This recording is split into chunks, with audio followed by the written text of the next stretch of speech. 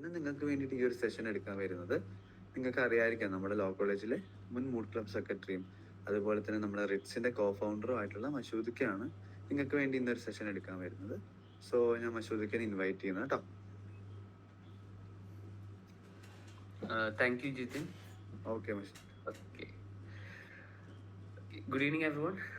അപ്പോൾ ആദ്യം തന്നെ SFI-GLCKക്കും അതുപോലെ തന്നെ SFI-GLCKയുടെ ജോസഫ് സ്റ്റാലിൻ സ്റ്റഡി സർക്കിളിനും ഈ പരിപാടി നടത്തുന്നതിൻ്റെ ഒരു സന്തോഷം ഞാൻ അറിയിക്കുകയാണ്, അല്ലെങ്കിൽ എന്നെ ഇൻവൈറ്റ് ചെയ്തതിൻ്റെ സന്തോഷം അറിയിക്കുന്നു. അതുപോലെ തന്നെ ഈ ഒരു ഇനീഷ്യേറ്റീവ് അവരെടുത്തതിനെ എന്തായാലും നമ്മൾ വളരെയധികം അപ്രീഷിയേറ്റ് ചെയ്യണം. കാരണം ഫസ്റ്റ് ഇയേഴ്സ് കുറേ പേര് ജോസഫ് സ്റ്റാലിൻ സ്റ്റഡി സർക്കിളിൻ്റെ ഗ്രൂപ്പിൽ ആളുകൾ എന്ന് ജോയിൻ ചെയ്ത് കഴിഞ്ഞാലും ഈ പറയുന്ന രാജ്യത്ത് ഏത് ഭാഗത്ത് നടക്കുന്ന കോമ്പറ്റീഷൻസ് ആണെങ്കിലും ലോ റിലേറ്റഡ് ആയിട്ടുള്ള സ്റ്റുഡൻസിന് അറിയാൻ കഴിയുന്ന ഒരു പ്ലാറ്റ്ഫോമായിട്ട് മാറിയിട്ടുണ്ട്. കുറേ അധികം വിദ്യാർത്ഥികൾ, ഗവൺമെന്റ് ലോ കോളേജ് കോഴിക്കോടിലെ വിദ്യാർത്ഥികൾ മാത്രമല്ല, മറ്റ് പല ക്യാമ്പസിലെയും കുട്ടികൾ ഉൾക്കൊള്ളിച്ചുകൊണ്ട് ആ ഒരു ഗ്രൂപ്പ് നല്ല രീതിയിൽ നടത്തിക്കൊണ്ടുപോകുന്ന ആളുകളെ നമുക്ക് കാണുന്നുണ്ട്. അത് വലിയൊരു ഇനീഷ്യേറ്റീവ് തന്നെയാണ്. അപ്പോൾ ഫസ്റ്റ് ഇയേഴ്സ് ഇപ്പോൾ ജോയിൻ ചെയ്തിട്ടേ ഉള്ളൂ അല്ലെ, കുറേ പേര് ജോയിൻ ചെയ്തിട്ടേ ഉള്ളൂ. അപ്പോൾ ജോയിൻ ചെയ്ത സമയത്ത് തന്നെ പലരും ആ ഗ്രൂപ്പിൽ ജോയിൻ ആയി. അപ്പോൾ അവരോട് തന്നെ ഈ അഡ്മിൻസുമായിട്ടൊക്കെ കോൺടാക്ട് ചെയ്തുകൊണ്ട് കുറേ പേര് പറഞ്ഞു മുട്ട് ഓറിയന്റേഷൻ വേണം. എന്നതിനെ തുടർന്നിട്ടാണ് ഈ ഒരു പ്രോഗ്രാം ഇപ്പോൾ നമ്മൾ കണ്ടക്ട് ചെയ്യുന്നത്. നിങ്ങൾ നോക്കിക്കഴിഞ്ഞാൽ കോഴിക്കോട് ഗവൺമെന്റ് ലോ കോളേജിലാണെങ്കിലും അതുപോലെ തന്നെ തൃശ്ശൂരൊക്കെ ഞാനിപ്പോൾ പോസ്റ്റർ കണ്ടു.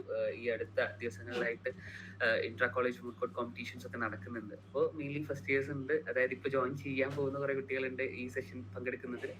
അതുപോലെ തന്നെ നിലവിൽ ലോ കോളേജിൽ പഠിച്ചുകൊണ്ടിരിക്കുന്ന ആളുകളും ഉണ്ട് എന്ന് ഞാൻ മനസ്സിലാക്കുന്നു. അപ്പൊ നിങ്ങൾക്ക് എല്ലാവർക്കും ഉപയോഗപ്രദമാകും എന്ന രീതി, അല്ലെങ്കിൽ നിങ്ങൾക്ക് എല്ലാവർക്കും ഉപയോഗപ്രദമാകുന്ന രീതിയിലാണ് ഈ ഒരു സെഷൻ നമ്മൾ പ്ലാൻ ചെയ്തിട്ടുള്ളത്.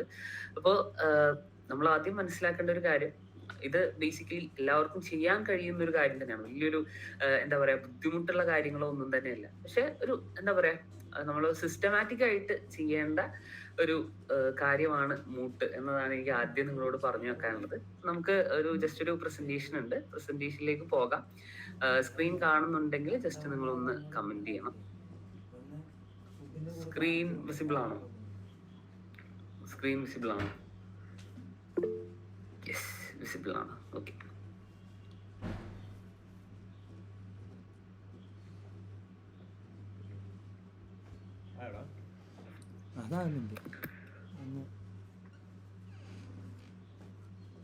ഓക്കെ.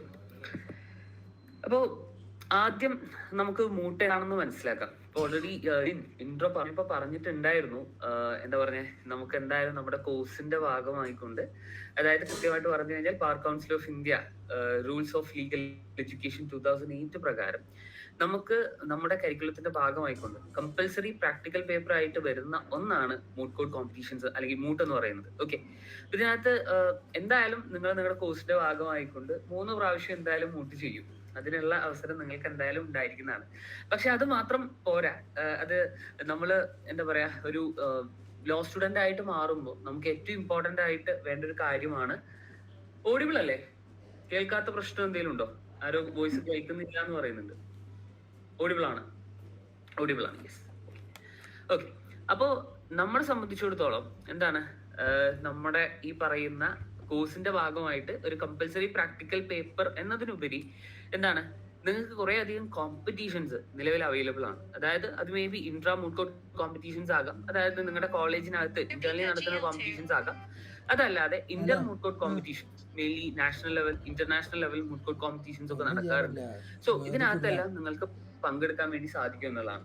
അപ്പൊ അതിനകത്ത് ചിലപ്പോൾ നിങ്ങൾക്ക് സംശയം വന്നേക്കാം, അതിനെ ഫസ്റ്റ് ഇയർ തന്നെ സാധിക്കും, അല്ലെങ്കിൽ സെക്കൻഡ് ഇയറിലാണോ സാധിക്കുക, അത് 5 ഇയേഴ്സിൽ മാത്രമാണോ സാധിക്കുക, അങ്ങനെയുള്ള ക്വസ്റ്റ്യൻസ് ഒക്കെ ചിലപ്പോൾ മനസ്സിൽ വരുന്നുണ്ടാവും. നമ്മൾ മനസ്സിലാക്കേണ്ട കാര്യം, ലോ സ്റ്റുഡന്റ് ആയിട്ടുള്ള എല്ലാവർക്കും തന്നെ ജനറലി പാർട്ടിസിപ്പേറ്റ് ചെയ്യാൻ കഴിയുന്നതാണ് മൂട്ട് കോർട്ട് കോമ്പറ്റീഷൻസ്. ഓക്കെ, നിങ്ങൾ ലോ കോളേജ് ആയി കഴിഞ്ഞാൽ ഉടനെ തന്നെ നിങ്ങൾക്ക് പാർട്ട് ചെയ്യാൻ കഴിയുന്ന ഒരു കോമ്പറ്റീഷൻ ആണ്, അല്ലെങ്കിൽ ഒരു പ്രാക്ടിക്കലി നിങ്ങൾക്ക് എന്താണ് ഒരു കോർട്ട് അപ്രോച്ച്, അല്ലെങ്കിൽ കോടതിയിൽ എങ്ങനെയാണ് പ്രൊസീഡിങ്സ് നടക്കുക എന്നുള്ള കാര്യങ്ങളൊക്കെ മനസ്സിലാക്കാൻ സാധിക്കുന്ന ഒന്നാണ് മൂട്ട് കോർട്ട് കോമ്പറ്റീഷൻ എന്ന് പറയുന്നത്. അപ്പൊ മൂട്ടിനകത്ത് നമ്മൾ മനസ്സിലാക്കേണ്ട ഒരു കാര്യം, നമുക്കറിയാം രീതിയിലുള്ള കോടതികളാണ്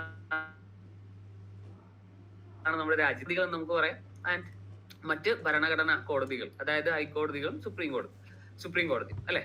അപ്പൊ ഇവിടെ മൂട്ടിനകത്ത് മിക്കവാറും ഇപ്പൊ നമ്മൾ ഒരു നാഷണൽ ലെവൽ മൂട്ട് എടുക്കുകയാണെങ്കിൽ കൂടുതലും നമ്മൾ ആ പ്രോബ്ലംസ് ഒക്കെ കാണുക എന്താണ്, ഈ കേസ് നടക്കുന്നത് സുപ്രീം കോർട്ട് ആൻഡ് ഹൈക്കോർട്ട് എന്ന രീതിയിലാണ്. ഓക്കെ, അപ്പൊ മെയിൻലി ഈ പറയുന്ന കോൺസ്റ്റിറ്റ്യൂഷണൽ കോർട്ടുകളിൽ നടക്കുന്ന രീതിയിൽ അല്ലെങ്കിൽ അവിടുത്തെ പ്രൊസീജിയർ ആണ് നമ്മൾ കൂടുതലും ഈ പറയുന്ന മൂട്ട് കോർട്സിന് ഉപയോഗിക്കുന്നത് എന്ന കാര്യം മനസ്സിലാക്കുക. ട്രയൽ കോർട്ടിലുള്ള സംഭവമല്ല. അതായത് നമ്മള് മമ്മൂട്ടി നരസിംഹത്തിൽ വന്നിട്ട് പറയുന്നുണ്ടല്ലോ, shall I remind you something, ആ സംഭവം അടിക്കാനുള്ള സ്ഥലമല്ല മൂട്ട് കോർട്ട് എന്നതാണ് നമ്മൾ ആദ്യം മനസ്സിലാക്കേണ്ടത്. അപ്പൊ അതിന് നമുക്ക് അങ്ങനെ എന്താണ് ചെയ്യാൻ വേണ്ടിയിട്ട് നമുക്ക് എന്താണ് വേറെ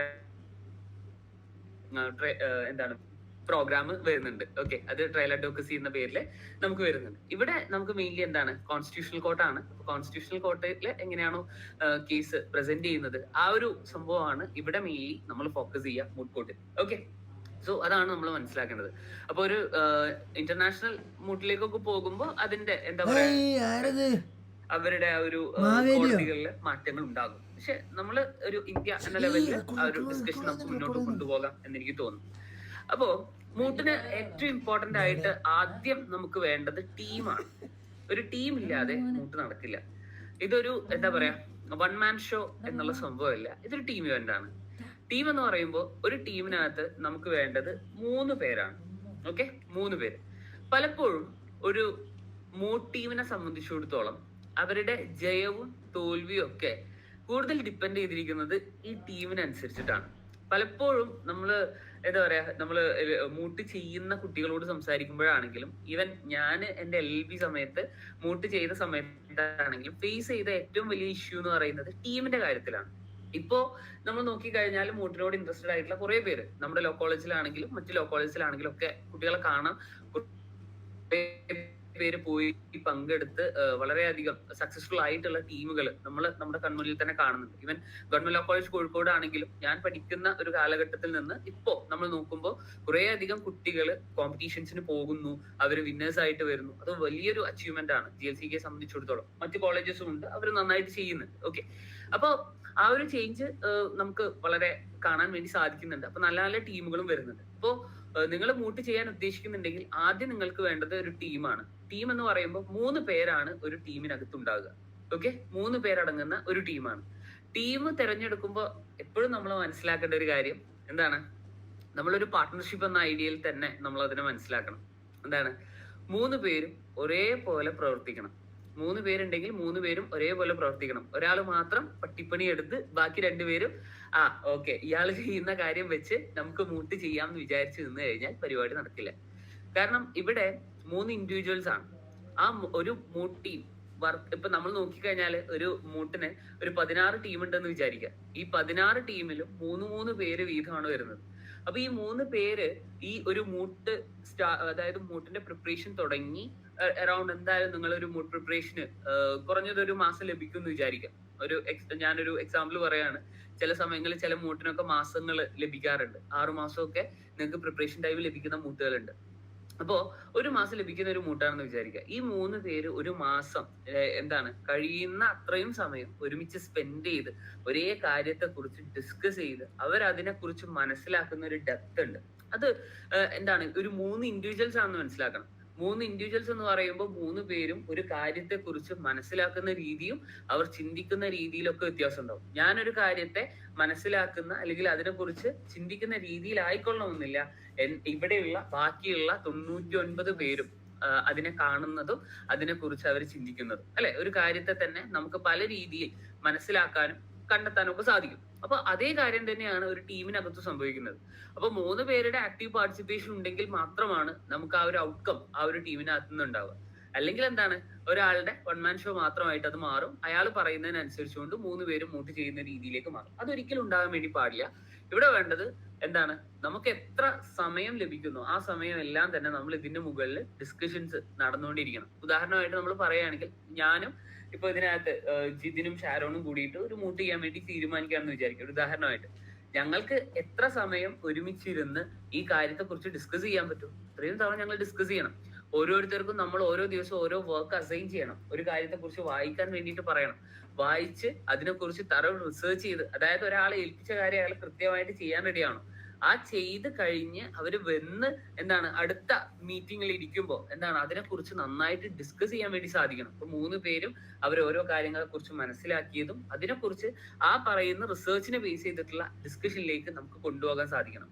അപ്പോഴാണ് നമുക്ക് എന്ത് ചെയ്യാൻ പറ്റുക, നമുക്ക് ഒരു നല്ലൊരു ടീമായിട്ട് നല്ലൊരു മൂട്ട് പ്രസന്റ് ചെയ്യാൻ വേണ്ടിയിട്ട് സാധിക്കുക എന്നുള്ളതാണ്. അപ്പൊ ടീമാണ് ഇതിനകത്ത് എന്നെ സംബന്ധിച്ചിടത്തോളം ഇത്രയും കാലം മൂട്ട് ചെയ്തതിനെ വെച്ച ഒരു അനുഭവത്തിൽ ഏറ്റവും ബേസ് ആയിട്ട് നമുക്ക് വേണ്ട ഒരു കാര്യം. നമ്മള് എന്താണ് എപ്പോഴും ഒരു വീടുണ്ടാക്കുമ്പോൾ എന്താണ് അതിന്റെ ഫൗണ്ടേഷൻ വളരെ സ്ട്രോങ് ആവണമെന്ന് പറയില്ലേ. അപ്പൊ മൂട്ടിനെ സംബന്ധിച്ചിടത്തോളം ഏറ്റവും ഇമ്പോർട്ടന്റ് ആയിട്ടുള്ള ഫൗണ്ടേഷൻ എന്ന് പറയുന്നത് ടീമാണ്. ടീം കഴിഞ്ഞ ശേഷമേ ബാക്കി എന്തും വരുന്നുള്ളൂ. ടീം സെറ്റ് ആണെന്നുണ്ടെങ്കിൽ നിങ്ങൾ പിന്നെ വേറെ ഒന്നും പേടിക്കാനില്ല, ബാക്കിയുള്ളതൊക്കെ അതിന്റെ കൂടെ വരും. അതാണ് എനിക്ക് ആദ്യം പറയാനുള്ളത്. അപ്പൊ നമുക്ക് ആദ്യം ഒരു മൂട്ട് കോർട്ട് ഹാൾ എങ്ങനെയായിരിക്കും എന്ന് പരിചയപ്പെടാം. അപ്പൊ ഒരു ഐഡിയ നിങ്ങൾക്ക് കിട്ടും എന്താണ് ഒരു മൂട്ട് അല്ലെങ്കിൽ എന്താണ് ആ ഒരു സെറ്റപ്പ് എന്ന് മനസ്സിലാക്കി കഴിഞ്ഞാൽ പിന്നീട് മുന്നോട്ടുള്ള ചർച്ചകൾ വളരെ സിമ്പിൾ ആയിരിക്കും. നമ്മൾ മനസ്സിലാക്കേണ്ട കാര്യം, ഇങ്ങനെയാണ് ഒരു കോർട്ട് സെറ്റപ്പ് വരിക. ഇവിടെ നമ്മള് എന്താണ് നമ്മൾ സിനിമകളിൽ കാണുന്ന പോലെ എന്താണ് പ്രതിയായിട്ട് ഒരാള് അല്ലെങ്കിൽ വിറ്റ്നസ് ആയിട്ടുള്ള ഒരാള് അങ്ങനെയുള്ള കൺസെപ്റ്റുകൾ ഒന്നും തന്നെ ഇല്ല. ഞാൻ നേരത്തെ പറഞ്ഞു, ഇത് ബേസിക്കലി ഇവിടെ എന്താണ് നമ്മൾ കുറച്ചുകൂടി കോൺസ്റ്റിറ്റ്യൂഷണൽ കോടതികളാണ് നമ്മുടെ ഡിസ്കഷനിലേക്ക് വരുന്നത്, അല്ലെങ്കിൽ അവിടെയുള്ള പ്രൊസീജിയേഴ്സ് ആണ് കൂടുതലും ഈ പറയുന്ന മൂട്ട് കോർട്ടിലേക്ക് വരുമ്പോൾ നമുക്കുള്ളത്. അപ്പോ 2 പാർട്ടീസ് ആണ്, അതായത് കോമ്പറ്റീഷൻ ആണ് നമ്മൾ പറഞ്ഞു. അപ്പൊ 2 പാർട്ടീസ് തമ്മിലുള്ള കോമ്പറ്റീഷൻ ആണ് ശരിക്കും പറഞ്ഞാൽ മൂട്ട് കോർട്ടിനകത്ത് നടക്കുന്നത്. അപ്പോ ഒരു ഭാഗം എന്ന് പറയുന്നത് എന്താണ് വാദിഭാഗവും പ്രതിഭാഗവും എന്ന് മലയാളത്തിൽ പറയാം അല്ലെ. ഇംഗ്ലീഷിൽ നമ്മൾ ഇതിനെ പറയുമ്പോൾ പ്ലേറ്റിഫ് സൈഡ് അല്ലെങ്കിൽ അപ്പലന്റ് സൈഡ് ആയിട്ട് ഒരു പാർട്ടി വരുന്നുണ്ട്. അതിനകത്ത് നമ്മൾ പറഞ്ഞ പോലെ തന്നെ 3 പേര് ഒരു ടീമിനകത്ത് ഉണ്ടെന്ന് പറഞ്ഞു. അതിന് ഓപ്പോസിറ്റ് ആയിട്ട് ഡിഫൻഡൻസ് അല്ലെങ്കിൽ റെസ്പോണ്ടന്റ് സൈഡ് വരുന്നുണ്ട്. ആ ടീമിനകത്തും 3 പേര് വരുന്നുണ്ട്. നമ്മൾ നേരത്തെ പറഞ്ഞ പോലെ ഒരു ടീമിനകത്ത് 3 പേരാണ്. ഈ 3 പേരിൽ 2 പേർ കൗൺസിൽസ് ആണ്. കൗൺസിൽ എന്ന് പറഞ്ഞു കഴിഞ്ഞാൽ അഡ്വക്കേറ്റ്സ്. അവരാണ് കേസ് പ്രസന്റ് ചെയ്യുക, അതായത് അവരാണ് ഓറൽ പ്രസന്റേഷൻ നടത്തേണ്ട ആളുകൾ. ക്ലിയർ? ഓറൽ പ്രസന്റേഷൻ നടത്തേണ്ട ആളുകളാണ് കൗൺസിൽ എന്ന് പറയുന്നത്. 3ാമത്തെ ആളാണ് റിസർച്ചർ. റിസർച്ചറിനെ സംബന്ധിച്ചിടത്തോളം ആ പേര് പറഞ്ഞിരിക്കുന്ന പോലെ തന്നെ റിസർച്ച് ചെയ്യുക എന്നുള്ളത് തന്നെയാണ് അയാളുടെ ജോലി. പക്ഷേ ആ മൂട്ട് ചെയ്യുന്ന പല ആളുകളുടെയും തെറ്റായ ഒരു ചിന്താഗതി എന്താന്ന് വെച്ച് കഴിഞ്ഞാല് റിസർച്ചർ എല്ലാ റിസർച്ചും ചെയ്തോളും, ഞങ്ങൾ പോയി പ്രസന്റ് ചെയ്താൽ മാത്രം മതി എന്നുള്ള രീതിയിലാണ് ഈ കൗൺസിൽ 1ഉം കൗൺസിൽ 2ഉം സാധാരണ രീതിയിൽ ചിന്തിക്കുന്നതായിട്ട് കാണുന്നത്. ഇപ്പൊ പ്രത്യേകിച്ച് മൂട്ട് തുടക്കക്കാരെന്ന രീതിയിൽ ഞാൻ പറയുകയാണ്, എന്താണ് കൗൺസിൽ 1ഉം കൗൺസിൽ 2ഉം റിസർച്ചറും 3 പേരും കൂടിയിട്ടാണ് റിസർച്ച് വർക്ക്സ് എല്ലാം ചെയ്യേണ്ടത്. ഇപ്പൊ കോടതിയുടെ റൂമിലേക്ക് എത്തുമ്പോൾ മാത്രമാണ് നിങ്ങളുടെ എന്താണ് ഈ പറഞ്ഞ കൗൺസിൽ 1ഉം കൗൺസിൽ 2ഉം റിസർച്ചറൊക്കെ ആയിട്ട് മാറുന്നത്. ആ രീതിയിൽ മനസ്സിലാക്കിയാൽ മതി. അപ്പോ ഇവിടെ കൗൺസിൽ 1ഉം കൗൺസിൽ 2 ആയിരിക്കും കേസ് പ്രസന്റ് ചെയ്യുക. റിസർച്ചറെ സംബന്ധിച്ചിടത്തോളം നിങ്ങൾ പ്രസന്റ് ചെയ്യുമ്പോൾ നിങ്ങളെ സപ്പോർട്ട് ചെയ്യുന്ന ഒരാളായിട്ട് പ്രവർത്തിക്കുക എന്നുള്ളതാണ്. വേറെയും കാര്യങ്ങൾ വരുന്നുണ്ട്, അത് ഞാൻ റിസർച്ചറെ കുറിച്ച് പറയുന്ന ഭാഗത്ത് പറയും. അപ്പോ ഇപ്പൊ ഉദാഹരണമായിട്ട് കൗൺസിൽ 1, ഞാനാണ് എന്റെ ടീമിലെ കൗൺസിൽ 1 എന്ന് വിചാരിക്കുക. ഞാനുണ്ട്, ജിതിനുണ്ട്, ഷാരോൺ ഉണ്ട്, ഉദാഹരണമായിട്ട് പറയാണ്. അപ്പൊ ഞാൻ കൗൺസിൽ 1, ജിതിനാണ് കൗൺസിൽ 2 ആൻഡ് ഷാരോൺ ആണ് റിസർച്ചർ എന്ന് വിചാരിക്കുക. അങ്ങനെയാണെങ്കിൽ ഫസ്റ്റ് കൗൺസിൽ ആയിട്ടുള്ള ഞാൻ പ്രസന്റ് ചെയ്യുമ്പോൾ എന്നെ സപ്പോർട്ട് ചെയ്യേണ്ട ആളുകളാണ് ജിതിനും ഷാരോണും. ഉദാഹരണമായിട്ട് എന്നോട് ജഡ്ജസ് ചോദ്യം ചോദിക്കുകയാണ്. നമ്മൾ കേസ് പ്രസന്റ് ചെയ്ത് തീരാൻ വേണ്ടിയിട്ടൊന്നും ജഡ്ജസ് കാത്തിരിക്കില്ല. നമ്മളിത് പ്രസന്റ് ചെയ്തിരിക്കുന്നതിന്റെ ഇടയിൽ തന്നെ അവർ കുറെ ചോദ്യങ്ങൾ ചോദിക്കും. അപ്പൊ അതിന് നമ്മൾ മറുപടി കൊടുക്കണം. അപ്പൊ ചില ചോദ്യങ്ങൾ, എല്ലാ ചോദ്യങ്ങൾക്കും ഉത്തരം ചിലപ്പോൾ എനിക്ക് അറിഞ്ഞോളണമെന്നില്ല, പിന്നെ കൂടുതലുള്ള ആളുകൾക്ക് അറിയുന്നുണ്ടാവും. അപ്പൊ അവരെന്നെ എന്ത് ചെയ്യണം, എന്നെ ഇതിനിടയിൽ വെച്ച് സഹായിക്കുക കൂടി അവരുടെ ജോലിയാണെന്ന കാര്യം മനസ്സിലാക്കുക. അപ്പൊ ഇതാണ് ബേസിക്കലി ഒരു കോർട്ട് റൂം സെറ്റപ്പ് എന്ന് പറഞ്ഞു കഴിഞ്ഞാൽ. ജഡ്ജസ് ഉണ്ട് ആൻഡ് 2 പാർട്ടീസ് ഉണ്ട്. മറ്റു കൂടാതെയുള്ള എന്താണ് നമ്മൾ സാധാരണ രീതിയിൽ ട്രഡീഷണൽ കോർട്സിലൊക്കെ കാണുന്ന പോലെ കോർട്ട് ഓഫീസേഴ്സ് ആയിട്ടുള്ള ആളുകളും ഉണ്ടാവും. ഓക്കെ, അപ്പൊ ഇതാണ് കോടതിയുടെ ഒരു സെറ്റപ്പ് എന്നുള്ള രീതിയിൽ നമ്മൾ മനസ്സിലാക്കുക. ഇതിന്റെ ഡീറ്റെയിൽസിലേക്ക് ഞാൻ വരും. അപ്പൊ നമുക്ക് മൂട്ട് എന്താണെന്നാണ് നമ്മൾ ചർച്ച ചെയ്തുകൊണ്ടിരിക്കുന്നത്. കോർട്ട് സെറ്റപ്പും ടീമും ഒക്കെ ഞാൻ പറഞ്ഞു. ഇനി അടുത്തത് മൂട്ട് എന്ന് പറയുമ്പോൾ അതിന്റെ തീംസ് മേ ബി ഓരോ ഇൻസ്റ്റിറ്റ്യൂഷൻ അനുസരിച്ചും അല്ലെങ്കിൽ അത് നടത്തുന്ന ഓർഗനൈസേഷൻസിനനുസരിച്ചും ഒക്കെ പല രീതിയിൽ മാറ്റങ്ങൾ വരാം. ചില തീമുകൾ നമ്മൾ സാധാരണ രീതിയിൽ കൂടുതലും കാണാറുള്ളത് കോൺസ്റ്റിറ്റ്യൂഷൻ ആണ് അല്ലെ. എനിക്ക് തോന്നുന്നു ഇപ്പോ ലേറ്റസ്റ്റ് ആയിട്ട് വായിച്ചൊരു ടോപ്പിക് അല്ലെങ്കിൽ ഒരു മൂട്ടിന്റെ തീം കണ്ടിട്ടുണ്ടായിരുന്നത് നിങ്ങൾക്ക് ഓർമ്മയുണ്ടോ എനിക്കറിയില്ല. നമ്മുടെ ഗവർണറുടെ ഒരു ഇഷ്യൂ ഉണ്ടായിരുന്നു. തമിഴ്നാട് ഗവർണറും അവരുടെ ഗവൺമെന്റും തമ്മിലൊരു ഇഷ്യൂ ഉണ്ടായിരുന്നു. സുപ്രീം കോടതി ഗവർണർ അത്രയും കാലം പാസ്സാക്കാതെ വെച്ചിട്ടുണ്ടായിരുന്ന നിയമങ്ങളെല്ലാം തന്നെ എന്താണ് പാസ്സാക്കി എന്ന രീതിയിലേക്ക് വന്ന കുറച്ച് കാര്യങ്ങൾ അല്ലെ. അപ്പൊ അതുമായി ബന്ധപ്പെട്ടുകൊണ്ടുള്ള പ്രോബ്ലംസ് ഒക്കെ ശ്രദ്ധിച്ചിട്ടുണ്ടായിരുന്നു. അപ്പോ ഇങ്ങനെ തന്നെയാണ് നമ്മൾ പല തീമുകൾ നമുക്ക് കാണാം. മേ ബി കോൺസ്റ്റിറ്റ്യൂഷൻ ആകാം, ക്രിമിനലോ ആകാം, ടാക്സേഷൻ ആകാം, ലോ ഓഫ് കോൺട്രാക്ട്സുമായി ബന്ധപ്പെട്ടതാകാം, IPR ആകാം, ഇന്റർനാഷണലോ ആകാം. അത് ഈ പറയുന്ന കോമ്പറ്റീഷൻ നടത്താൻ പോകുന്ന ഇൻസ്റ്റിറ്റ്യൂഷനാണ് തീരുമാനിക്കുക ഏത് തീമിന് മുകളിൽ നടത്താം. സാധാരണ രീതിയിൽ കൂടുതലും കാണാറുള്ളത് കോൺസ്റ്റിറ്റ്യൂഷൻ ബേസ്ഡ് ആയിട്ടുള്ളതാണ്. ഇപ്പൊ നാഷണൽ ലെവൽ കോമ്പറ്റീഷൻസ് ഒക്കെ ആണെങ്കിലും അത് കൂടുതലും കോൺസ്റ്റിറ്റ്യൂഷൻ കാണാറുണ്ട്. അല്ലെങ്കിൽ ഈ പറയുന്ന കോൺസ്റ്റിറ്റ്യൂഷനും ക്രിമിനൽ ലോയും കമ്പൈൻ ചെയ്തിട്ട് കാണാറുണ്ട്. അല്ലെങ്കിൽ ഇതിനകത്തുള്ള ഏതെങ്കിലും ഒന്ന്, അല്ലെങ്കിൽ ഇന്റർനാഷണലോ ആൻഡ് ക്രിമിനലോ കമ്പൈൻ ചെയ്തിട്ട് കാണാം. അപ്പോൾ ഇറ്റ് ഡിപ്പെൻസ്. അത് നിങ്ങൾ തിരഞ്ഞെടുക്കുന്ന മൂഡിനെ പോലെയാണ്. ഇപ്പൊ നമ്മൾ നോക്കിക്കഴിഞ്ഞാൽ നമ്മുടെ ചുറ്റും നടക്കുന്ന പല കോമ്പറ്റീഷൻസും അറിയാൻ നമുക്ക് പല പ്ലാറ്റ്ഫോംസും ഉണ്ട്. ഇപ്പൊ നമ്മൾ അതോറിറ്റേറ്റീവായിട്ട് പറയുകയാണെങ്കിൽ ലോക്ടോപ്പസ് എന്ന് പറയുന്ന ഒരു വെബ്സൈറ്റ് ഉണ്ട്. ആ വെബ്സൈറ്റിനകത്ത് രാജ്യത്ത് മുഴുവനായിട്ട് നടക്കുന്ന ലോ സ്റ്റുഡൻസിന് പങ്കെടുക്കാൻ കഴിയുന്ന എല്ലാ കോമ്പറ്റീഷൻസും അപ്ഡേറ്റ് ചെയ്യുന്ന ഒരു വെബ്സൈറ്റ് ആണ്. അതുകൂടാതെ ലൈവ് ലോയുടെ ഒരു അവരുടെ ഒരു പാർട്ട് അവർ ചെയ്യുന്നുണ്ട് ഇതേപോലുള്ള കോമ്പറ്റീഷൻസ് അറിയിക്കാൻ വേണ്ടിയിട്ട്. അങ്ങനെ കുറെ പ്ലാറ്റ്ഫോംസ് ഉണ്ട്. അപ്പൊ അതിനകത്തൊക്കെ നോക്കിക്കഴിഞ്ഞാൽ നിങ്ങൾക്ക് എന്ത് ചെയ്യാൻ പറ്റും? ഈ പറയുന്ന മൂഡ് കോർട്ട് കോമ്പറ്റീഷൻസ് കാണാൻ വേണ്ടിയിട്ട് പറ്റും. അപ്പോൾ അതിനകത്ത് നിങ്ങൾക്ക് ഏറ്റവും ഇഷ്ടപ്പെട്ടു എന്ന് തോന്നുന്ന, അല്ലെങ്കിൽ നിങ്ങൾക്ക് ഇൻട്രസ്റ്റിംഗ് ആയിട്ട് തോന്നുന്ന തീമിനനുസരിച്ച് അല്ലെങ്കിൽ ടോപ്പിക്കിനനുസരിച്ചുകൊണ്ട് പ്രോബ്ലം വായിച്ചിട്ട് നിങ്ങൾക്ക് തീരുമാനിക്കാം ഏത് മൂട്ട് ചെയ്യണമെന്ന്. അപ്പൊ ഒരു മൂട്ട് ഇപ്പൊ ഞാൻ എടുത്തു എന്ന് വിചാരിക്കാം. ഞാൻ ഉദാഹരണമായിട്ട് എന്റെ തീം ഞാൻ സെലക്ട് ചെയ്യാണ്. ഓക്കെ, കോൺസ്റ്റിറ്റ്യൂഷൻ, എനിക്ക് ഇഷ്ടം കോൺസ്റ്റിറ്റ്യൂഷൻ ആണ്. അപ്പൊ കോൺസ്റ്റിറ്റ്യൂഷന്റെ ഒരു മൂട്ട് ചെയ്യാം എന്നാണ് ഞാൻ തീരുമാനിക്കുന്നതെന്ന് വിചാരിക്കാം. ഞാൻ എന്റെ ടീം സെറ്റ് ചെയ്തിട്ടുണ്ട് ഓൾറെഡി, അല്ലെ? ജിതിനും ഷാരോണും ആണ് എന്റെ ടീം. അപ്പൊ ഞങ്ങളൊരു മൂട്ട് ചെയ്യാമെന്ന് തീരുമാനിച്ചു. അപ്പൊ ഞങ്ങൾ ആദ്യം ഒരു മൂട്ട് ചെയ്യണം. ആ മൂട്ടിന് വേണ്ടിയിട്ടുള്ള സെർച്ചായി ആദ്യത്തെ കാര്യം. അങ്ങനെ ഞങ്ങൾ സെർച്ച് ചെയ്തു. ഞങ്ങൾ സെർച്ച് ചെയ്തതിൽ ഒരു ഇൻസ്റ്റിറ്റ്യൂഷൻ XYZ എന്ന് പറയുന്ന ഒരു ഇൻസ്റ്റിറ്റ്യൂഷൻ നടത്തുന്ന ഒരു മൂട്ട്, നാഷണൽ ലെവൽ മൂട്ടാണ് ഞങ്ങൾ ചെയ്യാൻ വേണ്ടി പോകുന്നതെന്ന് വിചാരിക്കുക. ഞങ്ങൾ അതിന് കോൺസ്റ്റിറ്റ്യൂഷൻ ബേസ്ഡ് ആയിട്ടുള്ള ഒരു മൂട്ടുമാണ്. ഓക്കെ, അപ്പോ ആദ്യം ഞങ്ങൾ ചെയ്യേണ്ട കാര്യം എന്താണ്? അവര് എന്തായാലും അവരുടെ വെബ്സൈറ്റിനകത്ത് അല്ലെങ്കിൽ ഈ പറയുന്ന നോട്ടിഫിക്കേഷനകത്ത് അവരുടെ മൂട്ടിന്റെ പ്രോബ്ലം എന്തായാലും എന്ത് ചെയ്തിട്ടുണ്ടാവും? പബ്ലിഷ് ചെയ്തിട്ടുണ്ടാവും. പ്രോബ്ലം മാത്രമല്ല, അതിന്റെ കൂടെ കോമ്പറ്റീഷന്റെ റൂൾസും നൽകിയിട്ടുണ്ടാവും. ഇത് രണ്ടുമാണ് നമ്മളെ സംബന്ധിച്ചിടത്തോളം ഏറ്റവും ഇമ്പോർട്ടന്റ് ആയിട്ടുള്ള കാര്യങ്ങൾ. എല്ലാവരും സാധാരണ മൂഡ് പ്രോബ്ലം മാത്രം വായിക്കും, പക്ഷെ റൂൾസ് വായിക്കില്ല. നമ്മൾ രണ്ടും വായിക്കണം എന്നുള്ളതാണ്. പക്ഷെ റൂൾസ് ജസ്റ്റ് ആ കോമ്പറ്റീഷൻ എന്താണ് കാര്യങ്ങൾ മനസ്സിലാക്കാൻ വേണ്ടിയിട്ട് മാത്രമാണ്. പക്ഷെ മൂഡ് പ്രോബ്ലത്തിന് അനുസരിച്ചിട്ടാണ് ബാക്കിയുള്ള എല്ലാ കാര്യങ്ങളും നടക്കുന്നത്. മൂഡ് പ്രോബ്ലം എന്താണെന്ന് പറഞ്ഞു കഴിഞ്ഞാൽ ഇപ്പൊ നിങ്ങൾക്ക് തോന്നുന്നുണ്ടോ എന്താണ് ഇപ്പൊ പെട്ടെന്ന് ഒരു mood problem? Sir theme select ചെയ്തു എന്ന് പറഞ്ഞു, അടുത്ത പ്രോബ്ലം എന്ന് പറയുമ്പോൾ നമ്മള് മൂട്ട് അല്ലെങ്കിൽ ഒരു കേസ് നടക്കുന്ന എപ്പോഴും എന്തിനാണ്? ഒരു പ്രശ്നമുണ്ട്, ആ പ്രശ്നത്തിന് ഒരു പരിഹാരം കണ്ടെത്താൻ വേണ്ടിയിട്ടാണ്, അല്ലെ? സിമിലർലി ഇവിടുത്തെ സിറ്റുവേഷനും സെയിം ആണ്. ഒരു പ്രോബ്ലം ഉണ്ട് അല്ലെങ്കിൽ ഒരു പ്രശ്നമുണ്ട്, ആ പ്രശ്നം സോൾവ് ആക്കാൻ വേണ്ടിയിട്ടാണ് ഈ പറയുന്ന കേസ് നടത്തുന്നത്. അപ്പോൾ നിങ്ങൾ ഒരു മൂട്ടിന് പ്രിപ്പയർ ചെയ്യുമ്പോൾ, ഇപ്പൊ ഞാന്, ജിതിന്, ഷാരോ, ഞങ്ങൾ ഒരു മൂട്ടിന് വേണ്ടിയിട്ട് പങ്കെടുക്കാൻ വേണ്ടി പോവുകയാണെങ്കിൽ ഞങ്ങൾ എന്ത് ചെയ്യണം? ഞങ്ങള് ഈ പറയുന്ന മൂട്ടിന്റെ 2 ഭാഗവും ഞങ്ങള് പഠിക്കണം. അതായത് നേരത്തെ ഒരു കോർട്ട് റൂമിന്റെ സെറ്റപ്പ് ഞാൻ പറഞ്ഞു, അല്ലെ? 2 ഭാഗങ്ങളുണ്ട്, പ്ലെയിൻറ്റിഫ് ആൻഡ് ഡിഫൻഡന്റ് അല്ലെങ്കിൽ അപ്പലന്റ് ആൻഡ് റെസ്പോണ്ടൻസ് എന്ന സൈഡ് ഞാൻ പറഞ്ഞു. അപ്പോ ഞങ്ങളൊരു മൂട്ടിന് വേണ്ടി പ്രിപ്പയർ ചെയ്യുമ്പോൾ ഈ 2 മനസ്സിൽ വെച്ചുകൊണ്ട് വേണം ഞങ്ങളൊരു പ്രിപ്പറേഷനിലേക്ക് പോകാൻ. അപ്പൊ ആദ്യത്തെ സ്റ്റേജ് എന്ന രീതിയിൽ നമ്മുടെ കോമ്പറ്റീഷൻ നടത്തുന്ന ഇൻസ്റ്റിറ്റ്യൂഷൻ എപ്പോഴും പുറത്തുവിടുക എന്താണ്? ഒരു പ്രോബ്ലം ആയിരിക്കും. അപ്പൊ നമ്മൾ പ്രോബ്ലം ലഭിച്ചു കഴിഞ്ഞാൽ ആദ്യം ചെയ്യേണ്ട കാര്യം എന്താണ്? ആദ്യം ചെയ്യേണ്ട കാര്യം എത്ര തവണ വായിക്കാൻ വേണ്ടി സാധിക്കുമോ അത്രയും തവണ വായിക്കണം. ഒരു തവണ വായിക്കാന്ന് വിചാരിച്ചു കഴിഞ്ഞാൽ ഒരു തവണ വായിച്ചാൽ പോരാ, 2 തവണ വായിച്ചാൽ പോരാ, 3 തവണ വായിച്ചാൽ പോരാ. എത്ര തവണ വായിക്കാൻ പറ്റുമോ അത്രയും തവണ വായിക്കണം. കാരണം ഓരോ തവണ വായിക്കുമ്പോഴും നമ്മൾ ആ ഒരു പ്രോബ്ലത്തെ മനസ്സിലാക്കുന്ന രീതിയിൽ മാറ്റങ്ങൾ വന്നുകൊണ്ടിരിക്കും. ഓരോ തവണ വായിക്കുമ്പോഴും നമ്മൾ എന്ത് ചെയ്യുക? നമ്മുടെ ടീമുമായിട്ട് നമ്മൾ മനസ്സിലാക്കിയ കാര്യങ്ങൾ വെച്ചുകൊണ്ട് ഡിസ്കഷൻ നടത്തുക. അത് വളരെ ഇമ്പോർട്ടന്റ് ആയിട്ടുള്ള കാര്യമാണ്. അതാണ് ഞാൻ പറഞ്ഞത്, നമ്മുടെ ടീമിനിടയിൽ എപ്പോഴും കമ്മ്യൂണിക്കേഷൻ വേണം. അപ്പോൾ നമ്മളൊരു മൂഡ് പ്രോബ്ലം ലഭിച്ച് നമ്മുടെ ആദ്യ വായന കഴിഞ്ഞാൽ ആദ്യത്തെ ചർച്ച തുടങ്ങുക, 2ാമത്തെ വായന കഴിഞ്ഞാൽ വീണ്ടും ചർച്ച ചെയ്യുക. നമ്മൾ ഓരോ തവണ വായിച്ച് ചർച്ചകൾ നടത്തുമ്പോഴും നമ്മൾ ആ പ്രോബ്ലത്തെ കാണുന്ന രീതിയിൽ മാറ്റങ്ങൾ വരും. അപ്പൊ ആദ്യത്തെ കാര്യം എന്ന് ഞാൻ പറഞ്ഞ കാര്യം എന്താണ്? എത്ര തവണ വായിക്കാൻ വേണ്ടി സാധിക്കും അത്രയും തവണ വായിക്കുക. വായിച്ചാൽ മാത്രം പോരാ, അതിന്റെ കൂടെ തന്നെ നിങ്ങൾ നോട്ട് തയ്യാറാക്കണം. ഈ പറയുന്ന പ്രോബ്ലത്തിനകത്ത് നിന്നുള്ള നോട്ട് തയ്യാറാക്കി കൊണ്ടുവരണം. നോട്ട് തയ്യാറാക്കുന്നതിന്റെ കൂടെ തന്നെ ഏറ്റവും ഇമ്പോർട്ടന്റ് ആയിട്ടുള്ള കാര്യമാണ് പാർട്ടീസിനെ ഐഡന്റിഫൈ ചെയ്യുക.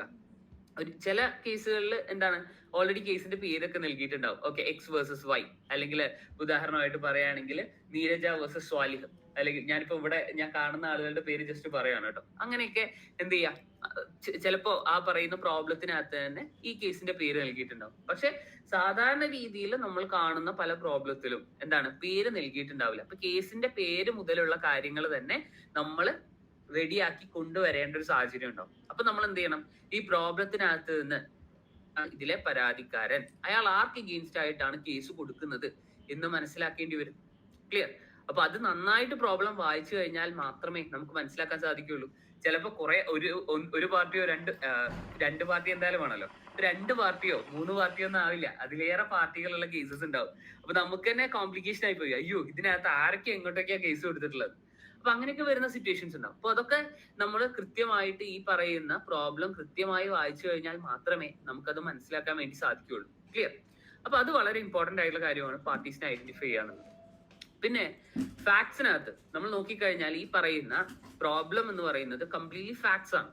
ലീഗലി ഉള്ള കാര്യങ്ങളൊക്കെ വളരെ കുറവായിരിക്കും. അതായത് നമ്മുടെ കേസിന് ആസ്പദമായിട്ടുള്ള ഫാക്ട്സ് ആണ് ഈ പറയുന്ന മൂഡ് പ്രോബ്ലം എന്ന് പറയുന്നത്. ഈ ഫാക്ട്സിനകത്ത് തന്നെ ആവശ്യമുള്ള കാര്യങ്ങൾ ഉണ്ടാവും, ആവശ്യമില്ലാത്ത കാര്യങ്ങൾ ഉണ്ടാവും. അപ്പൊ നമ്മൾ ഏറ്റവും ഇമ്പോർട്ടന്റ് ആയിട്ട് മനസ്സിലാക്കേണ്ട കാര്യം എന്താണ്, എന്തെല്ലാം ആവശ്യമുള്ള കാര്യങ്ങളുണ്ട് അതിനകത്താണ് നമ്മൾ ഫോക്കസ് ചെയ്യേണ്ടത്.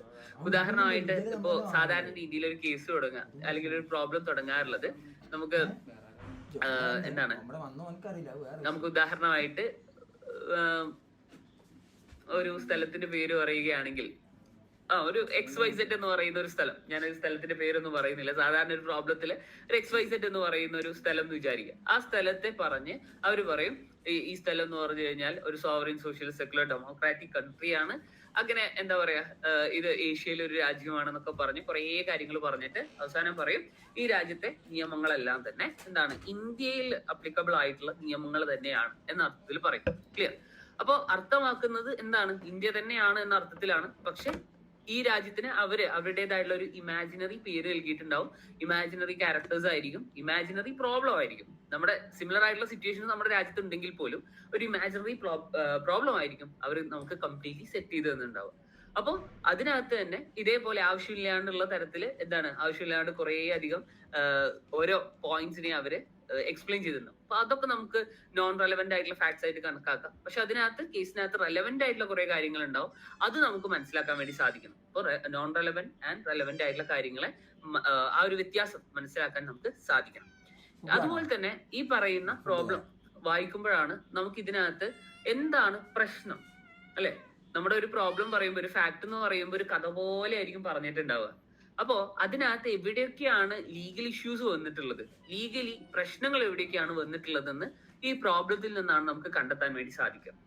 അതായത് 2 പാർട്ടീസ് ഉണ്ടെന്ന് പറഞ്ഞു, അല്ലെ? അല്ലെങ്കിൽ 2-ലധികം പാർട്ടീസ് ഉണ്ടാവും. അവർ തമ്മിൽ എവിടെയാണോ ആ ഒരു പോയിന്റ് ഓഫ് കോൺഫ്ലിക്ട് വരുന്നത്, അത് ഈ പറയുന്ന പ്രോബ്ലം കൃത്യമായി വായിച്ചു കഴിഞ്ഞാൽ മാത്രമേ, അല്ലെങ്കിൽ ആ പ്രോബ്ലം കൃത്യമായി മനസ്സിലാക്കി കഴിഞ്ഞാൽ മാത്രമേ നമുക്ക് മനസ്സിലാക്കാൻ വേണ്ടി സാധിക്കുകയുള്ളൂ. സോ ഈ പറയുന്ന പ്രോബ്ലം എത്രത്തോളം വായിക്കാൻ പറ്റുമോ അത്രയും തവണ വായിക്കണം.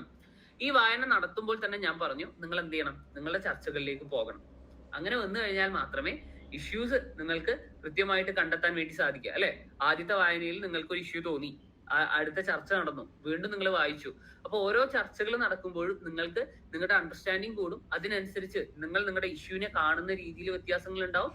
ആദ്യ വായനയിലും അല്ലെങ്കിൽ 2ാമത്തെ വായനയിലും ഒക്കെ തന്നെ നിങ്ങൾക്ക് എന്താണ്, ലീഗലി നിങ്ങൾക്ക് ഒരു ഐഡിയ ഇല്ലെങ്കിൽ പോലും, നിങ്ങൾക്ക് ലീഗലി നോളജ് അത്ര ഇല്ലെങ്കിൽ പോലും, ഒരു പ്രൂഡന്റ് മാൻ എങ്ങനെയാണോ, അല്ലെങ്കിൽ ഒരാള് സാധാരണക്കാരൻ എങ്ങനെയാണോ ഈ ഇഷ്യൂവിനെ കണ്ട് അവരുടെ ആർഗ്യുമെന്റ് ആയിട്ട് എടുക്കാൻ പറ്റുക, ആ ഒരു പൊട്ടൻഷ്യൽ ആർഗ്യുമെന്റ് നിങ്ങൾക്ക് അവിടെ തന്നെ എന്ത് ചെയ്യാൻ പറ്റും, മേക്ക് ചെയ്യാൻ വേണ്ടി സാധിക്കും, അല്ലെ? യെസ്, നമുക്കൊരു ഇഷ്യൂ കണ്ടു കഴിഞ്ഞാൽ ഓക്കെ, ഇതിനകത്തുള്ള പ്രശ്നം ഇതാണ്, പക്ഷെ എനിക്ക് ഇതിന്റെ ലീഗൽ വശങ്ങളൊന്നും അറിയില്ല, എന്ത് ചെയ്താൽ മതി, ഇതിനെ കുറിച്ച് കൂടുതൽ വായിച്ചു കഴിഞ്ഞാൽ എനിക്ക് ഒരു ഐഡിയ കിട്ടും എന്നൊരു ധാരണ അവിടെ തന്നെ കിട്ടും, അല്ലെ? അപ്പൊ എന്ത് ചെയ്യാൻ പറ്റും, നിങ്ങൾക്ക് നിങ്ങളുടെ ഇടയിൽ തന്നെ ആ ഒരു ചർച്ചയ്ക്കകത്ത് തന്നെ ഒരു പൊട്ടൻഷ്യൽ ആയിട്ടുള്ള ആർഗ്യുമെന്റ്സ് അവിടെ തന്നെ ക്രിയേറ്റ് ചെയ്യാൻ വേണ്ടി സാധിക്കും എന്നുള്ളതാണ്. അപ്പൊ അതൊക്കെ ഈ ഇനീഷ്യൽ സ്റ്റേജിൽ തന്നെ നമുക്ക് ചെയ്യാൻ വേണ്ടിയിട്ട് സാധിക്കും. അതിന്റെ കൂടെ തന്നെ നിങ്ങൾക്ക് എന്ത് ചെയ്യാൻ പറ്റും, ഇതുമായി ബന്ധപ്പെട്ടുകൊണ്ടുള്ള പാസ്റ്റ് ജഡ്ജ്മെന്റ്സ് ഉണ്ടാവും. ഉദാഹരണമായിട്ട് ഇപ്പൊ നമ്മള് ഉദാഹരണമായിട്ട് പറഞ്ഞ കാര്യമാണ് തമിഴ്നാട്ടിൽ നടന്ന ഇഷ്യൂ, അല്ലെ? തമിഴ്നാട്ടില് ഗവർണർ എന്ത് ചെയ്തു, കുറെ കാലമായിട്ട് അവിടുത്തെ സ്റ്റേറ്റ് ലെജിസ്ലേച്ചർ പാസ്സാക്കുന്ന ബില്ലുകളൊന്നും എന്ത് ചെയ്യുന്നില്ല, അപ്രൂവ് ചെയ്യുന്നില്ല, അസെന്റ് നൽകുന്നില്ല, അവര് വിത്ത്ഹോൾഡ് ചെയ്യാണ്, അല്ലെ? അതിനെ ആസ്പദമാക്കിയിട്ടാണ് തമിഴ്നാട് ഗവൺമെന്റ് ഗവർണർക്ക് എഗെയിൻസ്റ്റ് ആയിട്ട് സുപ്രീം കോടതിയിൽ കേസ് പോകുന്നത്. അപ്പൊ സിമിലർ ആയിട്ടുള്ള ഒരു സിറ്റുവേഷൻ എന്താണ് ഞാൻ പറയാണ്, എന്താണ് അർഷവേദ എന്ന് പറയുന്ന ഒരു രാജ്യം. ആ രാജ്യത്ത് തെല്ലപുരം എന്ന് പറയുന്ന ഒരു സംസ്ഥാനമുണ്ട്. ആ സംസ്ഥാനത്താണ് ഈ പറയുന്ന വിഷയം നടക്കുന്നത്. ഉദാഹരണമായിട്ട് ഞാൻ പറയാണ്. അപ്പൊ നമുക്ക് പ്രോബ്ലം വായിക്കുമ്പോ ഓക്കെ, ഇവിടെ ഈ പറഞ്ഞ രാജ്യമായിട്ട് പറഞ്ഞിട്ടുള്ളത് ഇന്ത്യയാണ്, തെല്ലപുരം എന്ന് പറയുന്നത് എന്താണ് തമിഴ്നാടിനോട് ഉപമിച്ചിട്ടുള്ള ഒരു സ്ഥലമായിട്ടാണ് പറഞ്ഞിട്ടുള്ളത് എന്ന കാര്യം നമുക്ക് പ്രോബ്ലം വായിക്കുമ്പോൾ തന്നെ മനസ്സിലായിട്ടുണ്ടാവും. അപ്പൊ നമ്മൾ എന്ത് ചെയ്യണം? അതിനകത്ത് ആ ഒരു കാര്യം മാത്രമല്ല, വേറെയും പല ഇഷ്യൂസ് ഇതിനകത്ത് ഉണ്ടാവും. ഇതുമായിട്ട് ബന്ധപ്പെട്ടിട്ടുള്ള രീതിയിലായിരിക്കും ആ പ്രോബ്ലം അവർ തയ്യാറാക്കിയിട്ടുണ്ടാവും. അപ്പൊ നമ്മൾ എന്ത് ചെയ്യേണ്ടി വരും? നേരത്തെ ഈ state of Tamil Nadu versus governor of Tamil Nadu എന്ന് പറയുന്ന കേസ് ഉണ്ട്, ആ കേസിൽ നിന്ന് വായിക്കേണ്ടി വരും. അപ്പൊ പൊട്ടൻഷ്യൽ അപ്പൊ നമുക്ക് നമ്മുടെ കേസിനോട് സിമിലർ ആണ് എന്ന് തോന്നുന്ന രീതിയിലുള്ള കേസുകൾ നമ്മൾ റെഫർ ചെയ്യുകയും അത് വായിക്കുകയും ഒക്കെ വേണ്ടി വരും സാധിക്കാം. ഇപ്പൊ ഞാൻ കുറെ കാര്യങ്ങൾ പറഞ്ഞിട്ടുണ്ടാവും, നിങ്ങൾക്ക് ഒരു ഐഡിയ കിട്ടിയിട്ടുണ്ടാവില്ല കുറെ ആളുകൾക്ക് എന്ന് എനിക്കറിയാം. അതിനാൽ തന്നെ നമുക്ക് എന്ത് ചെയ്യാം, ഒരു എക്സാമ്പിൾ വെച്ചിട്ട് ഇത് പറയാം. അപ്പൊ നിങ്ങൾക്ക് കുറച്ചുകൂടി ഒരു ഐഡിയ കിട്ടും. ഞങ്ങൾ ചെയ്യാൻ വേണ്ടി വിചാരിച്ച മൂട്ട് എന്തായിരുന്നു? കോൺസ്റ്റിറ്റ്യൂഷനെ ബേസ് ചെയ്തിട്ടുള്ള ഒരു മൂട്ടായിരുന്നു അല്ലെ. അങ്ങനെ ഞങ്ങള് മൂട്ട് തെരഞ്ഞു ഇങ്ങനെ നടക്കുമ്പോൾ ഞങ്ങൾക്ക് എന്ത് കിട്ടി? ഒരു മൂട്ട് കിട്ടി. ആ മൂട്ടിന്റെ പ്രോബ്ലം എന്തായിരുന്നു എന്ന് വെച്ച് കഴിഞ്ഞാൽ ഡെത്ത് ബൈ സ്ലോ സ്റ്റാർവേഷൻ എന്നുള്ളതായിരുന്നു. അതായത് ഒരു രാജ്യത്തിന്റെ പേരുകളൊക്കെ ഉണ്ട്, പക്ഷെ എനിക്ക് പെട്ടെന്ന് പേര് കിട്ടാത്തതിന്റെ ഒരു പ്രശ്നമാണ്. അപ്പൊ നമുക്കൊരു എക്സ് എന്ന് പറയുന്ന ഒരു രാജ്യം ഉണ്ടെന്ന് വിചാരിക്കാം. ആ രാജ്യത്ത് ഒരു സെർട്ടൈൻ റിലീജിയനിൽ പെടുന്ന ആളുകൾ അവരുടെ ഒരു പ്രായം എത്തിക്കഴിഞ്ഞാല് ഭക്ഷണമൊന്നും കഴിക്കുന്നില്ല. അവരെന്ത് ചെയ്യാണ്? പതുക്കെ ഭക്ഷണമൊന്നും കഴിക്കാണ്ട് മരണത്തിലേക്ക്, അവരുടെ ജീവിതം അവസാനിപ്പിച്ച് മരണത്തിലേക്ക് പോവുക എന്നുള്ളതാണ് അവരുടെ ഒരു റിലീജിയസ് പ്രാക്ടീസ് ആയിട്ട് അവർ ഫോളോ ചെയ്യുന്നതാണ്. ഇതാണ് പ്രോബ്ലം. അപ്പൊ ഇതിന്റെ കോൺസ്റ്റിറ്റ്യൂഷനാലിറ്റി അല്ലെങ്കിൽ ഇത് ശരിയാണോ എന്നുള്ള തരത്തിലാണ് ഒരു പ്രോബ്ലം. ഒരു NGO ഇതിനെ ചലഞ്ച് ചെയ്തുകൊണ്ട് ഈ റിലീജിയസ് പ്രാക്ടീസിന് അഗെയിൻസ്റ്റ് ആയിട്ട് കോടതിയിൽ പോവുകയാണ്. ഓക്കെ, സുപ്രീം കോടതിയിൽ അവര് കേസ് പോവുകയാണ്. ഇതാണ് കേസ് എന്ന് വിചാരിക്കാം. ക്ലിയർ? നമ്മുടെ കേസ് ക്ലിയർ ആണോ? നമ്മുടെ കേസ് ഞാൻ പറഞ്ഞത് ക്ലിയർ ആണോ? ക്ലിയർ ആണല്ലോ. എന്താ കേസ് വന്നത്? ഞാൻ വീണ്ടും പറഞ്ഞു, ഒന്നുകൂടി ഞാൻ പറഞ്ഞുതരാം. ഒരു രാജ്യം, ആ രാജ്യത്ത് ഒരു പെർട്ടിക്കുലർ റിലീജിയൻ ഉണ്ട്. ആ റിലീജിയനിലുള്ള കുറച്ച് ആളുകൾ ഫോളോ ചെയ്യുന്ന കൺസെപ്റ്റ് ആണ് എന്താണ്? ഒരു പ്രായം എത്തിക്കഴിഞ്ഞാൽ പിന്നെ ഭക്ഷണമൊന്നും കഴിക്കില്ല, പതുക്കെ മരണത്തിലേക്ക് അവർ പോവുക എന്നുള്ളൊരു കൺസെപ്റ്റ് ആണ് അവർ ഫോളോ ചെയ്തുകൊണ്ടിരിക്കുന്നത്. അപ്പൊ ഇതിന്റെ കോൺസ്റ്റിറ്റ്യൂഷനാലിറ്റി ആണ് ചലഞ്ച് ചെയ്യപ്പെടുന്നത്. കാരണം നമ്മൾ പല റിലീജിയസ് പ്രാക്ടീസസിന്റെയും കോൺസ്റ്റിറ്റ്യൂഷനാലിറ്റി ചോദ്യം ചെയ്യപ്പെട്ടിട്ടുള്ളത് നമ്മൾ കണ്ടിട്ടുള്ളതാണ് അല്ലെ. ഇപ്പൊ ഉദാഹരണമായിട്ട് പറയുകയാണെങ്കിൽ ശബരിമലയിലെ സ്ത്രീകളുടെ എൻട്രിയുമായി ബന്ധപ്പെട്ട കാര്യങ്ങളൊക്കെ. സിമിലർലി ഇതും ചലഞ്ച് ചെയ്യപ്പെടുകയാണ്. ഇപ്പൊ ഇങ്ങനെ ഒരു പ്രോബ്ലം കിട്ടിക്കഴിഞ്ഞാൽ ആദ്യം നിങ്ങൾ എന്താ ചെയ്യാം? അതാണ് എന്റെ ചോദ്യം. ആദ്യം നിങ്ങൾ എന്ത് ചെയ്യും? നിങ്ങൾ ആദ്യം എന്താണ് ചെയ്യുക? ഇതാണ് എന്റെ പ്രോബ്ലം. ഈ പ്രോബ്ലം ഞാൻ നിങ്ങൾക്ക് തന്നു കഴിഞ്ഞാൽ നിങ്ങൾ എന്ത് ചെയ്യും? ആദ്യത്തെ കാര്യം നിങ്ങൾ എന്താ ചെയ്യുക? ഭയങ്കര സംഭവമായിട്ടൊന്നുമില്ല, ഞാൻ ജസ്റ്റ് നിങ്ങൾക്ക് അറിയാത്തൊരു കാര്യം നിങ്ങളോട് ആരെന്ത് പറഞ്ഞു കഴിഞ്ഞാൽ നിങ്ങൾ ആദ്യം എന്താ ചെയ്യുക? അത് തന്നെയാണ് എല്ലാവരും ചെയ്യുക. അതെന്താണെന്നാണ് എന്റെ ചോദ്യം. എന്താ ചെയ്യാ? നിങ്ങൾക്ക് അറിയാത്തൊരു കാര്യം ഒരാൾ നിങ്ങളോട് പറഞ്ഞു കഴിഞ്ഞാൽ നിങ്ങൾ ആദ്യം എന്ത് ചെയ്യും? യെസ്, ശാരികയും നന്ദനയൊക്കെ പറയുന്ന കാര്യം തന്നെയാണ്. എന്താണ് ചെയ്യുന്ന കാര്യം? എന്താണ്? നമ്മള് ഗൂഗിൾ ചെയ്യും അല്ലെ. നമ്മൾ ഗൂഗിൾ ചെയ്യും. അപ്പൊ നമ്മൾ സല്ലഗാന എന്ന് പറയുന്ന ഒരു പ്രാക്ടീസ് ഉണ്ട്. ഈ പ്രാക്ടീസ് ആണ് നമുക്ക് കിട്ടുക അല്ലെ. അപ്പൊ ഇതെന്താന്ന് വെച്ച് കഴിഞ്ഞാല് ജൈനിസത്തിന്റെ കോഡ് ഓഫ് കണ്ടക്റ്റിനകത്തുള്ള ഒരു കാര്യമാണ് സന്ധാര അല്ലെങ്കിൽ സല്ലഗാന എന്ന് പറയുന്നത്. അവരെ സംബന്ധിച്ചിടത്തോളം ഇത് അവരുടെ ഒരു റിലീജിയസ് പ്രാക്ടീസ് ആയിട്ട് അവർ ഫോളോ ചെയ്യുന്ന ഒരു കാര്യമാണ്. അതായത് അവരുടെ മരണം വരെ ഒരു സെർട്ടൈൻ ഏജ് എത്തിക്കഴിഞ്ഞാൽ ഫുഡോ അല്ലെങ്കിൽ മറ്റു ലിക്വിഡ്സോ ഒന്നും തന്നെ അവര് കഴിക്കില്ല. ഒരു പതിയെ അതിന്റെ അളവ് കുറച്ച് കൊണ്ടുവന്നിട്ട് അവരെന്ത് ചെയ്യും? ഈ വോളണ്ടറി ഫാസ്റ്റിംഗിലേക്ക് പോയിട്ട് അവരവരുടെ മരണത്തിലേക്ക് കടക്കും എന്നുള്ളതാണ്. ഓക്കെ, അപ്പോ നമ്മൾ ആദ്യം നമ്മുടെ സെർച്ച് തുടങ്ങുന്നത് സാധാ ഒരു ഗൂഗിൾ സെർച്ചിലൂടെ ആയിരിക്കും. അപ്പോഴായിരിക്കും നമുക്ക് എന്ത് കിട്ടുക? ഈ പറയുന്ന സന്ധാര സല്ലഗാന എന്നൊക്കെ പറയുന്ന കൺസെപ്റ്റ് കിട്ടുക. നിങ്ങൾ ആദ്യമായിട്ടായിരിക്കും പലരും ഇത് കേൾക്കുന്നുണ്ടാവുക. ഈ പറയുന്ന പ്രോബ്ലം ചെയ്യുന്ന സമയത്തും ഞാൻ ആദ്യമായിട്ടാണ് ഈ പറയുന്ന കാര്യം കേൾക്കുന്നത്. ഞാനത് കേട്ടു. അടുത്ത നമ്മള് ഇതിന്റെ കോൺസ്റ്റിറ്റ്യൂഷനാലിറ്റി അല്ലെങ്കിൽ ഇത് ലീഗൽ ആണോ ഇങ്ങനെ ചെയ്യുന്നത് എന്നൊരു ചോദ്യത്തിലേക്ക് വരും അല്ലെ. കാരണം എന്തുകൊണ്ടാ അങ്ങനെ വരുന്നതിന്റെ റീസൺ? കാരണം നമുക്കറിയാം right to life is there. പക്ഷെ റൈറ്റ് ടു ലൈഫിനകത്ത് എന്തില്ല? റൈറ്റ് ടു ഡൈ ഇല്ല, മരിക്കാനുള്ള അവകാശം ഇല്ല.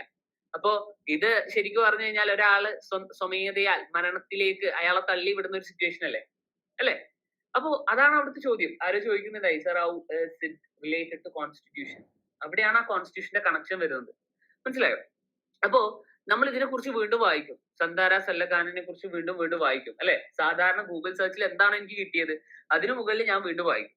വീണ്ടും വായിക്കുമ്പോഴായിരിക്കും ഞാൻ മനസ്സിലാക്കുക, പണ്ട് ഗുജറാത്ത് ഹൈക്കോടതിയിൽ ഒരു കേസ് നടന്നിട്ടുണ്ടായിരുന്നു 2015. ആ കേസിന്റെ പേര് Nikhil Soni versus union of India എന്നായിരുന്നു. അതിനകത്ത് കോടതി പറഞ്ഞിട്ടുണ്ട് എന്താണ്, ഇത് കോൺസ്റ്റിറ്റ്യൂഷണൽ അല്ല എന്നാണ് എന്റെ ഓർമ്മ. അല്ല, ഇത് കോൺസ്റ്റിറ്റ്യൂഷണൽ ആണ് എന്നാണ് പറഞ്ഞു വന്നത്. അത് കഴിഞ്ഞിട്ട് എന്ത് ചെയ്തു, ഇപ്പൊ ഈ കേസ് സുപ്രീം കോടതിയുടെ പരിഗണനയിലാണ്. ഓക്കെ, അപ്പൊ ആ ഒരു കേസ് എനിക്ക് കിട്ടും. ഇത് ഓൾറെഡി ഹൈക്കോർട്ട് ഡീൽ ചെയ്തിട്ടുണ്ട്. സോ അത് ഡീൽ ചെയ്ത case Nikhil Soni versus union of India ആണ്. അപ്പൊ എനിക്ക് എന്ത് ചെയ്യാം, ആ ജഡ്ജ്മെന്റ് എനിക്ക് എടുത്ത് വായിക്കാം അല്ലെ?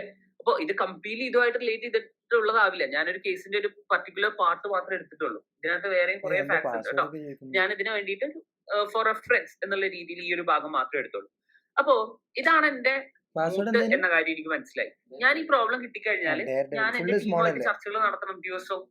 ആ ദിവസമുള്ള ചർച്ചകളിലായിരിക്കും ഓക്കെ ഞാനിത് സെർച്ച് ചെയ്തപ്പോഴാണ് സന്താര എന്നുള്ള കൺസെപ്റ്റ്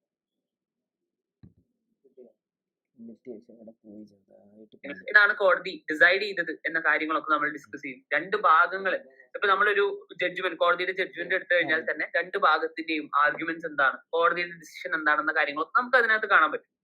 അതിനെ ബേസ് ചെയ്തിട്ടുള്ള ഡിസ്കഷൻ ഒക്കെ നമ്മൾ നടത്തും. അപ്പൊ തന്നെ ഞങ്ങൾക്കൊരു ധാരണ കിട്ടും ഓക്കെ എന്താണ് പറയാനുള്ളത്. നമ്മളൊരു മൂട്ട് ചെയ്യുമ്പോൾ നമ്മൾ തന്നെ രണ്ട് ഭാഗവും പ്രിപ്പയർ ചെയ്യണമെന്ന് ഞാൻ പറഞ്ഞു. നമ്മൾ പെറ്റീഷൻ സൈഡും ചെയ്യണം, റെസ്പോണ്ടന്റ് സൈഡും ചെയ്യണം. അപ്പൊ ഈ രണ്ട് ഭാഗത്തിനുള്ള ആർഗ്യുമെന്റ്സ്, പൊട്ടൻഷ്യൽ ആർഗ്യുമെന്റ്സ് ഈ ഒരു വായനയിലൂടെ തന്നെ നമുക്ക് കുറച്ചൊക്കെ ഒരു ധാരണ കിട്ടും. പിന്നെ നമ്മൾ എന്ത് ചെയ്യണം, അതിന് മുകളിൽ ഡെവലപ്പ് ചെയ്തു വരണം.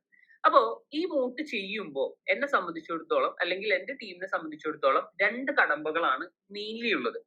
ഒന്നാമത്തെ കടമ്പ എന്ന് പറഞ്ഞു കഴിഞ്ഞാൽ ഒരു മെമ്മോറിയൽ തയ്യാറാക്കണം. അതായത് ഒരു റിട്ടൺ ഡോക്യുമെന്റ് ഈ പറയുന്ന മൂട്ടുമായി ബന്ധപ്പെട്ടുകൊണ്ട് തയ്യാറാക്കണം. അടുത്തത് ഓറൽ ആർഗ്യുമെന്റ്സ് തയ്യാറാക്കണം എന്നുള്ളതാണ്. അതായത് മെമ്മോറിയൽസ് എന്ന് പറയുന്നത് കംപ്ലീറ്റ്ലി ഒരു സ്ട്രക്ചേർഡ് ആയിട്ടുള്ള വെൽ സ്ട്രക്ചേർഡ് ആയിട്ടുള്ള ഒരു ഡോക്യുമെന്റ് ആണ്. ആ ഡോക്യുമെന്റിനകത്ത് നമ്മൾ റിസർച്ച് ചെയ്ത കേസുകളുടെ ഡീറ്റെയിൽസ് വേണം, നമ്മുടെ ഫാക്ട്സ് വേണം, ഇഷ്യൂസ് നമ്മൾ റേസ് ചെയ്യാൻ പോകുന്ന ഇഷ്യൂസ് എന്താണെന്ന് വേണം, നമ്മുടെ പൊട്ടൻഷ്യൽ ആയിട്ടുള്ള ആർഗ്യുമെന്റ്സ് വേണം, നമ്മൾ കോടതിയിൽ നിന്ന് എന്താണ് പ്രതിവിധിയായിട്ട് അവിടെ നിന്ന് കോടതിയുടെ ഭാഗത്ത് നിന്ന് എന്താണ് ഒരു ഡിസിഷൻ ആയിട്ട് വരേണ്ടതായിട്ട് നമ്മുടെ ഭാഗത്തു നിന്നുള്ള റിക്വസ്റ്റ്, ആ ഒരു കാര്യം കൂടി നമ്മൾ നമ്മുടെ മെമ്മോറിയൽ ഇൻക്ലൂഡ് ചെയ്യണം. അതാണ് മെമ്മോറിയൽ എന്ന് പറയുമ്പോൾ. ഈ മെമ്മോറിയൽ തന്നെ നമ്മൾ രണ്ട് ഭാഗവും തയ്യാറാക്കണമെന്ന് ഞാൻ ഓൾറെഡി പറഞ്ഞു. ഇതേപോലെ തന്നെ നമ്മൾ നമ്മുടെ ഓറൽ ആർഗ്യുമെന്റ്സ് റെഡിയാക്കണം. ഓറൽ ആർഗ്യുമെന്റ്സ് എന്ന് പറയുമ്പോൾ ബേസിക്കലി എന്താണ്, ഈ മെമ്മോറിയലിൽ എഴുതിയ കാര്യം അതുപോലെ വായിക്കുക എന്നുള്ളതല്ല, അതിനപ്പുറത്തേക്ക് അതൊരു കേസ് പ്രസന്റ് ചെയ്യുന്ന പോലെ നമ്മൾ വാദിക്കണം, ആ ഒരു രീതി. അപ്പൊ ഈ രണ്ട് കാര്യങ്ങളാണ് ഇതിനകത്തുള്ള ഏറ്റവും ഇമ്പോർട്ടന്റ് ആയിട്ടുള്ള ഘടകങ്ങൾ എന്ന് പറയുന്നത്. അപ്പൊ ആദ്യത്തെ സ്റ്റേജ് എന്ന് പറഞ്ഞു കഴിഞ്ഞാൽ ഓറൽ ആർഗ്യുമെന്റ്സ് എപ്പോഴാണ്, തുടക്കത്തിൽ തന്നെ ആവശ്യമില്ല. എപ്പോഴും ആവശ്യമുള്ളൂ, നമ്മുടെ ആ കോമ്പറ്റീഷൻ നടക്കുന്ന 2 ദിവസം അല്ലെങ്കിൽ 3 ദിവസത്തേക്ക് അത് ആവശ്യമുള്ളൂ. നമ്മൾ ഏറ്റവും കൂടുതൽ നമ്മുടെ സമയം സ്പെൻഡ് ചെയ്യുക ഈ പറയുന്ന മെമ്മോറിയലിന് മുകളിലായിരിക്കും. നമ്മൾ നമ്മുടെ സമയം മുഴുവൻ സ്പെൻഡ് ചെയ്യുക. കാരണം ഇതിലാണ് നമ്മൾ എന്താണോ കോടതിയിൽ പോയി പ്രസന്റ് ചെയ്യാൻ വേണ്ടി പോകുന്നത് അതിന്റെ എല്ലാ കാര്യവും ഉൾക്കൊള്ളിച്ചുകൊണ്ട് നമ്മുടെ റിസർച്ചിലൂടെ കണ്ടെത്തിയ കാര്യങ്ങളെല്ലാം വളരെ സിസ്റ്റമാറ്റിക് ആയിട്ട് ഓർഗനൈസ് ചെയ്ത് വെക്കാൻ വേണ്ടി പോകുന്നത്. ക്ലിയർ? അപ്പോ മെമ്മോറിയലിന്റെ ജോലിയായിരിക്കും നമ്മൾ എപ്പോഴും നമ്മുടെ മൂട്ടിന്റെ സമയത്ത് സ്റ്റാർട്ട് ചെയ്യുക എന്ന കാര്യം മനസ്സിലാക്കുക. അപ്പൊ നമ്മളെപ്പോഴും നമ്മൾ തുടക്കത്തിൽ പറഞ്ഞ പോലെ തന്നെ നമ്മൾ എന്ത് ചെയ്യണം, നമുക്ക് രണ്ട് സൈഡ് തയ്യാറാക്കാനുണ്ട്, petitioner and respondent side. Okay, petitioner and respondent സൈഡിന്റെ മെമ്മോറിയൽസ് ആണ് നമുക്ക് തയ്യാറാക്കാനുള്ളത്. അപ്പൊ നമ്മൾ എപ്പോഴും ഒരു മൂട്ട് തുടങ്ങുമ്പോൾ ആദ്യം ചെയ്യേണ്ട കാര്യം 2 വേർഡ് ഫയൽസ് ആദ്യമേ ഉണ്ടാക്കിയിടുക. ഓക്കെ, ഒരു ലാപ്ടോപ്പ് എടുക്കുക, അല്ലെങ്കിൽ നമ്മളൊക്കെ തുടക്കത്തിൽ മൊബൈൽ ഫോൺ വെച്ച് ചെയ്ത ആളുകളാണ്. അപ്പോ എന്താണ്, ഒരു മൂട്ട് ചെയ്യാൻ ഇപ്പം തന്നെ എന്തിന്റെ ആവശ്യമില്ല, ലാപ്ടോപ്പ് വേണമെന്ന് നിർബന്ധമൊന്നുമില്ല, മൊബൈൽ ഫോണൊക്കെ വെച്ചിട്ടും ചെയ്യാൻ പറ്റും. ലാസ്റ്റത്തെ അറ്റകുറ്റപ്പണികൾക്ക് മാത്രം ലാപ്ടോപ്പ് മതി എന്ന കാര്യം മനസ്സിലാക്കുക. അത് ഞാൻ എടുത്ത് പറയുകയാണ്, കാരണം ചില ആൾക്കാർ ഇപ്പൊ പറയും, സാറ് പറഞ്ഞു എന്താണ് ഈ പറഞ്ഞ മൂട്ട് ചെയ്യണമെന്നുണ്ടെങ്കിൽ ലാപ്ടോപ്പ് വേണമെന്ന്. അങ്ങനെ ഞാൻ എവിടെയും പറഞ്ഞിട്ടില്ല കേട്ടോ, ജസ്റ്റ് ഒന്ന് ഓർമ്മിപ്പിച്ചു എന്ന് മാത്രം. അപ്പോ 2 കാര്യങ്ങൾ നമ്മൾ എന്ത് ചെയ്യണം, 2 ഫയൽസ് ഉണ്ടാക്കിയിടാം, petitioner side and respondent side.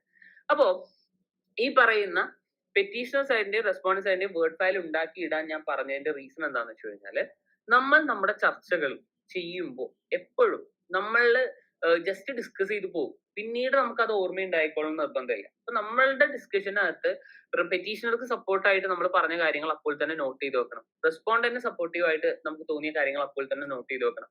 അതുപോലെ തന്നെ നമ്മൾ വായിക്കുമ്പോൾ നമ്മൾ കുറെ ഡീപ്പായിട്ട് വായിച്ചു പോകും അല്ലെ.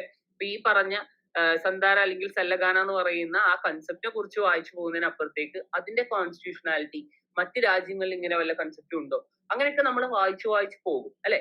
അപ്പൊ ഈ വായിച്ചു പോകുമ്പോൾ നമുക്ക് പെറ്റീഷണറുടെ ഭാഗമായിട്ട് അല്ലെങ്കിൽ പെറ്റീഷണർ സപ്പോർട്ട് ചെയ്യുന്ന രീതിയിലുള്ള ആർഗ്യുമെന്റ്സ് നമുക്ക് കിട്ടും, അല്ലെങ്കിൽ റെസ്പോണ്ടന്റിന് സപ്പോർട്ടീവ് ആയിട്ടുള്ള ആർഗ്യുമെന്റ്സ് നമുക്ക് കിട്ടും. അപ്പൊ അതൊക്കെ നമുക്ക് എന്ത് ചെയ്യാൻ പറ്റും, ഡോക്യുമെന്റ് ചെയ്യണം. അല്ലാണ്ട് ജസ്റ്റ് വായിച്ചു പോയി കഴിഞ്ഞാൽ ഇതെല്ലാം നമ്മുടെ തല സ്റ്റോർ ചെയ്ത് വെച്ചോളണം നിർബന്ധമില്ല അല്ലെ. കാരണം നമ്മൾ പിന്നെ മെമ്മോറിയൽ ചെയ്യാൻ കംപ്ലീറ്റ് ആയിട്ട് ഇരിക്കുന്ന സമയത്ത് ഇതെല്ലാം ഓർത്ത് വെക്കുക എന്ന് പറഞ്ഞു കഴിഞ്ഞാൽ ബുദ്ധിമുട്ടായിരിക്കും. അപ്പോൾ ഇമ്പോർട്ടന്റ് ആയിട്ടുള്ള കാര്യങ്ങളൊക്കെ അപ്പോൾ തന്നെ നോട്ട് ചെയ്ത് പോകാനും, പിന്നെ എന്താണ് നമ്മൾ വായിക്കുന്ന കാര്യങ്ങൾ, ഇപ്പൊ കൂടുതൽ ആളുകളും ബുക്ക് റെഫർ ചെയ്തുള്ള വായന കുറവാണ്. അപ്പോൾ നിങ്ങൾക്ക് തന്നെ ഡിജിറ്റലി കുറെ മെറ്റീരിയൽസ് അവൈലബിൾ ആണ്. അപ്പൊ അതൊക്കെ വായിക്കുമ്പോൾ നിങ്ങൾക്ക് കിട്ടുന്ന കാര്യങ്ങളൊക്കെ കോപ്പി പേസ്റ്റ് ചെയ്ത് വെക്കാനൊക്കെ 2 വേർഡ് ഫയൽസ് യൂസ്ഫുൾ ആയിരിക്കും. പിന്നെ ഇതിനെ ബേസ് ചെയ്തിട്ട് വേണം നമ്മൾ എന്ത് ചെയ്യാൻ, നമ്മുടെ മെമ്മോറിയലിലേക്ക് കടക്കാൻ വേണ്ടിയിട്ട്. സോ മെമ്മോറിയൽ തയ്യാറാക്കുമ്പോഴുള്ള ആദ്യത്തെ കടമ്പ നമ്മൾ പറഞ്ഞു എന്താണ്, ഫാക്ടുമായി ബന്ധപ്പെട്ട കാര്യങ്ങളാണ്. മെമ്മോറിയലിന്റെ വർക്ക് തുടങ്ങുന്നതിന് മുൻപ് തന്നെ നിങ്ങൾ മനസ്സിലാക്കേണ്ട കാര്യം, എത്രത്തോളം നിങ്ങൾക്ക് ഫാക്ട്സ് മനസ്സിലാക്കാൻ പറ്റുമോ അത്രയും ഡീപ്പായിട്ട് നിങ്ങൾ ഫാക്ട്സിനെ മനസ്സിലാക്കണം. അപ്പൊ അത് എന്താണ്, ഞാൻ നേരത്തെ പറഞ്ഞ പോലെ തന്നെ 10 തവണ വായിക്കേണ്ടി വരും, ചിലപ്പോൾ അതിൽ കൂടുതൽ തവണ വായിക്കേണ്ടി വരും, നിങ്ങളുടെ ഇടയിൽ നിങ്ങൾ ഡിസ്കഷൻ നടത്തേണ്ടി വരും. എന്നാൽ തന്നെയാണ് അത് നമുക്ക് മനസ്സിലാക്കാൻ വേണ്ടി സാധിക്കുക. അതിനുശേഷം വേണ്ടതാണ് ഇഷ്യൂസ്. നിങ്ങൾക്ക് ഈ പറയുന്ന പ്രോബ്ലത്തിനകത്ത് എന്താണ് ഇഷ്യൂ എന്ന് പറഞ്ഞു കഴിഞ്ഞാല് ഈ പറഞ്ഞ കേസിനകത്ത് എവിടെയാണ് പാർട്ടീസ് തമ്മിൽ വരുന്ന ആ ഒരു പോയിന്റ് ഓഫ് ഡിസ്പ്യൂട്ട് വരുന്നത്, അത് നമ്മൾ മനസ്സിലാക്കണം. ഇപ്പൊ സാധാരണ രീതിയിൽ കേസുകളിൽ 2 രീതിയിലുള്ള ഡിസ്പ്യൂട്ടുകളാണ് വരിക. മേ ബി ഒരു ക്വസ്റ്റ്യൻ ഓഫ് ഫാക്ട് അല്ലെങ്കിൽ ഒരു ക്വസ്റ്റ്യൻ ഓഫ് ലോ അല്ലെ. ഒരു നിയമത്തിലുള്ള ചോദ്യമാകാം അല്ലെങ്കിൽ ഒരു ഫാക്ച്വൽ ആയിട്ടുള്ള ക്വസ്റ്റ്യൻ ആകാം. നമ്മൾ മനസ്സിലാക്കേണ്ട കാര്യം, മൂഡ് കോർട്ടിനകത്ത് ഈ പറഞ്ഞ ഫാക്ടിനകത്തുള്ള ക്വസ്റ്റ്യൻസ് ഒന്നും വരുന്നില്ല. നമുക്ക് ക്വസ്റ്റ്യൻ ഓഫ് ലോയേ ഉള്ളൂ.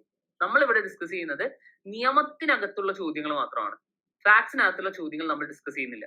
നമ്മളെ സംബന്ധിച്ചിടത്തോളം ഫാക്ട്, ഈ പറയുന്ന മൂഡ് പ്രോബ്ലത്തിനകത്ത് തന്നിട്ടുള്ള ഓരോ ഫാക്ടും ഫാക്ട് ആണ്. ആ ഫാക്ട് നമുക്ക് ചോദ്യം ചെയ്യാൻ കഴിയില്ല. അവ എന്താണോ പറഞ്ഞത് അതാണ് ശരി എന്ന് വിശ്വസിക്കുക, അത്രേ ഉള്ളൂ. ഓക്കെ, അത് വെച്ചുകൊണ്ട് അതൊരു ഇമാജിനറി പ്രോബ്ലം ആണ് എന്ന കാര്യം ഞാൻ ആദ്യമേ പറഞ്ഞു. അപ്പൊ അത് ശരിയാണ് എന്ന് വിശ്വസിച്ചുകൊണ്ട് നമ്മൾ ഡിസ്കസ് ചെയ്യുന്നത് ഇവിടെ ക്വസ്റ്റ്യൻ ഓഫ് ലോ മാത്രമാണ്. ക്ലിയർ ആണോ ഞാൻ ഈ പറഞ്ഞത്? അപ്പോ നമ്മളിപ്പോ പറഞ്ഞ സന്ധാര അല്ലെങ്കിൽ സല്ലഗാനയുടെ ഒരു കാര്യം പറഞ്ഞല്ലോ, അതിനകത്ത് പൊട്ടൻഷ്യൽ ആയിട്ടുള്ള ഇഷ്യൂസ് എന്തൊക്കെയായിരിക്കാം? Any ideas? എന്തായിരിക്കും അവിടെ ഒരു ഡിസ്പ്യൂട്ട് വന്നിട്ടുണ്ടാവും, അല്ലെങ്കിൽ നിങ്ങൾക്ക് തോന്നുന്ന ഒരു പോയിന്റ് ഓഫ് ഡിസ്പ്യൂട്ട് അവിടെ എന്താണ്? ആർക്കെങ്കിലും എന്തെങ്കിലും ഐഡിയ ഉണ്ടോ? ഇങ്ങനെയുള്ള കേസുകളിലൊക്കെ സാധാരണ എന്താണ് വരാറ്? ഞാനൊരു സിമിലർ ആയിട്ടുള്ള സിറ്റുവേഷൻ പറഞ്ഞു, ടെമ്പിൾ എൻട്രി, വിമന്റെ ശബരിമല എൻട്രിയുമായി ബന്ധപ്പെട്ട കാര്യങ്ങളൊക്കെ. ഒരു സൂയിസൈഡിന്റെ ഒരു കാര്യം വരുന്നുണ്ട് അല്ലെ. ഇങ്ങനെ ഈ പറയുന്ന ആളുകൾ എന്താണ് ഭക്ഷണം കഴിക്കാണ്ട് മരണത്തെ കാത്തിരിക്കുന്നത് ഒരു അറ്റംപ്റ്റ് ടു സൂയിസൈഡ് ആണോ എന്നുള്ളൊരു സംഭവം വരുന്നുണ്ട്. പിന്നെ എന്താണ്, religious freedom versus right to life. Yes, Sarika പറഞ്ഞ കറക്റ്റ് ആണ്. ആ ഒരു കാര്യമുണ്ട്. നമുക്ക് റൈറ്റ് ടു റിലീജിയൻ ഉണ്ട്, അതിന്റെ കാര്യമുണ്ട്. അതുപോലെ തന്നെ റൈറ്റ് ടു ലൈഫും ഉണ്ട് അല്ലെ. ആർട്ടിക്കിൾ 21 വരുന്ന റൈറ്റ് ടു ലൈഫ്. അതുപോലെ തന്നെ യെസ്, നാൻസി പറയുന്നുണ്ട് റിലീജിയസ് പ്രാക്ടീസ് അതിന്റെ ഒരു കാര്യം, അത് എത്രത്തോളം എക്സ്റ്റെൻഡ് ചെയ്യുന്നുണ്ട്. Is against right to life and personal liberty. Right to life violate ചെയ്യപ്പെടുന്നു. യെസ്, നിങ്ങൾ തന്നെ കുറെ കാര്യങ്ങൾ നിങ്ങൾ പറയുന്നുണ്ട്. യെസ്, റിലീജിയസ് പ്രാക്ടീസിനകത്ത് കസ്റ്റം ആൻഡ് യൂസേജിന്റെ ഭാഗം വരാം. യെസ്, അപ്പൊ ഈ കാര്യങ്ങളൊക്കെ ഇവിടെ ക്വസ്റ്റ്യൻ ചെയ്യപ്പെടുന്ന കാര്യങ്ങളാണ് അല്ലെ. അപ്പൊ നമ്മുടെ ബെറ്റർ അണ്ടർസ്റ്റാൻഡിങ്ങിന് വേണ്ടിയിട്ട് ഞാൻ കൊണ്ടുവന്നിട്ടുള്ള 3 കാര്യങ്ങൾ ഇതിന്റെ സബ് ഇഷ്യൂസ് ആയിട്ട് നിങ്ങൾക്ക് കൊണ്ടുവരാം. മേ ബി അതിന്റെ ഡിസ്കഷനിലേക്ക് ഞാൻ ഡീറ്റെയിൽഡ് ആയിട്ട് പോകുന്നില്ല, ഒരു ഐഡിയ തരാ എന്നുള്ള മാത്രമേ എന്റെ ഉദ്ദേശമുള്ളൂ. അപ്പൊ ഒന്നാമത്തെ കാര്യം right to life and personal liberty അല്ലെ. അതൊരു ഇഷ്യൂ ആണ്. അപ്പോ അതൊരു ഇഷ്യൂ ആണ് അല്ലെ. എന്താണ് right to life and personal liberty ഇവിടെ വയലേറ്റ് ചെയ്യപ്പെടുന്നുണ്ടോ?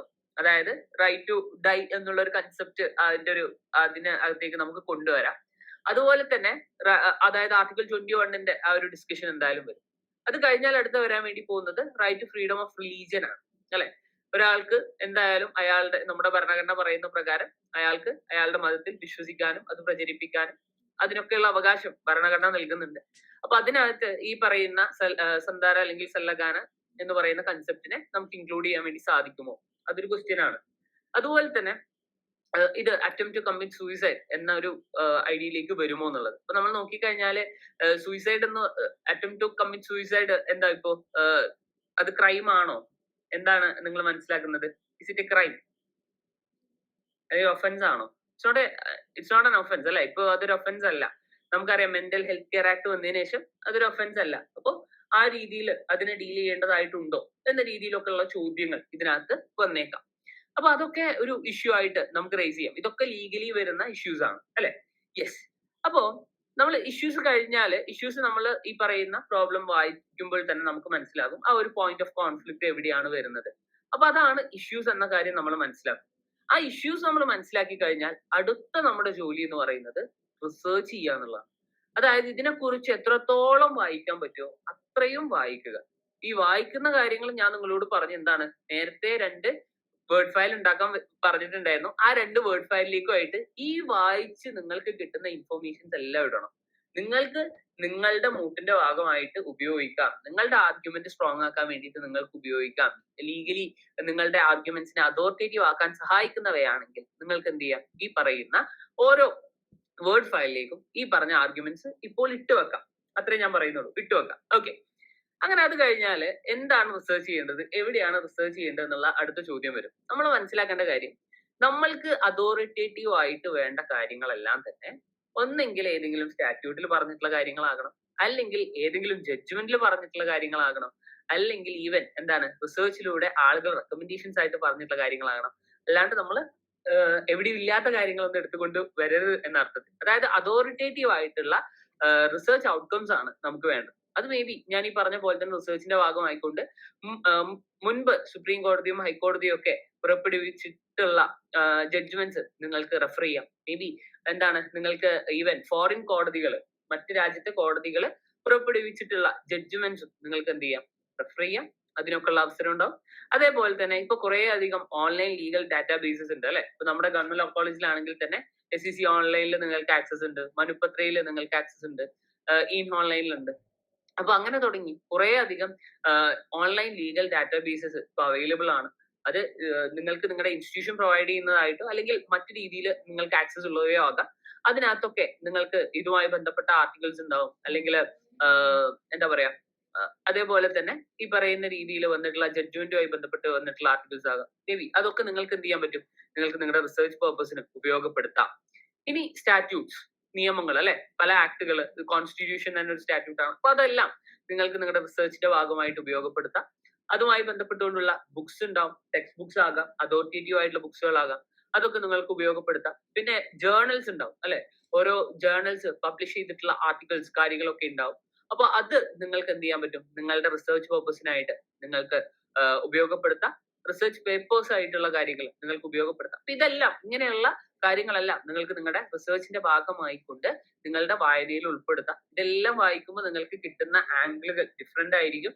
ആ കിട്ടുന്ന ഓരോ പുതിയ കാര്യങ്ങളും നിങ്ങൾക്ക് എന്ത് ചെയ്യാൻ പറ്റും, നിങ്ങളുടെ ഈ പറയുന്ന റിസർച്ച് വർക്കിന്റെ ഭാഗമായിട്ട് നിങ്ങൾക്ക് ഉപയോഗപ്പെടുത്താം എന്നുള്ളതാണ്. അപ്പൊ നമ്മൾ ഒരു കൺസെപ്റ്റിനെ ഡീപ്പായിട്ട് മനസ്സിലാക്കാൻ നല്ല ആഴത്തിലുള്ള വായന വേണ്ടി വരും.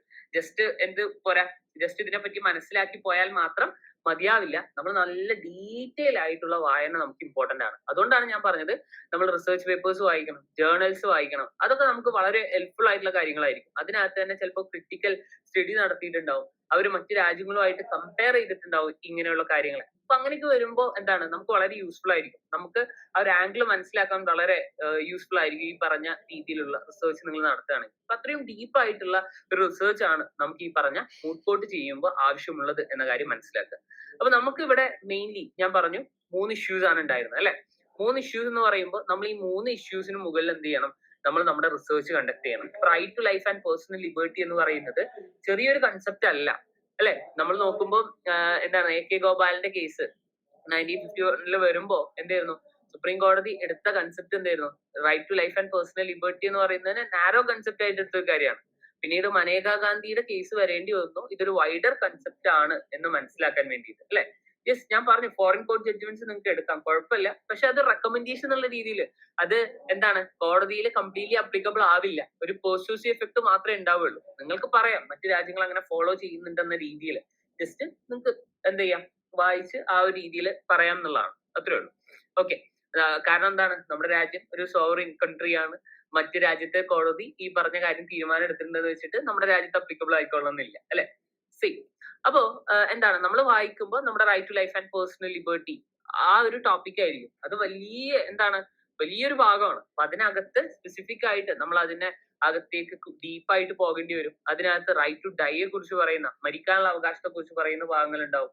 അപ്പോ ആ ഒരു കൺസെപ്റ്റ് നമ്മൾ ഡീറ്റെയിൽഡ് ആയിട്ട് മനസ്സിലാക്കണം. അപ്പോ പല കേസുകളിലൂടെ ആയിട്ട് ഇപ്പൊ നമ്മൾ നോക്കിക്കഴിഞ്ഞാൽ 75 വർഷമായി ഇന്ത്യൻ ഭരണഘടന വന്നിട്ട്, അല്ലെ? അപ്പൊ ഈ 75 വർഷത്തിനിടയിൽ വെച്ച് സുപ്രീം കോടതിയും മറ്റ് ഹൈക്കോടതികളൊക്കെ ഈ പറയുന്ന right to life and personal liberty interpret ചെയ്തിട്ടുള്ള പല കാര്യങ്ങളുണ്ട്. അപ്പൊ അതിനെ നമ്മൾ അത്രയും ഡീറ്റെയിൽഡ് ആയിട്ട് മനസ്സിലാക്കി കഴിഞ്ഞാലാണ് നമുക്ക് എന്ത് ചെയ്യാൻ പറ്റുക, നമ്മുടെ ആർഗ്യുമെന്റ്സ് ആ ഒരു രീതിയിൽ മുന്നോട്ട് കൊണ്ടുപോകാൻ വേണ്ടി സാധിക്കും. അപ്പൊ ഒരു ഡീപ്പായിട്ടുള്ള വായന വേണ്ടി വരും. ഡി ബസ് എടുത്ത് വായിക്കേണ്ടി വരും, അല്ലെങ്കിൽ സീറോയുടെ പുസ്തകം എടുത്ത് വായിക്കേണ്ടി വരും. അപ്പൊ അവരൊക്കെ എങ്ങനെയാണ് ഈ പറഞ്ഞ right to life and personal ലിബർട്ടിയെ കണ്ടിട്ടുള്ളത് എന്ന രീതിയിലുള്ള ഒരു വായന ഉണ്ടായി കഴിഞ്ഞാൽ മാത്രമാണ് നമുക്ക് എന്ത് ചെയ്യാൻ പറ്റുക, നമുക്ക് നമ്മുടേതായിട്ടുള്ള ഒരു ഐഡിയ ഉണ്ടാക്കിയെടുക്കാൻ പറ്റുക. കാരണം നമ്മൾ ആകെ പഠിച്ചിട്ടുണ്ടാവുക article 21 right to life and personal liberty, അല്ലെ? ആ ഒരു ഐഡിയ മാത്രമേ നമുക്ക് ഉണ്ടാവുകയുള്ളൂ. അതിനപ്പുറത്തേക്ക് എന്താണ് ഈ പറയുന്ന ആർട്ടിക്കിൾ 21 എന്ന് പറയുന്നത് വലിയൊരു കൺസെപ്റ്റ് ആണ്. അതിനെക്കുറിച്ച് നമ്മൾ അറിയണം. അതേപോലെ തന്നെയാണ് right to freedom of religion എന്ന് പറയുന്നത്. അതിനകത്തും കുറെ കൺസെപ്റ്റുകൾ വരുന്നുണ്ട്. എസെൻഷ്യൽ റിലീജിയസ് പ്രാക്ടീസ് എന്താണ്, അതിന് ഫോളോ ചെയ്യേണ്ട റൂൾസ് എന്തൊക്കെയാണ്, എന്തൊക്കെ കാര്യങ്ങൾ ഉണ്ടെങ്കിലാണ് കോടതിക്ക് ഒരു കാര്യത്തെ എസെൻഷ്യൽ റിലീജിയസ് പ്രാക്ടീസ് ആയിട്ട് കൺസിഡർ ചെയ്യാൻ പറ്റുക എന്നീ തുടങ്ങിയിട്ടുള്ള കുറെ കാര്യങ്ങളുണ്ട്. അപ്പൊ അതൊക്കെ നമ്മൾ അതിനെ ഡീപ്പായിട്ട് വായിച്ചു കഴിഞ്ഞാൽ മാത്രം നമുക്ക് കിട്ടാൻ പോകുന്ന കാര്യങ്ങളാണ്. അതുപോലെ തന്നെ ഈ പറഞ്ഞ അറ്റംപ്റ്റ് ടു കമ്മിറ്റ് സൂയിസൈഡിനകത്ത് ഇത് വരുമോ എന്ന കാര്യങ്ങളൊക്കെ. അപ്പൊ നമ്മൾ ഒരു ഡീറ്റെയിൽഡ് ആയിട്ടുള്ള ഒരു വായന വേണം, റിസർച്ച് വേണം. അപ്പൊ അതിന്റെ ഫലമായിരിക്കും നമ്മുടെ അടുത്ത എലമെന്റ് വരെ നമ്മുടെ ആർഗ്യുമെന്റ്സ്. ക്ലിയർ? ഓക്കെ. അപ്പോ നിങ്ങൾക്ക് എന്ത് ചെയ്യാൻ പറ്റും? എന്താണ്, നിങ്ങൾക്ക് നിങ്ങളുടെ ആർഗ്യുമെന്റ്സ് ക്രിയേറ്റ് ചെയ്യാം. അതിനകത്ത് നിങ്ങൾക്ക് ഒരു ആർഗ്യുമെന്റ് ആയിട്ട് കൊണ്ടുവരാൻ പറ്റുന്നതാണ്. ഇത് സദ്യയായിട്ട് എന്താണ് ഇത് ചെയ്യാൻ പറ്റുമോ എന്നുള്ളത്, ലിങ്ക് ചെയ്യാൻ പറ്റുമോ എന്നുള്ളത്, അതൊക്കെ നിങ്ങളുടെ ആർഗ്യുമെന്റ്സിനകത്ത് നിങ്ങൾക്ക് കൊണ്ടുവരാൻ പറ്റുന്ന കാര്യങ്ങളാണ്. ഓക്കെ. അപ്പൊ ഇതിനകത്ത് ആർഗ്യുമെന്റ്സ് കൊണ്ടുവരുമ്പോൾ എപ്പോഴും എന്തായിരിക്കും, എന്താണ് എന്റെ ഒരു പൊട്ടൻഷ്യൽ ആർഗ്യുമെന്റ്സ് ഉണ്ടാവുക? ഇനി ഐഡിയ നിങ്ങൾക്ക് എന്തെങ്കിലും പറയാൻ പറ്റുമോ? നിങ്ങളൊരു പെറ്റീഷണറുടെ ഭാഗത്ത് നിന്നുള്ള ഒരാളാണെങ്കിൽ നിങ്ങളുടെ പൊട്ടൻഷ്യൽ ആയിട്ടുള്ള ആർഗ്യുമെന്റ്സ് എന്തായിരിക്കും ഈ കേസിനകത്ത്? ജസ്റ്റ് ഒരു ആർഗ്യുമെന്റ് എന്നുള്ള രീതിയിൽ ഞാൻ ചോദിക്കുകയാണ്. എന്തായിരിക്കും നിങ്ങളുടെ ആദ്യത്തെ ആർഗ്യുമെന്റ്? പെറ്റീഷണർ ആണ്, നിങ്ങളാണ് ഈ പറയുന്ന പ്രാക്ടീസിനെ ചലഞ്ച് ചെയ്ത് പോയിട്ടുള്ളത്. എന്തായിരിക്കും നിങ്ങളുടെ ഒരു ആർഗ്യുമെന്റ്? ഞാൻ എന്റേതായിട്ടുള്ള രീതിയിൽ ഞാൻ ജസ്റ്റ് ഒരു ഐഡിയ തരാൻ വേണ്ടിയിട്ട് നൽകിയിട്ടുള്ളതാണ്. It is not an essential religious practice എന്നായിരിക്കും പെറ്റീഷണർ പറയുന്നുണ്ടാവുക. ഓക്കെ. അടുത്ത പറയുന്നത് റെസ്പോണ്ടന്റ് പറയുക ഇതെന്തായിരിക്കും, അതിന് നേരെ തിരിച്ചായിരിക്കും, ഇതൊരു എസെൻഷ്യൽ റിലീജിയസ് പ്രാക്ടീസ് ആണ്. നിങ്ങൾ നോക്കിക്കഴിഞ്ഞാല് എപ്പോഴും ഈ പറഞ്ഞ റിലീജിയന്റെ കാര്യത്തിലേക്ക് കടക്കുമ്പോൾ റിലീജിയസ് പ്രാക്ടീസ് ജസ്റ്റ് ഒരു റിലീജിയസ് പ്രാക്ടീസ് ആയാൽ പോരാ, അല്ലെ? ഇപ്പൊ നിങ്ങള് ഇപ്പോ എന്താ പറയാ, നമ്മുടെ ടെമ്പിൾ എൻട്രി, ശബരിമലയിലെ ടെമ്പിൾ എൻട്രി ഒരു എക്സാമ്പിൾ ആയിട്ട് എടുക്കുകയാണെങ്കിൽ അവിടെ എന്താണ്, അതൊരു റിലീജിയസ് പ്രാക്ടീസ് ആണ്. പക്ഷെ കോടതി അത് എന്തുകൊണ്ട് ഒരു റിലീജിയസ് പ്രാക്ടീസ് ആയിട്ട് എടുത്തില്ല? ബിക്കോസ് അവിടെ ഒരു എസെൻഷ്യൽ റിലീജിയസ് പ്രാക്ടീസ് എന്ന് പറയുന്ന ഒരു ഡോക്ടറിനെ അവിടെ ഓൾറെഡി കോടതി ഉണ്ടാക്കി വെച്ചിട്ടുണ്ട് നേരത്തെ. ആ ഡോക്ടറിൻ അല്ലെങ്കിൽ ആ പറയുന്ന ടെസ്റ്റ് ഫോളോ ചെയ്ത് വരുന്ന എന്താണ് പ്രാക്ടീസസിന് മാത്രമേ നമ്മൾ എസെൻഷ്യൽ റിലീജിയസ് പ്രാക്ടീസ് ആയിട്ട് കൺസിഡർ ചെയ്യുള്ളൂ. അപ്പൊ നമ്മൾ എന്ത് ചെയ്യും, നമ്മൾ ആ ടെസ്റ്റിനെ കുറിച്ച് പഠിക്കും. അതിനെ വെച്ചിട്ടുകൊണ്ടായിരിക്കും നമ്മുടെ ആദ്യത്തെ ആർഗ്യുമെന്റ്സ് എല്ലാം വരിക, ഇത് എസെൻഷ്യൽ റിലീജിയസ് പ്രാക്ടീസ് ആണ് എന്ന് പറയാനും ഒരു റീസൺ ഉണ്ടാവും, എസെൻഷ്യൽ റിലീജിയസ് പ്രാക്ടീസ് അല്ല എന്ന് പറയാനും റീസൺ ഉണ്ടാവും. ഇതെല്ലാം നമുക്ക് ഒരേ സ്ഥലത്ത് തന്നെ കിട്ടും, അല്ലെ? അതുകൊണ്ടാണല്ലോ ഒരു കേസിന് എപ്പോഴും രണ്ട് ഭാഗമുള്ളത്. രണ്ട് ഭാഗത്തും ആർഗ്യുമെന്റ്സിന് ഒരു കുറവുണ്ടാവില്ല. നിങ്ങൾ എത്ര ഡീപ്പായിട്ട് വായിക്കുന്നോ അതിനനുസരിച്ചുകൊണ്ട് നിങ്ങൾക്ക് രണ്ട് ഭാഗത്തെ ആർഗ്യുമെന്റ് കിട്ടും എന്നുള്ളതാണ്. അടുത്ത സ്വാഭാവികമായിട്ട് വരാൻ വേണ്ടി പോകുന്നത് it is violative of article 21. അടുത്ത് പറയും it's not violative of fundamental right. May be നിങ്ങൾക്ക് ഫണ്ടമെന്റൽ റൈറ്റിനെ വയലേറ്റ് എന്നുള്ള രീതിയിൽ എടുക്കാം, അല്ലെങ്കിൽ ആർട്ടിക്കിൾ 21 സ്പെസിഫിക് ആയിട്ട് എടുക്കാം, ഡിപ്പെൻസ്. ഓക്കെ. അതിനകത്ത് തന്നെ നിങ്ങൾക്ക് എന്ത് ചെയ്യാം, വേറെ ആർട്ടിക്കിൾസ് വരുന്നുണ്ടെങ്കിൽ ആ ഒരു രീതിയിലേക്ക് കൊണ്ടുവരാം. അതായത് റൈറ്റ് ടു റിലീജിയനെ കൊണ്ടുവരാം, റൈറ്റ് ടു ലൈഫിനെ കൊണ്ടുവരാം, റൈറ്റ് ടു ഡൈ കൊണ്ടുവരാം. അതായത് ഓൾറെഡി സുപ്രീം കോടതി പറഞ്ഞ കാര്യമാണ് right to life does not include right to die, അല്ലെ? അതേ സമയത്ത് അരുണ ഷാംബോഗിന്റെ കേസ് വന്നു, അതിനകത്ത് എന്തായി, നമ്മള് ഈ പറയുന്ന പാസീവ് യുത്തനീഷ്യ എന്ന കൺസെപ്റ്റ് ലീഗലൈസ് ചെയ്തു. അതെ. അപ്പൊ ഇതൊക്കെ നിങ്ങൾക്ക് എന്ത് ചെയ്യാൻ പറ്റും, ഇതുമായിട്ട് കണക്ട് ചെയ്യാൻ പറ്റും. അതേപോലെ തന്നെ ഈ പറഞ്ഞ സതിയുടെ കാര്യം നിങ്ങൾക്ക് കണക്ട് ചെയ്യാൻ പറ്റും. അപ്പൊ എത്രത്തോളം നിങ്ങൾക്ക് എന്ത് ചെയ്യാൻ പറ്റും, ഏതൊക്കെ കാര്യങ്ങളുമായിട്ട് ഇത് കണക്ട് ചെയ്യാൻ പറ്റും എന്നുള്ളത് നിങ്ങളുടെ ഡിസ്കഷനിൽ വരാൻ പോകുന്ന കാര്യങ്ങളാണ്. നിങ്ങൾ ഇതിനെക്കുറിച്ച് ഡിസ്കസ് ചെയ്ത് നിങ്ങൾ ഇത് വായിച്ച് മനസ്സിലാക്കുമ്പോൾ നിങ്ങൾക്ക് ഇതിന് കിട്ടാൻ പോകുന്ന ആംഗിൾ വേറെ തന്നെ ഒരു ആംഗിൾ ആയിരിക്കും. അപ്പൊ ഞാന് എന്താ പറയാ, എന്റെ ഒരു ഐഡിയ വെച്ച് ജസ്റ്റ് ഉണ്ടാക്കിയിട്ടുള്ള ഒരു ബേസിക് ആർഗ്യുമെന്റ്സ് മാത്രമാണ് അല്ലെ, ജസ്റ്റ് 2-3 പോയിന്റ്സ് മാത്രമേ ഉള്ളൂ. പക്ഷെ നമ്മളിത് തയ്യാറാക്കുമ്പോൾ ഇങ്ങനെയൊന്നും അല്ല.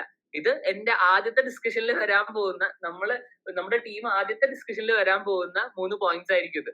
ഞാനത് ജസ്റ്റ് ഇവിടെ കൊടുത്തു എന്നുള്ള മാത്രമേ ഉള്ളൂ. അപ്പൊ നമ്മൾ ഇത് ഡീറ്റെയിൽഡ് ആയിട്ട് ഡിസ്കസ് ചെയ്ത് പോകുമ്പോൾ അല്ലെങ്കിൽ അതിനെ കുറിച്ച് വായിച്ചു വരുമ്പോൾ അതിൽ നമ്മുടെ അണ്ടർസ്റ്റാൻഡിങ്ങും നമ്മുടെ ആർഗ്യുമെന്റ്സും വേറെ രീതിയിലായിരിക്കും. ഇതൊന്ന് റെഡി ആയി കഴിഞ്ഞാൽ നമ്മൾ സ്വാഭാവികമായിട്ട് നമ്മുടെ അടുത്ത ജോലിയിലേക്ക് കടക്കും. That is drafting. ഡ്രാഫ്റ്റിംഗ് ആണ് അടുത്ത സ്റ്റേജ് എന്ന് പറയുന്നത്. സോ ഞാന് ഒരു മിനിറ്റ് ഞാൻ നിങ്ങൾക്ക് അടുത്തൊരു പ്രസന്റേഷൻ കാണിച്ചു തരാം. സോ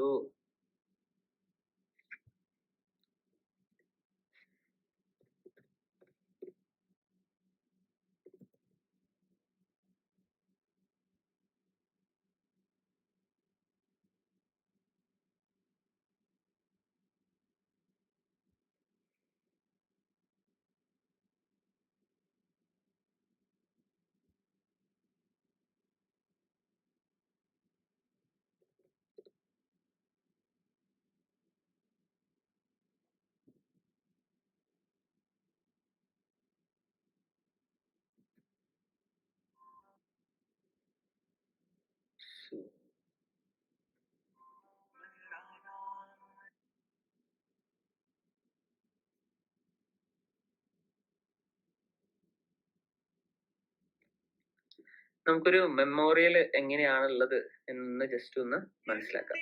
1 മിനിറ്റ്, ഞാനത് ഫോൾഡർ ഒന്ന് എടുക്കട്ടെ. ഇതുവരെ പറഞ്ഞ കാര്യങ്ങളിൽ ആർക്കെങ്കിലും എന്തെങ്കിലും സംശയം ഉണ്ടോ?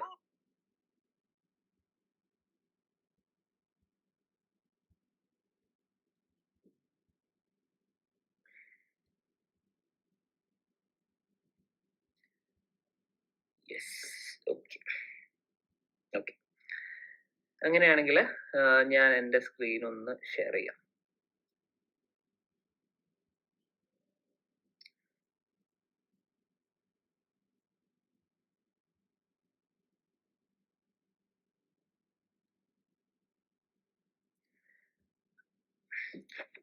സ്ക്രീൻ കാണുന്നുണ്ടല്ലോ അല്ലെ? Yes, okay.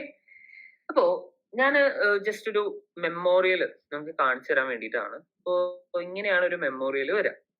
ഇത് ഓരോ കോളേജസും അവർ നൽകുന്ന അവരുടെ റൂൾസിനനുസരിച്ച് മാറ്റങ്ങൾ ഉണ്ടാവും കേട്ടോ. അപ്പൊ അതുകൊണ്ടാണ് ഞാൻ ആദ്യം തന്നെ നിങ്ങളോട് പറഞ്ഞത് റൂൾസ് നിങ്ങൾ വായിക്കണം എന്ന്. റൂൾസ് വെച്ചുകൊണ്ട് ഇതിനകത്ത് മാറ്റങ്ങൾ ഉണ്ടാവും. അപ്പൊ ഇതിനകത്ത് ഇത് പെറ്റീഷണറുടെ ഒരു മെമ്മോറിയൽ ആണ്, അല്ലെങ്കിൽ അപ്പലന്റ് ആണ് ഇവർ കൊടുത്തിട്ടുള്ളത്. അപ്പലന്റ് ആണ്. അപ്പോ സാധാരണ രീതിയിൽ എല്ലാ മൂട്ടുകളിലും അവരുടെ റൂൾസ് കൃത്യമായിട്ട് പറയും. എന്താണ്, പെറ്റീഷണറുടെ അല്ലെങ്കിൽ അപ്പലന്റിന്റെ ഫ്രണ്ട് പേജ് ബ്ലൂ കളർ ആയിരിക്കണം ആൻഡ് റെസ്പോണ്ടന്റിന്റെ റെഡ് കളർ ആയിരിക്കണം. അപ്പൊ നമുക്ക് ആദ്യം എന്ത് ചെയ്യാം, പെറ്റീഷണറുടേത് ഒന്ന് നോക്കാം അല്ലെ. ഇതിനകത്ത് ഇവിടെ ഈ സൈഡിൽ ഇവർ നൽകിയിട്ടുള്ളത് ഇവരുടെ ടീം കോഡാണ്. സാധാരണ രീതിയിൽ എല്ലാ മൂട്ടിലും ഈ ഒരു സൈഡിലായിരിക്കും അവരുടെ ടീം കോഡ് അവർ കൊടുക്കുക. അതുപോലെ തന്നെ ഇത് ഏതാണ് മൂട്ട് കോർട്ട്, ആ മൂട്ട് കോർട്ടിന്റെ പേര് നമ്മൾ നൽകണം. അതുപോലെ തന്നെ ഏത് കോടതിയിലാണ് ഈ കേസ് നടക്കുന്നത് എന്ന കാര്യം നൽകിയിരിക്കണം. പിന്നീട് ഈ കേസുമായി ബന്ധപ്പെട്ട നമ്പേഴ്സ് എന്തെങ്കിലും അവർ നൽകിയിട്ടുണ്ടെങ്കിൽ അത് നിങ്ങൾ കൊടുക്കുക. ആൻഡ് പാർട്ടീസ് ഉണ്ടെങ്കിൽ അത് നിങ്ങൾ കൊടുക്കുക. ഇവിടെ തന്നെ നിങ്ങൾ നോക്കിക്കഴിഞ്ഞാൽ there are 4 cases. ഈ 4 cases കമ്പൈൽ ചെയ്തിട്ടാണ് ഒരു കേസാക്കി ഈ കോടതിയുടെ മുന്നിലേക്ക് ഈ കേസ് വന്നിട്ടുള്ളത് അല്ലെ. ഡിപ്പെൻസ്, അത് ഓരോന്നിനനുസരിച്ച് മാറ്റങ്ങൾ ഉണ്ടായേക്കാം. ഞാൻ പറഞ്ഞു ഓരോ കേസിന്റെയും പ്രോബ്ലംസ് വായിക്കുമ്പോഴാണ് നമുക്കൊരു ഐഡിയ കിട്ടുക എന്താണ് എന്നുള്ളത്. ഓക്കെ, അപ്പൊ ഇതിനകത്ത് 4 കേസസ് ആണ് വന്നിട്ടുള്ളത്. സോ 4 കേസസ് എന്ന് പറയുമ്പോൾ ഇവിടെ state of Airvon versus Elizabeth Brown, അതുപോലെ തന്നെ അവരുടെ ഇടയിൽ തന്നെ പല കേസുകളും വരുന്നുണ്ട്. ടോട്ടൽ 4 കേസസിനെ കമ്പൈൽ ചെയ്തിട്ടാണ് ഒറ്റ കേസാക്കിയിട്ടുള്ളത്. അതൊക്കെ ഫാക്ടിനകത്ത് തന്നെ പറഞ്ഞിട്ടുണ്ടാവും. അതിനെ ബേസ് ചെയ്തിട്ടാണ് അവർ ഇതിലെ പാർട്ടീസിനെ കണ്ടെത്തിയിട്ടുള്ളത്. അതുപോലെ തന്നെ താഴെ കൃത്യമായിട്ട് എഴുതണം ആർക്ക് വേണ്ടിയിട്ടുള്ള മെമ്മോറിയൽ ആണ്, മെമ്മോറിയൽ ഫോർ ദ അപ്പലന്റ്, അത് അപ്പലന്റിന് വേണ്ടിയിട്ടുള്ള മെമ്മോറിയൽ ആണ്. ആദ്യത്തെ ഭാഗം എന്ന് പറഞ്ഞു കഴിഞ്ഞാൽ ടേബിൾ ഓഫ് കണ്ടന്റ്സ് ആണ്. അതിനകത്ത് നമ്മൾ എന്തൊക്കെ കാര്യങ്ങളാണോ ഇതിനകത്ത് ഡീൽ ചെയ്തിട്ടുള്ളത് അതെല്ലാം കൃത്യമായിട്ട് വേണം. ടേബിൾ ഓഫ് അതോറിറ്റീസ് വേണം, സ്റ്റേറ്റ്മെന്റ് ഓഫ് ഫാക്ട്സ്, ഇങ്ങനെ കാര്യങ്ങളൊക്കെ നമ്മൾ മെൻഷൻ ചെയ്തിട്ടുണ്ടാവും. ഇതിനകത്ത് ആദ്യം വേണ്ടത് table of authorities. Table of authorities എന്ന് പറഞ്ഞു കഴിഞ്ഞാൽ നിങ്ങൾ ഈ മൂട്ടിന് പ്രിപ്പയർ ചെയ്യാൻ വേണ്ടി എന്തെല്ലാം കാര്യങ്ങൾ നിങ്ങൾ റെഫർ ചെയ്തിട്ടുണ്ട്. അത് മേ ബി സ്റ്റാറ്റ്യൂട്ട്സ് ആകാം, ഫോറിൻ ലെജിസ്ലേഷൻസ് അല്ലെ, നമ്മുടെ രാജ്യത്തുള്ള സ്റ്റാറ്റ്യൂട്ട്സ് അല്ലാണ്ട് തന്നെ അവരെന്ത് ചെയ്തിട്ടുണ്ട്, മറ്റ് രാജ്യങ്ങളിലുള്ള സ്റ്റാറ്റ്യൂട്ട്സ് അവർ നോക്കിയിട്ടുണ്ട്. അതുപോലെ തന്നെ കേസുകൾ ഉണ്ടാവും അല്ലെ. ഇപ്പൊ ഈ ഒരു കേസിന് വേണ്ടി മാത്രം അവര് ഈ ഒരു പാർട്ടില്, അതായത് ഈ പറഞ്ഞ അപ്പലൻ പാർട്ടിന് മാത്രമായിട്ട് 92 കേസസ് ആണ് അവർ റെഫർ ചെയ്തിട്ടുള്ളത്. ക്ലിയർ? അതായത് 92 കേസസ് അവര് ഈ പറയുന്ന അവരുടെ ആർഗ്യുമെന്റിനകത്ത് ഇൻക്ലൂഡ് ചെയ്തിട്ടുണ്ട്. സോ നിങ്ങൾ എന്ത് ചെയ്യണം, ഇതേപോലെ കുറെ കേസുകൾ റെഫർ ചെയ്യേണ്ടി വരും. അതായത് ഈ കേസ് മുഴുവൻ ഇരുന്ന് വായിക്കണം എന്നല്ല, നിങ്ങൾക്ക് പല കാര്യങ്ങളും വായിക്കുമ്പോൾ തന്നെ അതിനകത്ത് റെഫറൻസ് ആയിട്ട് കൊടുത്തിട്ടുണ്ടാവും. ഈ കേസിൽ നിന്ന് റെഫർ ചെയ്തിട്ടാണ് ഈ കാര്യം പറഞ്ഞിട്ടുള്ളത്. സോ ആ ഒരു കാര്യങ്ങളൊക്കെ നിങ്ങൾക്ക് സിമ്പിൾ ആയിട്ട് ചെയ്യാൻ വേണ്ടി പറ്റും. അതുപോലെ തന്നെ ഏതെങ്കിലും ട്രീറ്റീസ് ആൻഡ് കൺവെൻഷൻസ് ഇവർ ഇതിന്റെ ഭാഗമായിട്ട് റെഫർ ചെയ്തിട്ടുണ്ടെങ്കിൽ ആ കാര്യങ്ങൾ ഇൻക്ലൂഡ് ചെയ്യുക. Articles, books, commentaries, dictionaries, journals, ഈ കാര്യങ്ങളൊക്കെ നിങ്ങൾ ഇതിന്റെ ഭാഗമായിട്ട് നോക്കിയിട്ടുണ്ടെങ്കിൽ ആ കാര്യങ്ങൾ നിങ്ങൾ എന്ത് ചെയ്യണം, ഈ പറഞ്ഞ അതോറിറ്റീസിനകത്ത് ഇൻക്ലൂഡ് ചെയ്യണം. ഇനി റിപ്പോർട്ട്സ് ഉണ്ടാവും അല്ലെ, ലോ കമ്മീഷൻ റിപ്പോർട്ട് ആകാം, മറ്റ് റിപ്പോർട്ട്സ് ആകാം. ആ കാര്യങ്ങളൊക്കെ നിങ്ങളുടെ റിസർച്ച് പർപ്പസിന് എന്തെല്ലാം കാര്യങ്ങൾ നിങ്ങൾ ഉപയോഗിച്ചിട്ടുണ്ടോ അതെല്ലാം നിങ്ങൾ ഇൻക്ലൂഡ് ചെയ്യണം. അതിനകത്ത് ശ്രദ്ധിക്കേണ്ട കാര്യം, ഏതൊക്കെ കാര്യങ്ങൾ നിങ്ങൾ ഉപയോഗിച്ചു എന്ന് പറയുന്നുണ്ടോ അത് വെറുതെ തള്ളിയാൽ മാത്രം പോരാ, എന്താണെന്ന് അറിയണം. ചിലപ്പോ ചോദിക്കും, ഓക്കെ, ഇപ്പൊ ഞാൻ ഉദാഹരണമായിട്ട് പറയുകയാണെങ്കിൽ എന്താണ് MP Jain Indian constitution law 8th edition 2018 ആണ് നിങ്ങൾ റെഫർ ചെയ്തതെന്ന് പറഞ്ഞു കഴിഞ്ഞാൽ നിങ്ങളോട് ചിലപ്പോ എന്താണ് റിസർച്ചിന് പോകുമ്പോൾ റിസർച്ചറോട് ചോദിക്കും, MP ജെയിന്റെ പുസ്തകം നോക്കിയിട്ടുണ്ടായിരുന്നു അല്ലെ, ആ പുസ്തകത്തിന്റെ ചട്ടയുടെ നിറം എന്തായിരുന്നു എന്ന് വരെ ചോദിക്കും, എന്നോട് ചോദിച്ചിട്ടുണ്ട്.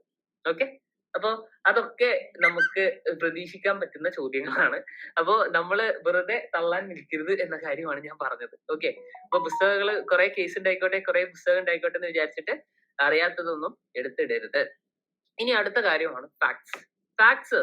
നമ്മൾ മനസ്സിലാക്കേണ്ട കാര്യം, നമ്മളെ സംബന്ധിച്ചിടത്തോളം നമുക്ക് ചിലപ്പോൾ 12 പേജുള്ള ഫാക്ട്സ് ഒക്കെ ആയിരിക്കും തന്നിട്ടുണ്ടാവുക. ഇതെല്ലാം കൂടി എഴുതാനുള്ള സ്ഥലം ഉണ്ടാവില്ല. കാരണം 25 പേജിനകത്ത് നിങ്ങൾ നിങ്ങളുടെ മെമ്മോറിയൽ തീർക്കണം എന്നായിരിക്കും സാധാരണ രീതിയിൽ ഒരു കോമ്പറ്റീഷന്റെ റൂൾസ് പറയുന്നുണ്ടാവുക. അതിനാൽ തന്നെ നിങ്ങൾ എന്തായാലും നിങ്ങളുടെ ഫാക്ട്സിലൊക്കെ ചുരുക്കി കൊടുത്താൽ മതിയാകും, ചുരുക്കി കൊടുക്കണം എന്നാണ് പറയുന്നത്. അല്ലെങ്കിൽ 14 പേജിന്റെ ഫാക്ട്സ് എഴുതി കൊടുക്കാൻ നിന്ന് കഴിഞ്ഞാൽ മെമ്മോറിയലിന്റെ പകുതി ഭാഗത്തിലേറെ ഫാക്ട്സ് കൊണ്ടുപോകും അല്ലെ.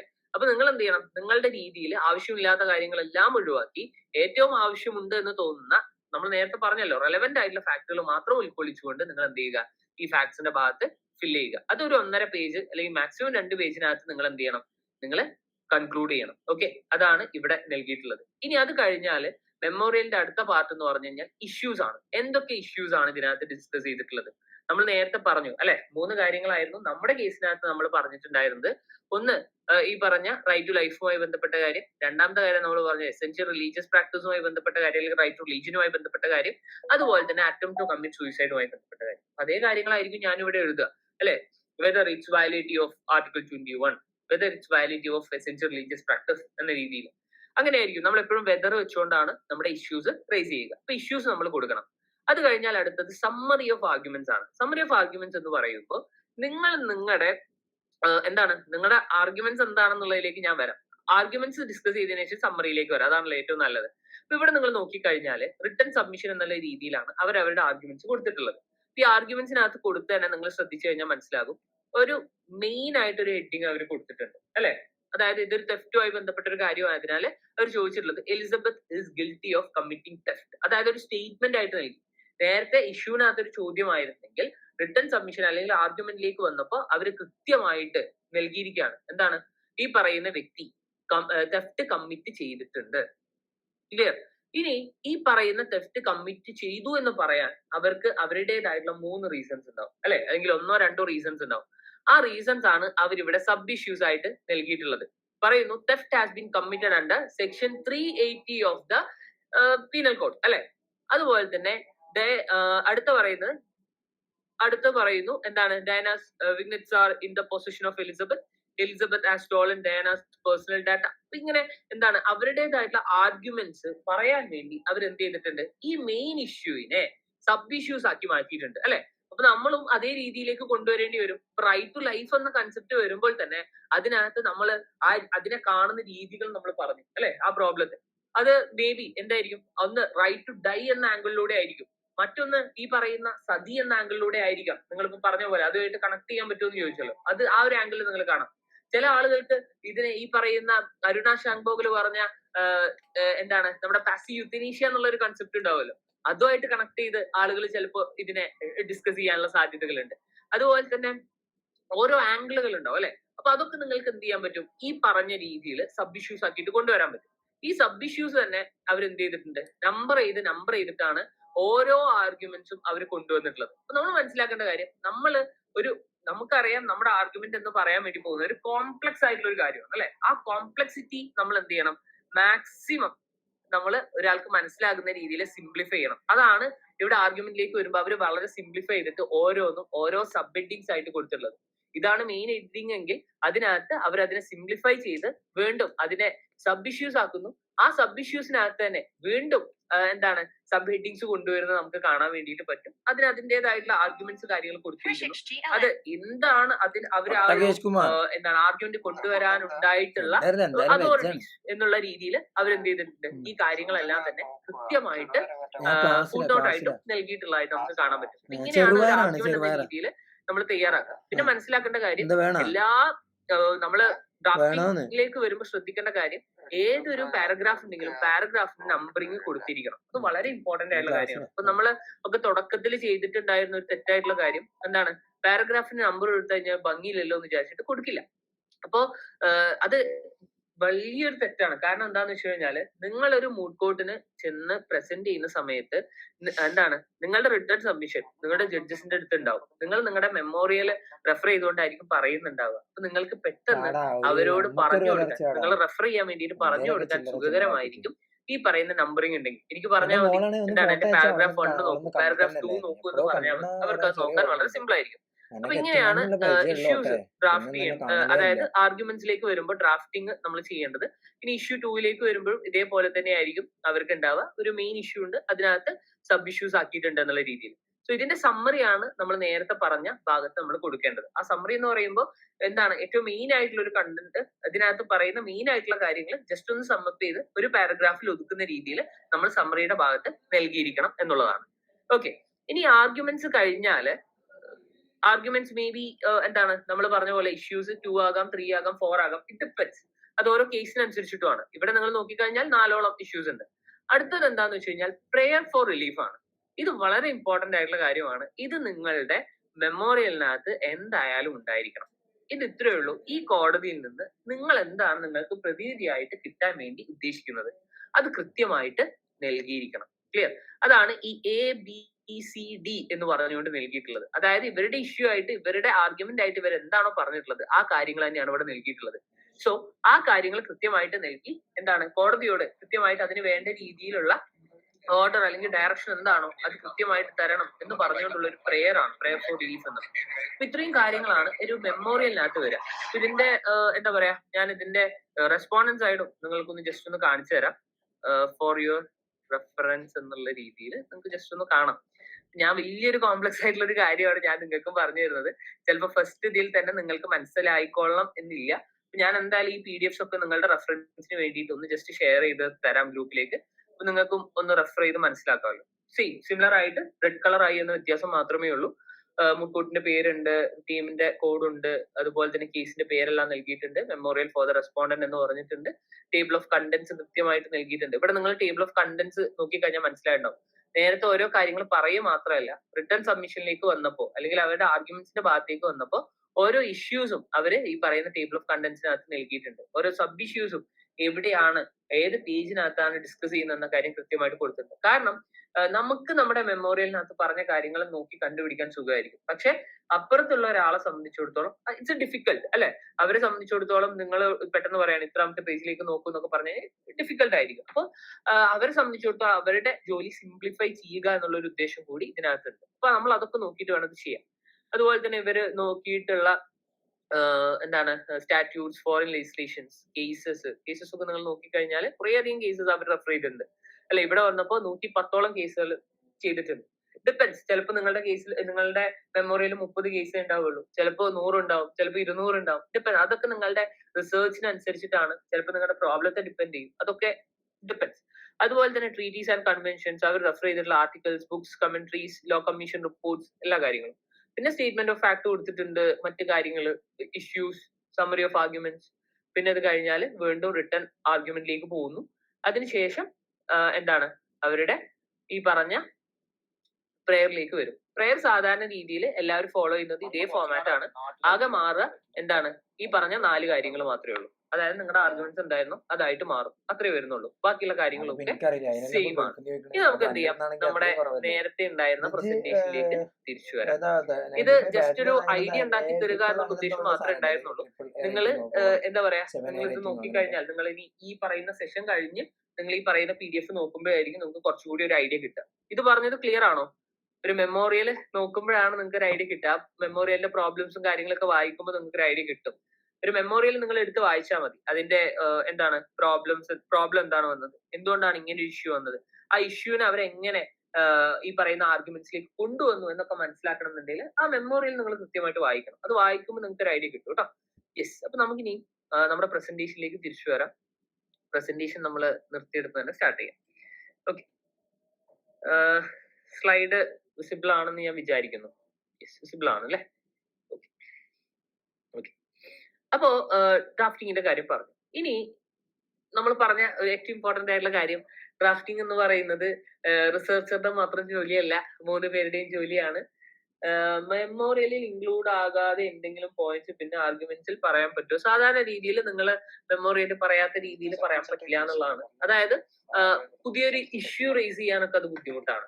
പക്ഷെ നിങ്ങളുടെ ആർഗ്യുമെന്റ്സിന് ഇടയിൽ വെച്ചുകൊണ്ട് നിങ്ങൾക്ക് പോയിന്റ് എന്നുള്ള രീതിയിൽ എക്സ്ട്രാ നിങ്ങളുടെ അടുത്തൊരു എന്താ പറയാ ഒരു നിങ്ങളുടെ ഉള്ള ഒരു ഇഷ്യൂവിൽ തന്നെ ഒരു ആർഗ്യുമെന്റ് എന്നുള്ള രീതിയിൽ വേണമെങ്കിൽ നിങ്ങൾ പുതിയതായിട്ടുള്ള ഒരു കാര്യം ഇൻക്ലൂഡ് ചെയ്യുന്നതിനകത്ത് പ്രശ്നം. പക്ഷെ ഇല്ലാത്തൊരു ഇഷ്യൂ കൊണ്ടുവരിക അതൊക്കെ ഭയങ്കര ബുദ്ധിമുട്ടായിട്ടുള്ള കാര്യമായിരിക്കും. പക്ഷെ ആർഗ്യുമെന്റ്സിനകത്ത് അത് വരുമ്പോൾ ഇഷ്യൂസ് ഒന്നും ഉണ്ടാവില്ല സാധാരണ രീതിയിൽ. ഓക്കെ, അപ്പൊ ഇല്ലാത്തൊരു ഇഷ്യൂ ഒക്കെ കൊണ്ടുവരിക എന്ന് പറഞ്ഞു കഴിഞ്ഞാൽ അത് ബുദ്ധിമുട്ടാണ്. അപ്പൊ ഞാൻ നേരത്തെ പറഞ്ഞ പോലെ തന്നെ ഇതൊരു ടീം വർക്കാണ്. തുടക്കം മുതൽ അവസാനം വരെ നമ്മൾ ടീമായിട്ട് നടക്കേണ്ട ഒരു കാര്യമാണ്. നമ്മൾ എന്ത് ചെയ്യണം, എല്ലാ ദിവസവും മീറ്റിംഗ്സ് ഒക്കെ നടത്തി നമ്മൾ 3 പേര് ചെയ്യേണ്ട ഒരു കാര്യമാണ്. ഒരിക്കലും ഒരാളുടെ തലയിൽ മാത്രം ഇടരുത്. അവന് കമ്പ്യൂട്ടർ നന്നായിട്ട് അറിയാം, അവന്റെ ടൈപ്പിംഗ് സ്പീഡ് ഭയങ്കരമാണ്, അവനെല്ലാം ചെയ്തോളും, അവനെ ഏൽപ്പിച്ചാൽ മതി. ആ രീതിയിൽ ഉള്ളതെല്ലാം മുട്ടെന്നുള്ള കാര്യം ഞാൻ ഒന്നുകൂടി ഓർപ്പിക്കുകയാണ്. ഓക്കെ, ഇനി അടുത്ത സ്റ്റേജ് എന്ന് പറഞ്ഞു കഴിഞ്ഞാൽ that is presentation stage. Presentation stage ആണ് അടുത്ത ഏറ്റവും ഇമ്പോർട്ടന്റ് ആയിട്ടുള്ള കാര്യം. അപ്പോ പ്രസന്റേഷനിലേക്ക് വരുമ്പോൾ, അതായത് മെമ്മോറിയൽ ഒക്കെ തയ്യാറാക്കി കഴിഞ്ഞാൽ നിങ്ങൾ എന്ത് ചെയ്യും, ആ മെമ്മോറിയൽ സബ്മിഷൻ ചെയ്യും. ചില സ്ഥലങ്ങളിൽ മെമ്മോറിയൽ സെലക്ഷൻ ഉണ്ടാവും. ആ മെമ്മോറിയലിനെ ബേസ് ചെയ്തിട്ടായിരിക്കും നിങ്ങളുടെ ഓറൽ റൗണ്ടിലേക്ക് സെലക്ഷൻ ഉണ്ടാവുക. അല്ലെങ്കിൽ ചില സ്ഥലങ്ങളിൽ എന്താണ് മെമ്മോറിയൽ വെച്ച് എന്താണ് മെമ്മോറിയൽ സബ്മിഷൻ മാത്രം മതി, നിങ്ങൾ എന്തായാലും ഓറൽ റൗണ്ടിലേക്ക് പോകും എന്ന രീതിയിൽ വരാറുണ്ട്. അപ്പൊ നമുക്ക് ജസ്റ്റ് ഒന്ന് നോക്കാം എന്താണ് പ്രസന്റേഷന്റെ ഭാഗത്ത് നിങ്ങൾ ശ്രദ്ധിക്കേണ്ട കാര്യം. നിങ്ങൾ ഓറൽ റൗണ്ടിലേക്ക് വരുമ്പോൾ നിങ്ങൾക്കറിയാം നടക്കാൻ വേണ്ടി പോകുന്നത് ഒരു കോർട്ട് റൂമിലാണ്, ഒരു മോക്ക് കോർട്ടാണ് അല്ലെ, അല്ലെങ്കിൽ മൂഡ് കോർട്ടാണ് എന്നാണ് നമ്മൾ പറഞ്ഞത്. പക്ഷെ നമ്മൾ മനസ്സിലാക്കേണ്ട കാര്യം, മൂഡ് കോർട്ട് ആണെങ്കിൽ പോലും ആ കോടതിക്ക് സാധാരണ കോടതിയുടെ തന്നെ എന്താ പറയാ സീരിയസ്നെസ് നമ്മൾ നൽകണം. സാധാരണ ഒരു ഇതൊക്കെ എന്താണ് നമ്മൾ റോൾ പ്ലേ ചെയ്യല്ലേ എന്ന വിധത്തിൽ ഇതിനെ എടുക്കരുത്. നിങ്ങൾ ഒരു മൂഡ് കോർട്ട് പ്രസന്റ് ചെയ്യുമ്പോൾ നിങ്ങൾ അഡ്വക്കേറ്റ്സ് ആണ്, നിങ്ങൾ ലോ സ്റ്റുഡന്റ് ആണെന്നുള്ളത് ആണ് റിയാലിറ്റി എങ്കിൽ പോലും ആ കോടതിയിൽ നിങ്ങൾ എന്താണ്, നിങ്ങൾ അഡ്വക്കേറ്റ് ആണ്. You are representing your client. Okay, and നിങ്ങളുടെ ഫ്രണ്ടിൽ ഇരിക്കുന്ന ജഡ്ജസ് മേ ബി ചില സ്ഥലങ്ങളിൽ മേ ബി സ്കോളേഴ്സ് ആവാം അല്ലെ, ചില സ്ഥലങ്ങളിൽ സ്കോളേഴ്സ് ആയിരിക്കുന്നുണ്ടാവും, ചിലപ്പോൾ ടീച്ചേഴ്സ് ആയിരിക്കാം, ചിലപ്പോ വക്കീലന്മാരായിരിക്കാം, ചിലപ്പോ ജഡ്ജസ് ആയിരിക്കാം, ആക്ച്വൽ ജഡ്ജസ് ആയിരിക്കാം. നമ്മള് ആ കോടതി മുറി അവര് ജഡ്ജസ് ആയിരിക്കുന്നുണ്ടെങ്കിൽ അത്രയും നേരം അവരുടെ സ്റ്റാറ്റസ് എന്തായിരുന്നു, അതല്ല. അവിടെ അവര് ജഡ്ജസിന്റെ സീറ്റിൽ ഇരിക്കുന്നുണ്ടെങ്കിൽ ദേ ആർ ദ ജഡ്ജസ്, അവർ ജഡ്ജസ് ആണ്. നമ്മൾ ക്ലാസ്സിൽ ഒരു മൂട്ട് ചെയ്യുകയാണെങ്കിൽ നമ്മൾ മനസ്സിലാക്കേണ്ട കാര്യം, നമ്മുടെ സുഹൃത്ത് ഇപ്പോ നമ്മുടെ എന്താ പറയാ കരിക്കുലത്തിന്റെ ഭാഗമായിട്ട് ചെയ്യുന്ന മൂട്ടിന്റെ കാര്യം ഞാൻ പറഞ്ഞു. നമ്മുടെ ഫ്രണ്ടിൽ ഇരിക്കുക ചിലപ്പോൾ നമ്മുടെ ക്ലാസ്സിലെ തന്നെ സ്റ്റുഡൻസ് ആയിരിക്കും അല്ലെ, നമ്മുടെ ഫ്രണ്ട്സ് ആയിരിക്കും, നമ്മുടെ ടീംമേറ്റ്സ് ആയിരിക്കും ജഡ്ജായിട്ട് ഇരിക്കുന്നുണ്ടാവുക. നമ്മൾ മനസ്സിലാക്കേണ്ട കാര്യം, കോർട്ട് റൂമിൽ കയറി കഴിഞ്ഞാൽ അവര് ജഡ്ജസ് ആണ്. ഓക്കെ, അവർ അത്രയും നേരം ഉണ്ടായിരുന്ന നമ്മുടെ സുഹൃത്തുക്കളോ ഒന്നും അല്ല, നമ്മള് വക്കീലന്മാരും അവര് ജഡ്ജസ് ആണ്. അപ്പൊ ആ ഒരു സീരിയസ്നെസ് അവിടെ ഉണ്ടായിരിക്കണം. ക്ലിയർ? അതുപോലെ തന്നെ ആ കോടതിയിൽ നമ്മൾ അങ്ങോട്ടും ഇങ്ങോട്ടും സംസാരിച്ചു കഴിഞ്ഞാൽ അത് ശരിയായിട്ടുള്ള ഒരു കാര്യമാണ് അല്ല. അപ്പൊ നമ്മൾ ടീമായിട്ടിരിക്കുമ്പോൾ നമ്മൾ മനസ്സിലാക്കേണ്ട കാര്യം, നമ്മൾ അങ്ങോട്ടും ഇങ്ങോട്ടുള്ള സംസാരങ്ങളൊന്നും ഉണ്ടാകാൻ വേണ്ടിയിട്ട് പാടില്ല. നിങ്ങൾക്ക് എന്തെങ്കിലും കാര്യങ്ങൾ ഉണ്ടെങ്കിൽ നമ്മൾ എന്ത് ചെയ്യുക, ഒരു പേപ്പറിൽ എഴുതിയിട്ട് നമ്മുടെ ടീംമേറ്റിന് കൊടുക്കുക. അതേ കാര്യം തന്നെ ഒരു ടീംമേറ്റ് പ്രസന്റ് ചെയ്തുകൊണ്ടിരിക്കുകയാണ്, അയാൾക്കൊരു ചോദ്യത്തിന് ഉത്തരം കിട്ടുന്നില്ല, നമ്മൾ എന്താ ചെയ്യേണ്ടത്? നമ്മൾ ചെയ്യേണ്ട കാര്യം ഒരു പേപ്പറിൽ എഴുതുക, പേപ്പറിൽ എഴുതിയിട്ട് നമ്മുടെ ടീംമേറ്റിന് പാസ് ചെയ്ത് കൊടുക്കുക, അയാൾ അത് വെച്ച് ആൻസർ ചെയ്യട്ടെ. മനസ്സിലായോ? അതാണ് ഇപ്പൊ ഞാൻ പ്രസന്റ് ചെയ്യുമ്പോൾ നേരത്തെ പറഞ്ഞ എന്റെ ടീം ചെയ്യുന്ന കാര്യം എന്താണ്, എനിക്ക് ഉത്തരം കിട്ടുന്നില്ല എന്നുണ്ടെങ്കിൽ ഉത്തരം മുട്ടിക്കഴിഞ്ഞാൽ അവരെന്നെ സപ്പോർട്ട് ചെയ്യണം. അവരെങ്ങനെ സപ്പോർട്ട് ചെയ്യാം? പേപ്പറിൽ അവർക്ക് അറിയുന്ന ആൻസർ എഴുതിയിട്ട് ഇങ്ങനെ പറയാന്നുള്ള രീതിക്ക് എനിക്ക് പേപ്പർ തരും, ഞാൻ അത് വെച്ചുകൊണ്ട് ആൻസർ ചെയ്യും. ആ ഒരു ടീം വർക്ക് അവിടെയാണ് വരേണ്ടത്. അതുപോലെ തന്നെ പിന്നെ ഏറ്റവും ഇമ്പോർട്ടന്റ് ആയിട്ടുള്ള കാര്യം, നിങ്ങൾ നിങ്ങളുടെ ആർഗ്യുമെന്റ്സ്, ഞാൻ ആർഗ്യുമെന്റ്സിന്റെ കാര്യങ്ങൾ എന്തൊക്കെയാണ് പറയേണ്ടത്, എങ്ങനെയൊക്കെയാണ് പറയേണ്ടത് എന്ന രീതിയിലേക്ക് അതിലേക്ക് ഞാൻ വരുന്നുണ്ട്. അതിന് മുൻപായിട്ട് ജനറൽ ആയിട്ടുള്ള കുറച്ച് കാര്യങ്ങളാണ്. ആദ്യത്തെ കാര്യം എന്താണ്, നിങ്ങളോട് ഒരു ചോദ്യം ചോദിച്ചു കഴിഞ്ഞാൽ നിങ്ങൾ വളരെ എന്താണ് റെസ്പെക്ട്ഫുള്ളി ആൻഡ് പൊളൈറ്റ് ആയിട്ട് വേണം ആൻസർ ചെയ്യാൻ. ആൻസർ ചെയ്യുമ്പോൾ മാത്രമല്ല, നിങ്ങൾ നിങ്ങളുടെ കേസ് പ്രസന്റ് ചെയ്യുമ്പോൾ പോലും നിങ്ങൾ വളരെ റെസ്പെക്ട്ഫുൾ ആയിട്ട് വളരെ പൊളൈറ്റ് ആയിട്ട് വേണം കേസ് പ്രസന്റ് ചെയ്യാൻ. ഒരിക്കലും ഒരു റഷ്യന്റെ ആവശ്യമില്ല. അതേപോലെ തന്നെ എന്താ പറയാ, നിങ്ങൾ വളരെ കൂളായിട്ട് ഒരു കേസ് പ്രസന്റ് ചെയ്യുക എന്ന ഉദ്ദേശത്തിലായിരിക്കും ഇരിക്കുന്നത്. വേറെ പല കാര്യങ്ങളും നിങ്ങളുടെ മൈൻഡിലൂടെ പോകുന്നുണ്ടാവും. പക്ഷെ നിങ്ങളിപ്പോ കേസ് പ്രസന്റ് ചെയ്യുകയാണ് എന്ന ആ ഒരു ബോധ്യം നിങ്ങൾക്ക് കൃത്യമായിട്ട് ഉണ്ടാകണം. ഓക്കെ, അൺപാർലമെന്ററി വേർഡ്സ് അങ്ങനെയുള്ള കാര്യങ്ങളൊന്നും ഉപയോഗിക്കാൻ വേണ്ടി പാടില്ല എന്നർത്ഥം. അതുപോലെ തന്നെ ജഡ്ജസുമായിട്ട് ഐ കോണ്ടാക്ട് കീപ്പ് ചെയ്യണം. നിങ്ങളുടെ കയ്യിൽ നല്ല മെമ്മോറിയൽ ഉണ്ടാവും. ആ മെമ്മോറിയൽ വെച്ച് ചിലപ്പോൾ നിങ്ങൾ ഉണ്ടാക്കി റിസർച്ച് ചെയ്ത വർക്കും കാര്യങ്ങളൊക്കെ ChatGPT ഇട്ട് നല്ല അടിപൊളിയായിട്ട് ആർഗ്യുമെന്റ്സ് ഒക്കെ ആക്കി നിങ്ങൾ സെറ്റ് ചെയ്ത് വെച്ചിട്ടുണ്ടാവും. ചിലപ്പോൾ ഞാൻ നേരത്തെ പറഞ്ഞ നരസിംഹത്തിലെ മമ്മൂട്ടി പറയുന്ന പഞ്ച് ഡയലോഗ് പോലെയൊക്കെ ഡയലോഗ് ഒക്കെ ആക്കി നിങ്ങൾ സെറ്റ് ചെയ്ത് വെച്ചിട്ടുണ്ടാവും. പക്ഷെ എന്താണ്, നമ്മൾ അത് നോക്കി വായിക്കാം എന്ന് വിചാരിച്ചു കഴിഞ്ഞാൽ അങ്ങനെ ചെയ്യരുത്, ഒരിക്കലും ചെയ്യരുത്. നമ്മൾ ആ ഒരു ഐ കോണ്ടാക്ട് എപ്പോഴും കീപ്പ് ചെയ്യാൻ വേണ്ടി ശ്രമിക്കണം. ജഡ്ജസിനെ നോക്കിയിട്ട് സംസാരിക്കണം. ക്ലിയർ? നന്നായിട്ട് നിങ്ങൾ മെമ്മോറിയൽ സെറ്റ് ആയി കഴിഞ്ഞാൽ നിങ്ങളുടേതായിട്ടുള്ള എന്ത് ചെയ്യണം, നിങ്ങളുടെ രീതിയിൽ നിങ്ങൾ അതിനെ പ്രസന്റ് ചെയ്യാൻ വേണ്ടിയിട്ട് റെഡിയാക്കണം എന്നുള്ളതാണ്. അതുപോലെ തന്നെ ഏറ്റവും ഇമ്പോർട്ടന്റ് ആയിട്ടുള്ള കാര്യം, നമ്മുടെ ഈ പറയുന്ന റൂൾസിനകത്ത് കൃത്യമായിട്ട് നിങ്ങളുടെ അറ്റയർ പറഞ്ഞിട്ടുണ്ടാവും, ഡ്രസ് കോഡ് പറഞ്ഞിട്ടുണ്ടാവും, അത് നിങ്ങൾ ഫോളോ ചെയ്യണം. ചിലപ്പോൾ പറഞ്ഞിട്ടുണ്ടാവും ബ്ലാക്ക് ടൈ ധരിക്കണം, ആ ടൈ ഇടണം എന്തായാലും. അതേപോലെ തന്നെ കോട്ട് നിർബന്ധമാണ്. അതേപോലെ തന്നെ വൈറ്റ് ഷർട്ട് എന്ന് പറഞ്ഞിട്ടുണ്ടെങ്കിൽ വൈറ്റ് ഷർട്ട് ഇടണം. ബ്ലാക്ക് പാന്റ് എന്നാണ് പറഞ്ഞിട്ടുണ്ടെങ്കിൽ ബ്ലാക്ക് പാന്റ് ഇടണം. ബ്ലാക്ക് പാന്റിന്റെ സ്ഥലത്ത് വേറെ കളർ പാന്റ് അല്ലേ ഇടേണ്ടത്. ഓക്കെ, അതുപോലെ തന്നെ ചില സമയങ്ങളിൽ നിങ്ങൾ നിങ്ങളുടെ ആർഗ്യുമെന്റ്സ് നടത്തിക്കൊണ്ടിരിക്കുന്ന സമയത്ത് സാധാരണ രീതിയിൽ ഇനീഷ്യൽ സ്റ്റേജസ് ഒക്കെ ആണെങ്കിൽ ഒരു വക്കീലിന് 15 മിനിറ്റ്, അതായത് ഒരു ടീമിന് 30 മിനിറ്റ്സ് ഒക്കെയാണ് നൽകാറുള്ളത്. അപ്പൊ 15 മിനിറ്റ് നമുക്ക് ഒരു അറ്റോർണിക്ക് ലഭിക്കുകയാണെങ്കിൽ, ഒരു അഡ്വക്കേറ്റിന് ലഭിക്കുകയാണെങ്കിൽ, നിങ്ങൾക്ക് ടൈമിനകത്ത് സംശയങ്ങളൊക്കെ വരികയാണെങ്കിൽ നിങ്ങൾക്ക് ആ ടൈം ചോദിക്കാം, കുഴപ്പമില്ല. അപ്പൊ അത് അവർ കറക്റ്റ് ആയിട്ട് കാണിക്കും. ഈ പറയുന്ന കോർട്ട് ഓഫീസേഴ്സ് നിങ്ങൾക്ക് ടൈം എത്ര ലെഫ്റ്റ് ചെയ്തിട്ടുണ്ടെന്നുള്ള കാര്യങ്ങളൊക്കെ ചെയ്യും. അപ്പൊ അതുപോലെ തന്നെ എന്താണ്, അപ്പോ ഈ പറയുന്ന ടൈമിന്റെ കാര്യം ചോദിക്കാന്നല്ല പറഞ്ഞത്, ചോദിക്കാതിരിക്കുക, അവർ കാണിക്കും എന്തായാലും. ഓക്കെ, പിന്നെ എന്താണ്, ജഡ്ജസിനോട് തിരിച്ചു ചോദ്യം ചോദിക്കുക എന്നുള്ള പരിപാടി അതൊരിക്കലും ചെയ്യരുത്. പിന്നെ എന്താണ്, നിങ്ങളുടെ ആർഗ്യുമെന്റ്സ് എന്ന് പറയുന്നത് നിങ്ങളുടെ ആർഗ്യുമെന്റ്സ് ആണ്, ഒരിക്കലും നിങ്ങളുടെ ഒപ്പീനിയൻസ് അല്ല. അതിനാൽ നിങ്ങളുടെ ആർഗ്യുമെന്റ്സിൽ നിങ്ങൾ ഉറച്ചു നിൽക്കണം. മനസ്സിലായോ?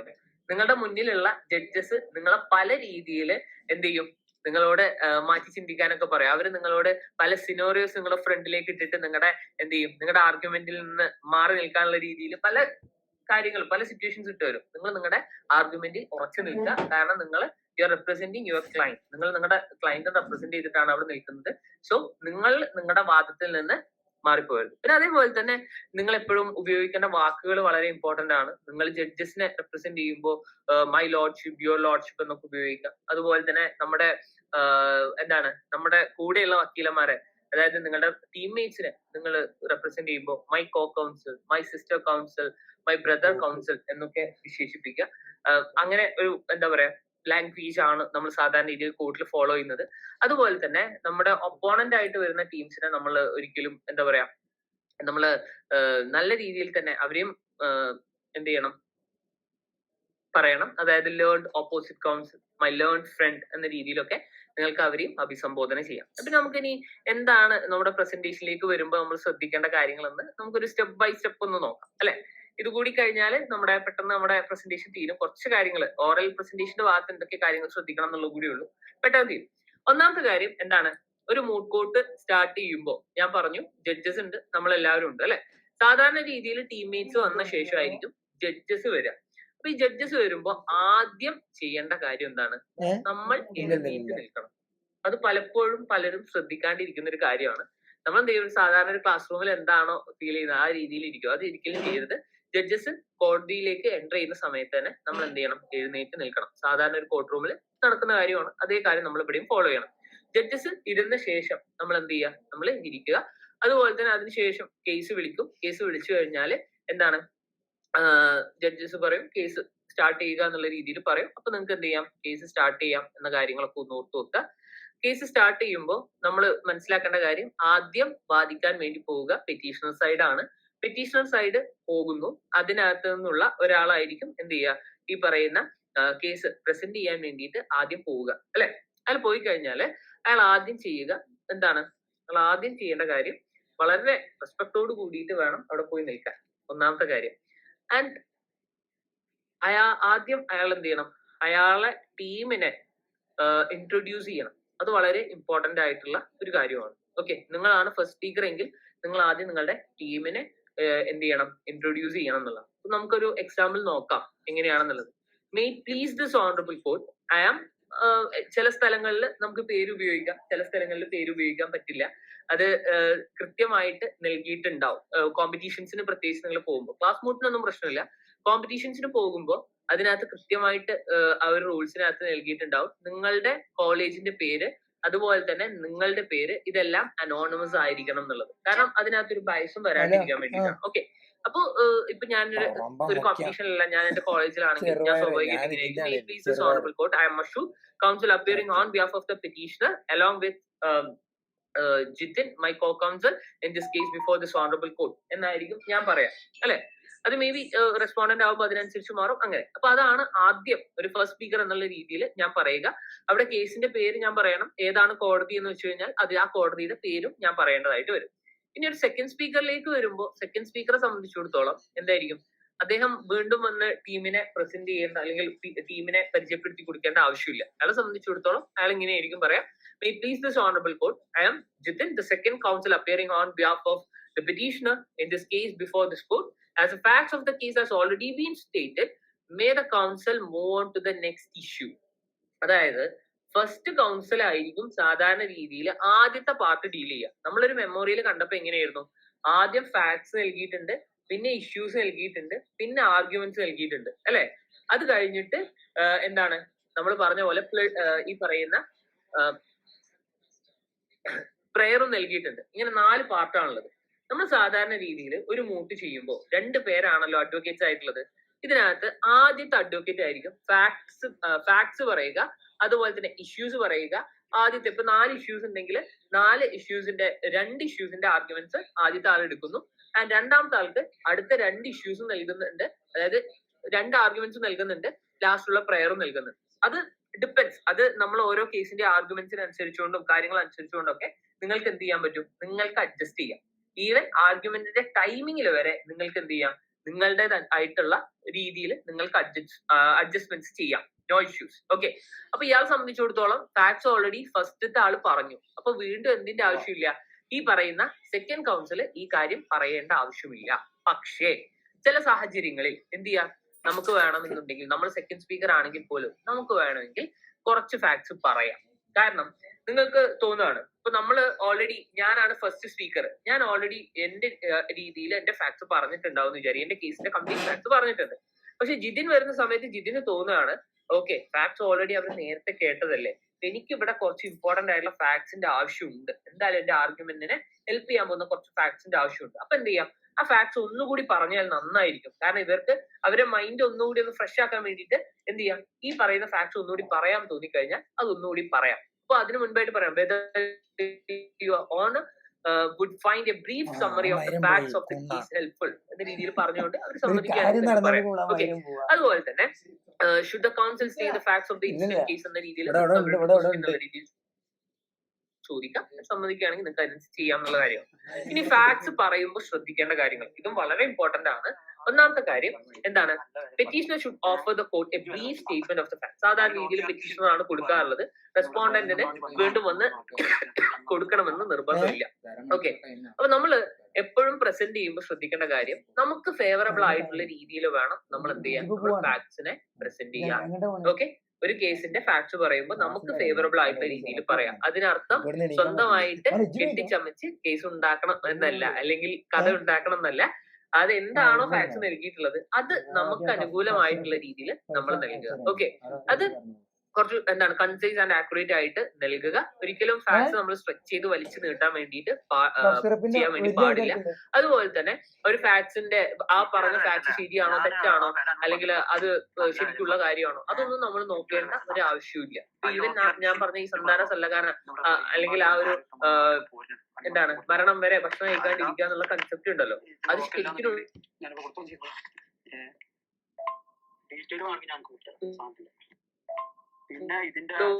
ഇല്ലേ എന്നുള്ള കാര്യം ഞാൻ നോക്കേണ്ട ആവശ്യം വരുന്നില്ല. കാര്യം സാധാരണ രീതിയിൽ നമ്മൾ എന്താണ് വീണ്ടും ഫാക്ട്സ് പറഞ്ഞ് സമയം കളയണം നിർബന്ധമില്ല. പക്ഷെ നമ്മൾ ശ്രദ്ധിക്കേണ്ട കാര്യം എന്താണ്, ഞാൻ പറഞ്ഞു നമ്മൾ എപ്പോഴും പെറ്റീഷണർ സൈഡിൽ നമ്മൾ പ്രസന്റ് ചെയ്യുമ്പോൾ എപ്പോഴും എന്തായിരിക്കും പെറ്റീഷണർ സൈഡ് അവർക്ക് ഏറ്റവും ഫേവറബിൾ ആയിട്ടുള്ള രീതിയിലായിരിക്കും ഈ പറയുന്ന ഫാക്ട്സ് പറയുക.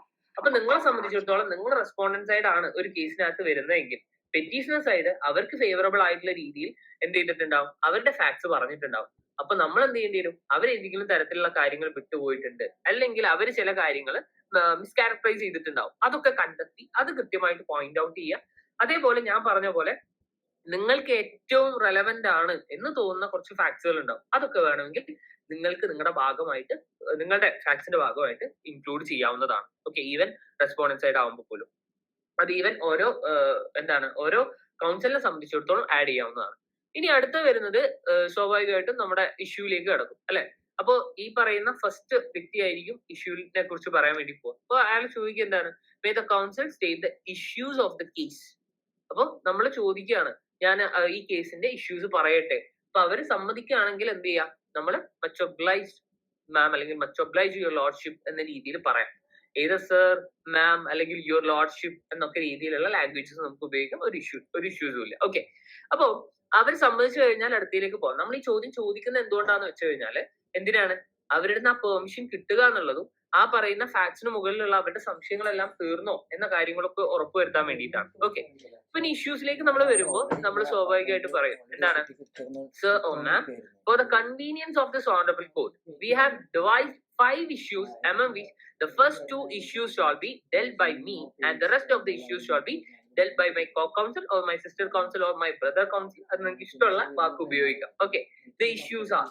അപ്പൊ എന്നിട്ട് നിങ്ങൾ നിങ്ങളുടെ ഇഷ്യൂസ് പറയാം. അതായത് ഇവിടെ പറഞ്ഞ എന്താണ്, ഈ കോടതിയുടെ കൺവീനിയൻസിന് വേണ്ടിയിട്ട് ഞങ്ങൾ എന്ത് ചെയ്തിരിക്കുന്നു, ഇവിടെ 5 ഇഷ്യൂസ് ആണുള്ളത്. ആ 5 ഇഷ്യൂസ് ഞങ്ങൾ എന്ത് ചെയ്തിരിക്കുന്നു, ഫസ്റ്റത്തെ 2 ഇഷ്യൂസ് ഞാൻ ഡീൽ ചെയ്യും ആൻഡ് ബാക്കിയുള്ള ഇഷ്യൂസ് എന്റെ കൂടെയുള്ള കൗൺസിൽ ഡീൽ ചെയ്യും. ക്ലിയർ, അതാണ് ഇവിടെ പറഞ്ഞിട്ടുള്ളത്. ആൻഡ് അതിനുശേഷം നിങ്ങൾ എന്ത് ചെയ്യുക, ഈ 5 ഇഷ്യൂസും പറയുക. ക്ലിയർ.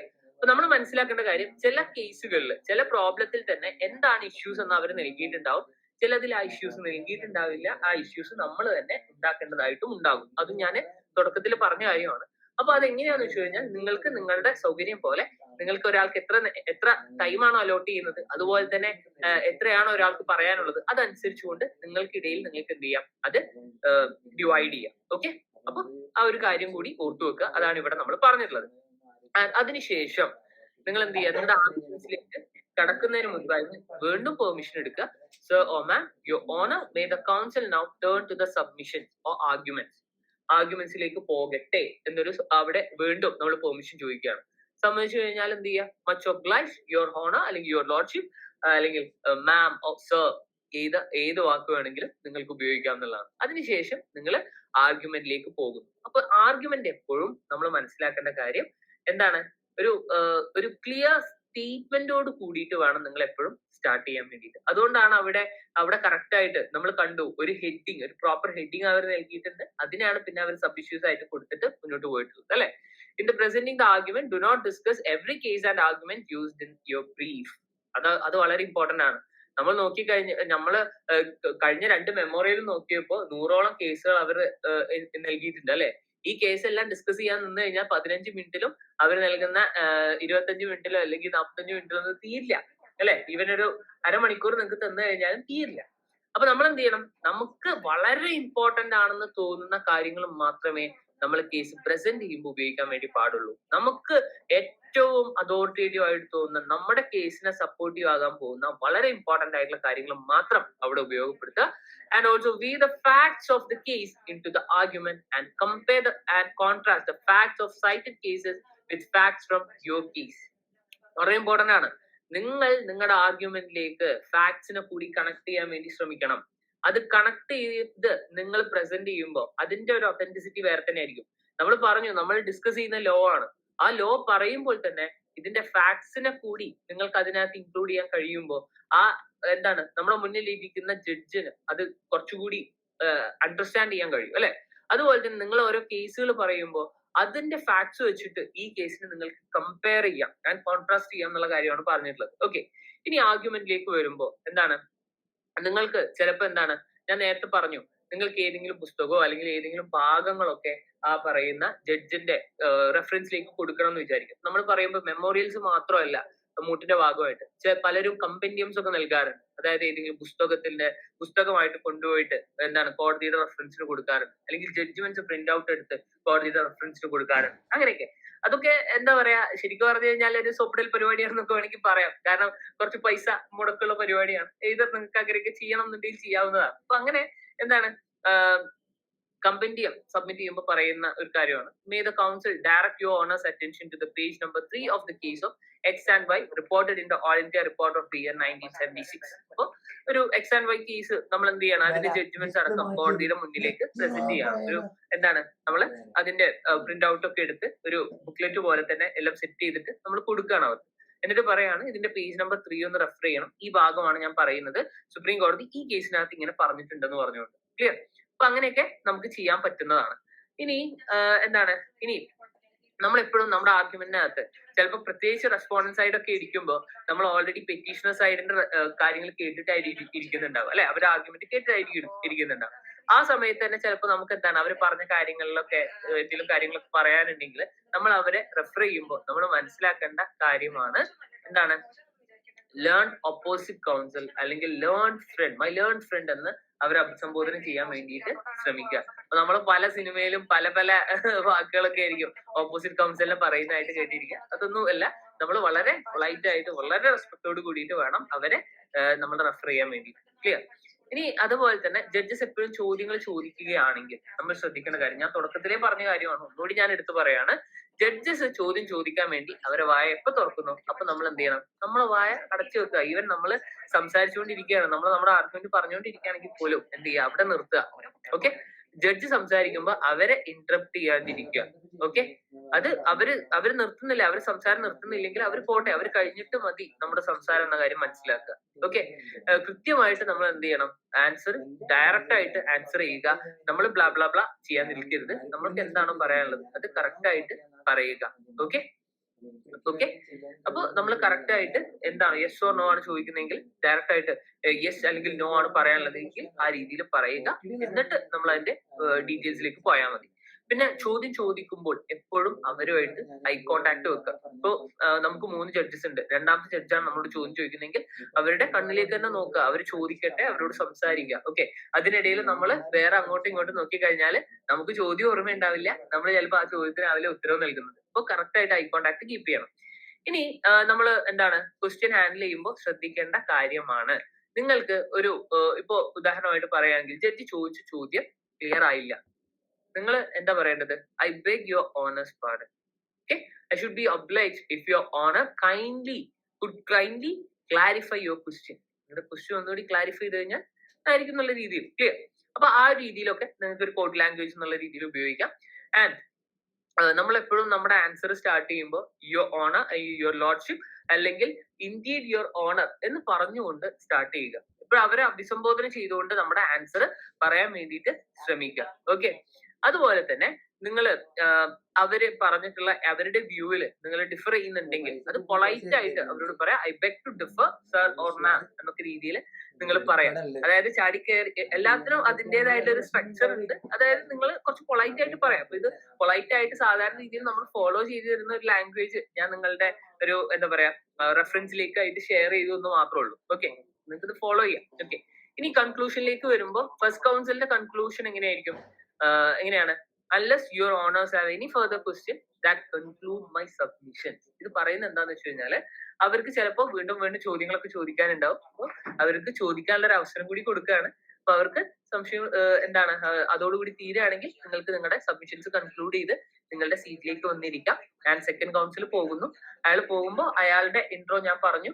എന്താണ്, ഞാൻ സെക്കൻഡ് കൗൺസിലാണ്. ഈ പറയുന്ന ഫസ്റ്റ് സെക്കൻഡ് അല്ലെ തേർഡ് ആൻഡ് ഫോർത്ത് ഇഷ്യൂ ആണ് ഞാൻ ഡീൽ ചെയ്യുന്നത്. ഇഷ്യൂസ് ഇതാണെന്ന് പറയുന്നു ആൻഡ് ആർഗ്യുമെന്റ്സിലേക്ക് കടക്കുന്നു അല്ലെ. ഇതേ കാര്യങ്ങൾ പോയി. അത് കഴിഞ്ഞ ശേഷം വീണ്ടും അയാൾ പറയാണ്, may I now move on to the prayer of the petitioner ആണെങ്കിൽ പെറ്റീഷണർ, റെസ്പോണ്ടന്റ് ആണെങ്കിൽ റെസ്പോണ്ടന്റ് എന്ന അർത്ഥത്തിൽ. ഓക്കെ, അപ്പൊ എന്താണ്, കൃത്യമായിട്ട് ആർഗ്യുമെന്റ്സിന് ശേഷം ഇയാൾ പോകേണ്ടത് പ്രെയറിലേക്കാണ്. പ്രെയർ പറയണം. പ്രെയർ പറയാൻ വിട്ടുപോയി കഴിഞ്ഞാൽ കേസ് തീർന്നു. ഓക്കെ, പ്രെയർ ആണ് ഏറ്റവും ഇമ്പോർട്ടന്റ് ആയിട്ടുള്ള ഭാഗം. പലപ്പോഴും നമ്മൾ കാണുന്നതാണ് ആ ഒരു പേടിയിൽ ചിലപ്പോൾ പ്രെയർ പറയാൻ മറന്നുപോകും ആളുകൾ. അപ്പൊ പ്രെയർ പറയണം. കാരണം നിങ്ങൾക്ക് കോടതിയിൽ നിന്ന് എന്താണ് വേണ്ടത് എന്നത് പറയൽ വളരെയധികം ഇമ്പോർട്ടന്റ് ആണ്. അതാണ് പ്രെയറിലൂടെ നമ്മൾ ഉദ്ദേശിക്കുന്നത്. അപ്പൊ അത് കറക്റ്റ് ആയിട്ട് പറയുക. ഓക്കെ, അപ്പൊ അത് പറഞ്ഞ ശേഷം എന്താണ്, നമ്മൾ എന്തെങ്കിലും ചോദ്യങ്ങളോ കാര്യങ്ങളൊക്കെ ഉണ്ടെങ്കിൽ അവർ ചോദിക്കുന്നു. ഇല്ല എന്നുണ്ടെങ്കിൽ ഇങ്ങനെ പറയുന്നു, എന്താണ്, would your honours kindly permit me to deliver the prayer of the petitioner. അപ്പൊ അവർ പറഞ്ഞു കഴിഞ്ഞാൽ മച്ച് ഒബ്ലൈജ് യുവർ ലോർഡ്ഷിപ്പ് എന്നിട്ട് പ്രെയർ എന്ന് പറഞ്ഞിട്ട് നിങ്ങൾ അതിലുള്ള കാര്യങ്ങൾ അതേപോലെ വായിക്കുക. പ്രെയർ എന്താണ് എഴുതിയിട്ടുണ്ടായിരുന്നത് അത് കറക്റ്റ് അതേപോലെ വായിച്ചാൽ മതി. പക്ഷെ ആ സമയത്ത് നിങ്ങൾ ഓർത്തു വെക്കേണ്ട കാര്യം, നിങ്ങളുടെ ടീം മുഴുവനായി എഴുന്നേറ്റ് നിൽക്കണം. ക്ലിയർ? നിങ്ങളുടെ ടീം മുഴുവനായിട്ട് എഴുന്നേറ്റ് നിൽക്കണം. അപ്പൊ ഞാന് ആണ് ഫസ്റ്റ് സ്പീക്കർ. എന്റെ സെക്കൻഡ് സ്പീക്കർ ആയിരുന്നു ജിതിൻ. ജിതിനാണ് കേസ് പ്രസന്റ് ചെയ്ത് പ്രെയർ പറയാൻ നിൽക്കുന്നത്. അപ്പൊ ജിതിൻ പ്രെയർ എന്ന് വായിക്കുമ്പോൾ തന്നെ ഞാനും എന്റെ ടീംമേറ്റും എന്ത് ചെയ്തിരിക്കണം, ഒരുമിച്ച് എഴുന്നേറ്റ് നിൽക്കണം. ക്ലിയർ? ആൻഡ് അതിനുശേഷം നിങ്ങൾ എന്ത് ചെയ്യുക, നിങ്ങൾ കേസ് കഴിഞ്ഞ് കോർട്ടിനൊന്ന് ബോ ചെയ്ത് നിങ്ങളുടെ സീറ്റിലേക്ക് തിരിച്ചു വരിക. ഫസ്റ്റ് ഇപ്പൊ നമ്മൾ പെറ്റീഷണർ സൈഡാണ് പറഞ്ഞത്, റെസ്പോണ്ടന്റ് സൈഡിലും ചെയ്യേണ്ടത് ഇതേ കാര്യം തന്നെയാണ്. ഓക്കെ, പിന്നെ പ്രസന്റ് ചെയ്യുമ്പോൾ ഏറ്റവും ഇമ്പോർട്ടന്റ് ആയിട്ട് ശ്രദ്ധിക്കേണ്ട ഒരു കാര്യം എന്ന് പറഞ്ഞു കഴിഞ്ഞാല്, നിങ്ങൾ ഒരിക്കലും ഒരു സ്പീച്ച് വായിക്കുന്നത് പോലെ വായിക്കുകയല്ല ചെയ്യേണ്ടത്. നിങ്ങൾ കേസ് പ്രസന്റ് ചെയ്യുകയാണ് അല്ലെ. നിങ്ങളൊക്കെ ഭാവിയിൽ വലിയ അഡ്വക്കേറ്റ്സ്മാരാകാൻ ആഗ്രഹിക്കുന്ന ആളുകളല്ലേ. അപ്പൊ നിങ്ങൾ എന്ത് ചെയ്യാണ്, നിങ്ങൾ ഒരു സ്പീച്ച് പോലെ അല്ലെങ്കിൽ ജസ്റ്റ് നിങ്ങൾ എവിടെ നിന്നെങ്കിലും എഴുതി ഉണ്ടാക്കിയത് നോക്കി വായിക്കുന്ന ഒരു കൺസെപ്റ്റ് അല്ല. നിങ്ങൾ ഒരാളെ കൺവിൻസ് ചെയ്യണം. നിങ്ങളുടെ ഫ്രണ്ടിൽ ഇരിക്കുന്ന ഒരാളെ കാര്യങ്ങൾ പറഞ്ഞ് മനസ്സിലാക്കുകയാണ്. സോ ആ ഒരു കാര്യം ഇതിനകത്ത് വേണം. ക്ലിയർ? അതുപോലെ തന്നെ നിങ്ങൾ വളരെ പൊളൈറ്റ് ആൻഡ് പ്രൊഫഷണൽ ആയിട്ട് വേണം ഈ കേസ് ഡീൽ ചെയ്യാൻ, അല്ലെങ്കിൽ കേസ് പ്രസന്റ് ചെയ്യുമ്പോൾ നിൽക്കാൻ. അതും വളരെ ഇമ്പോർട്ടന്റ് ആയിട്ടുള്ള ഒരു കാര്യമാണ്. പിന്നെ നിങ്ങൾ മനസ്സിലാക്കേണ്ട ഒരു കാര്യം, ഇപ്പൊ ചില മൂട്ടുകൾ നമ്മൾ എടുത്തു നോക്കിക്കഴിഞ്ഞാല് ചില ആളുകൾ പറയുന്നതാണ്, സോ പെറ്റീഷണർ സൈഡ് എല്ലാം ഉണ്ട്, റെസ്പോണ്ടന്റ് സൈഡ് കാര്യമായിട്ട് ഒന്നും കിട്ടുന്നില്ല എന്ന് പറയാറുണ്ട്. ഓക്കെ, അപ്പൊ നമ്മൾ മനസ്സിലാക്കേണ്ട ഒരു കാര്യം എന്താന്ന് വെച്ച് കഴിഞ്ഞാല്, ഒരിക്കലും മൂട്ടിനകത്ത് എന്താണ്, നിങ്ങൾ പറഞ്ഞ പോലെ തന്നെ എന്താണ്, ചിലപ്പോ പെറ്റീഷണർ സൈഡ് കുറെ കാര്യങ്ങൾ ഉണ്ടാവും, റെസ്പോൺസ് സൈഡ് കുറച്ചേ ഉണ്ടാവുള്ളൂ.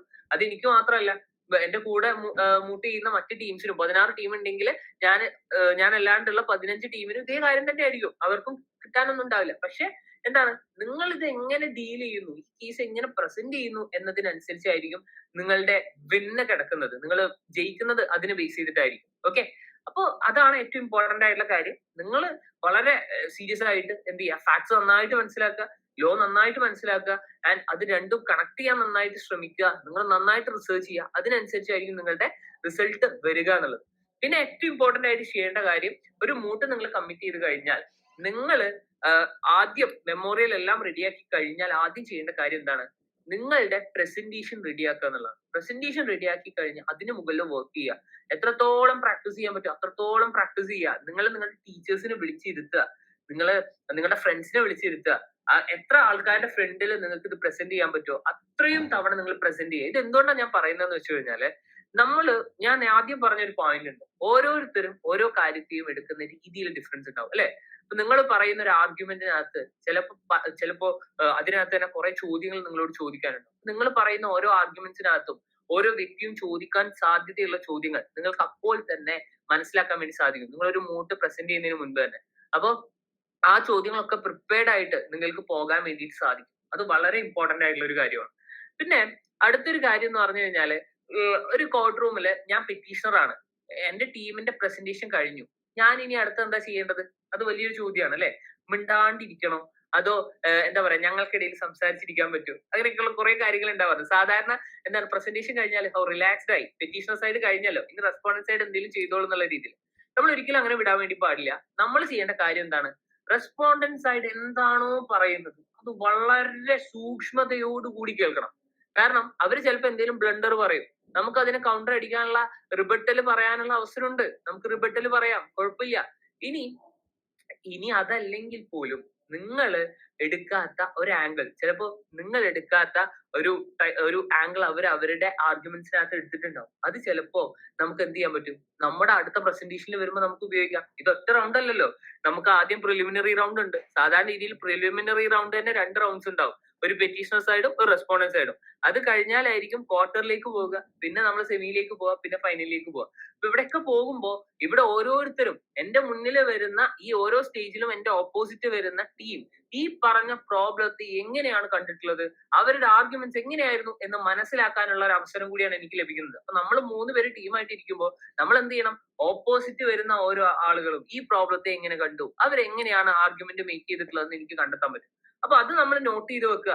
ചിലപ്പോൾ അതിനകത്ത് ബ്ലണ്ടർ ഉണ്ടെങ്കിൽ അതിനെ ചോദ്യം ചെയ്യാം. ഇതൊക്കെ നമുക്ക് ചെയ്യാൻ പറ്റുന്ന കാര്യങ്ങളാണ്. അപ്പോ നമ്മളൊരു ആക്റ്റീവ് ലിസണർ ആയിട്ട് വേണം നമ്മൾ മൂഡ് കോർട്ട് ഹാളിൽ ഇരിക്കാൻ വേണ്ടിയിട്ട്.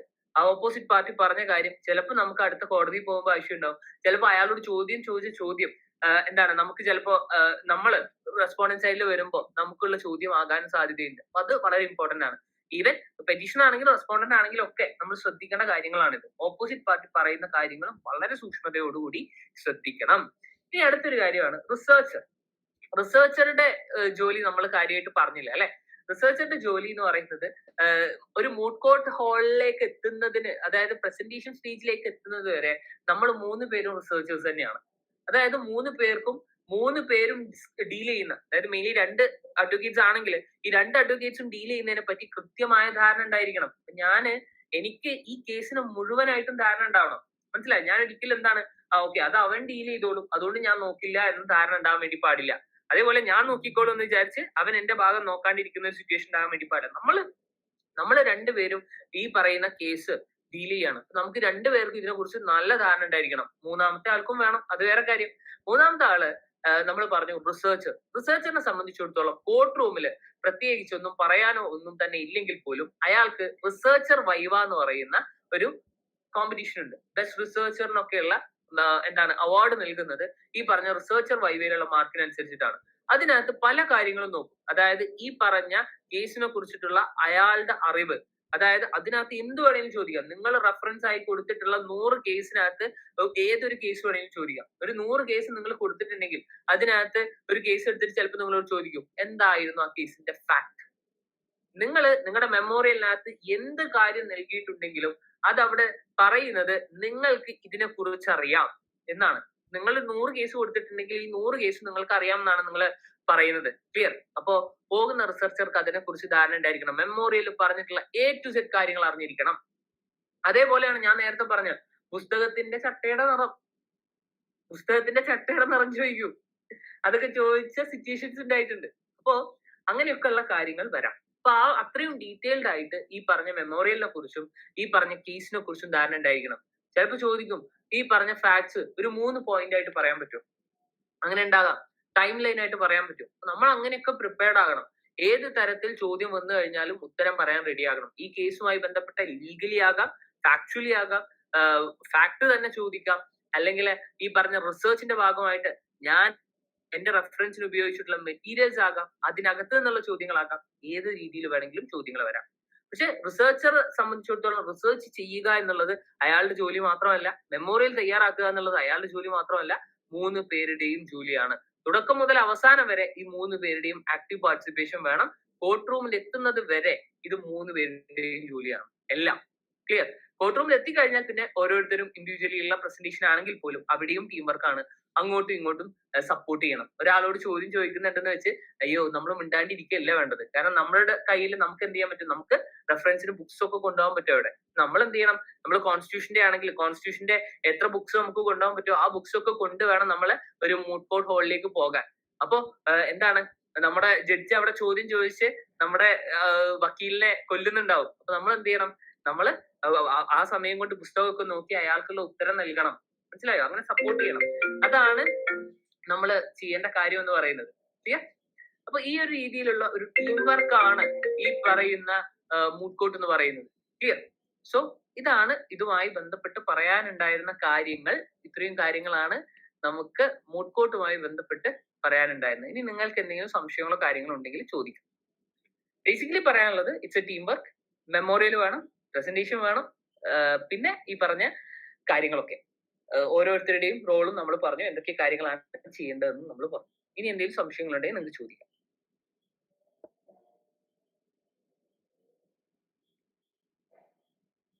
ആർക്കും സംശയങ്ങളൊന്നും ഇല്ല എന്ന്. അങ്ങനെയാണെങ്കിൽ ഐ തിങ്ക് നമ്മളൊരു will the researcher also be present by presentation? Yes, റിസർച്ചറും പ്രസന്റ് ആവണം, 3 പേരും ഉണ്ടാവണം. കാരണം ഞാൻ പറഞ്ഞല്ലോ, റിസർച്ചറുടെ ജോലി എന്ന് പറഞ്ഞു കഴിഞ്ഞാല് ജസ്റ്റ് റിസർച്ചർ വൈബ് അറ്റൻഡ് ചെയ്യുക എന്നുള്ളത് മാത്രമല്ല, അവിടെ സപ്പോർട്ടിങ് ആണ്. ഞാനൊരു കാര്യം പ്രസന്റ് ചെയ്യുമ്പോൾ എനിക്ക് ഒരു ചോദ്യത്തിന് ഉത്തരം കിട്ടുന്നില്ല എന്നുണ്ടെങ്കിൽ എന്റെ റിസർച്ച് ടീം അല്ലെങ്കിൽ എന്റെ കൂടെയുള്ള 2 പേരും ചെയ്യേണ്ട കാര്യം എന്താണ്? അവിടെ അവർക്ക് അവൈലബിൾ ആയുള്ള പുസ്തകങ്ങൾ നോക്കിയിട്ട് അല്ലെങ്കിൽ അവരുടെ ജ്ഞാനം വെച്ചുകൊണ്ട് അവരെന്നെ സപ്പോർട്ട് ചെയ്യുക എന്നുള്ളതാണ്. അത് ചെറിയ പേപ്പറിൽ എഴുതിക്കൊണ്ട് തന്നുകൊണ്ടാവാം, ഞാൻ അത് വെച്ചുകൊണ്ട് എനിക്ക് ആൻസർ ചെയ്യാലോ. അങ്ങനെ അതാണ് റിസർച്ചറുടെ ഒരു ജോലി. റിസർച്ചറും വേണം. Which language prefer during arguments? English. ചില മൂട്ടുകൾ മലയാളത്തിൽ ഉണ്ടാവാറുണ്ട്, പക്ഷെ കുറവാണ് കാണാറുള്ളത്. കൂടുതലും ഇംഗ്ലീഷ് ആണ് പറയാറുള്ളത്. ഓക്കെ, അത് നിങ്ങൾ നോക്കേണ്ടത് ഈ പറയുന്ന റൂൾസ്. അതുകൊണ്ടാണ് ഞാൻ റൂൾസ് നോക്കണം എന്ന് പറഞ്ഞത്. റൂൾസിനകത്ത് അതൊക്കെ പറഞ്ഞിട്ടുണ്ടാവും. സാധാരണ രീതിയിൽ ഞാൻ പറഞ്ഞല്ലോ, നമ്മുടെ ഹൈക്കോർട്ട് ആൻഡ് സുപ്രീം കോർട്ടിൽ ലാംഗ്വേജ് ഇംഗ്ലീഷ് ആണ്. നിങ്ങൾ ഇംഗ്ലീഷ് തന്നെ ഫോളോ ചെയ്യണം എന്നുള്ള അർത്ഥത്തിലാണ്. നമ്മുടെ കോളേജിലും ഒക്കെ ഉള്ളതൊക്കെ ഇംഗ്ലീഷ് തന്നെയാണ് കേട്ടോ. മൂട്ട് കോർട്ടിൽ റൈറ്റിംഗ് പാഡ് എടുക്കാൻ പറ്റുമോ? റൈറ്റിംഗ് പാഡ് എടുക്കുന്നതിന് പ്രശ്നമൊന്നും ഇല്ല എന്നാണ് ഞാൻ മനസ്സിലാക്കുന്നത്. മെമ്മോറിയൽ പ്രിപ്പറേഷൻ ഏറ്റവും നല്ല പ്ലാറ്റ്ഫോം ഏതാണ്? അതെനിക്ക് മനസ്സിലായില്ല. എന്താർത്ഥത്തിലാണ് നിങ്ങൾ ചോദിച്ചത്? പ്ലാറ്റ്ഫോം എന്ന അർത്ഥം എനിക്ക് ക്ലിയർ ആയില്ല. ഉദ്ദേശിച്ചത് വേർഡ് ആണോ അല്ലെങ്കിൽ ഡോക്ക് ആണോ എന്നുള്ളതാണോ? അതിനകത്ത് ഐ തിങ്ക് ഏറ്റവും നല്ലത് വേർഡ് തന്നെയാണ്. കാരണം നിങ്ങൾക്ക് കുറച്ചുകൂടി യൂസ്ഫുൾ ആകുക വേർഡ് ആണ് പെട്ടെന്ന് ചെയ്യാൻ എന്ന് തോന്നുന്നു. മേ ബി ഓരോരുത്തർക്കും ഡിഫറെന്റ് ആവും കേട്ടോ. അത് ഓരോ പ്ലാറ്റ്ഫോമിനനുസരിച്ച് മാറ്റങ്ങൾ ഉണ്ടാവും. നിങ്ങൾക്ക് ഏറ്റവും യൂസ്ഫുൾ ഏതാണെന്ന് നോക്കി ചെയ്യുന്നതായിരിക്കും നല്ലത്. നമ്മൾ പെറ്റീഷണർ റെസ്പോണ്ടന്റ് ആണെന്ന് എവിടെ പോയാലാണോ അറിയാം. ഞാൻ പറയാം, നമ്മുടെ ഒരു കേസിന് പ്രിപ്പയർ ചെയ്യുമ്പോൾ നമ്മൾ 2 സൈഡും പ്രിപ്പയർ ചെയ്യണം. അതിനകത്ത് സാധാരണ രീതിയിൽ പ്രിലിമിനറി സ്റ്റേജ് എന്ന് പറയുമ്പോൾ നിങ്ങൾ 2 സൈഡും ചെയ്യേണ്ടി വരും. അതായത് 2 സ്റ്റേജ് പ്രിലിമിനറി തന്നെ 2 റൗണ്ട്സ് ഉണ്ടാവും. ആദ്യത്തെ റൗണ്ടിൽ നിങ്ങൾ പെറ്റീഷണർ ആണെങ്കിൽ രണ്ടാമത്തെ റൗണ്ടിൽ നിങ്ങൾ റെസ്പോണ്ടന്റ് ആയിരിക്കും. അങ്ങനെയാണ് ലോട്ട് വരിക. ഇത് കംപ്ലീറ്റ്ലി ലോട്ട് എടുത്തുകൊണ്ടാണ് തീരുമാനിക്കുക. അതൊരിക്കലും അവർ തീരുമാനിക്കുന്നതല്ല. നിങ്ങൾ 2 സൈഡും പ്രിപ്പയർ ചെയ്യണം. Okay, can we choose our side? നമ്മളല്ല തീരുമാനിക്കുക. അത് നിങ്ങൾ ലോട്ട് എടുത്തിട്ടാണ് തീരുമാനിക്കുക. Can we get recording of the session? അത് എനിക്കറിയില്ല, സംഘാടകരാണ് അത് പറയേണ്ടത്. വേറെ എന്തെങ്കിലും ചോദ്യങ്ങളുണ്ടോ? ഒരു മൂട്ട് കോർട്ട് കോമ്പറ്റീഷൻ ഒരുപാട് ടീം വരില്ലേ? എല്ലാവർക്കും സിമിലർ കേസ്? ഒരു മൂട്ടിന് ഒരൊറ്റ കേസേ ഉണ്ടാവുള്ളൂ. മൂട്ട് കോർട്ട് കോമ്പറ്റീഷൻ എന്ന് പറയുന്നത് അതിന്റെ ഫസ്റ്റ് പ്രിലിമിനറി സ്റ്റേജ് മുതൽ അതിന്റെ ഫൈനൽ സ്റ്റേജ് വരെ ഒറ്റ പ്രോബ്ലത്തിലായിരിക്കും. നിങ്ങൾ എല്ലാവരും ഒരേ കേസ് ആയിരിക്കും പ്രസന്റ് ചെയ്യുന്നുണ്ടാവുക. ഓക്കെ, ആ കേസിനകത്ത് ഏറ്റവും നന്നായിട്ട് ആരാണോ പ്രസന്റ് ചെയ്തത് അതിനനുസരിച്ചായിരിക്കും അവിടെ ജയിക്കുക. ഞാൻ പറഞ്ഞല്ലോ, ഇതിനകത്ത് ലോ എന്നതിനപ്പുറത്തേക്ക് നിങ്ങൾ എത്രത്തോളം കൺവിൻസിങ് ആക്കി, എത്ര നന്നായിട്ട് പ്രസന്റ് ചെയ്തു എന്നതാണ് അവിടെ കൺസിഡർ ചെയ്യുന്നത്. ലോയും ഇമ്പോർട്ടന്റ് ആണ്. നിങ്ങൾ നന്നായിട്ട് റിസർച്ച് ചെയ്ത് കഴിഞ്ഞാലാണ് നിങ്ങൾക്ക് നന്നായിട്ട് പ്രസന്റ് ചെയ്യാൻ പറ്റുക. ആ കാര്യങ്ങളൊക്കെ ഉണ്ടല്ലോ, അതെല്ലാം ഡിപ്പെൻഡ് ചെയ്യും നിങ്ങളുടെ വിൻ എന്ന് പറയുന്നത്.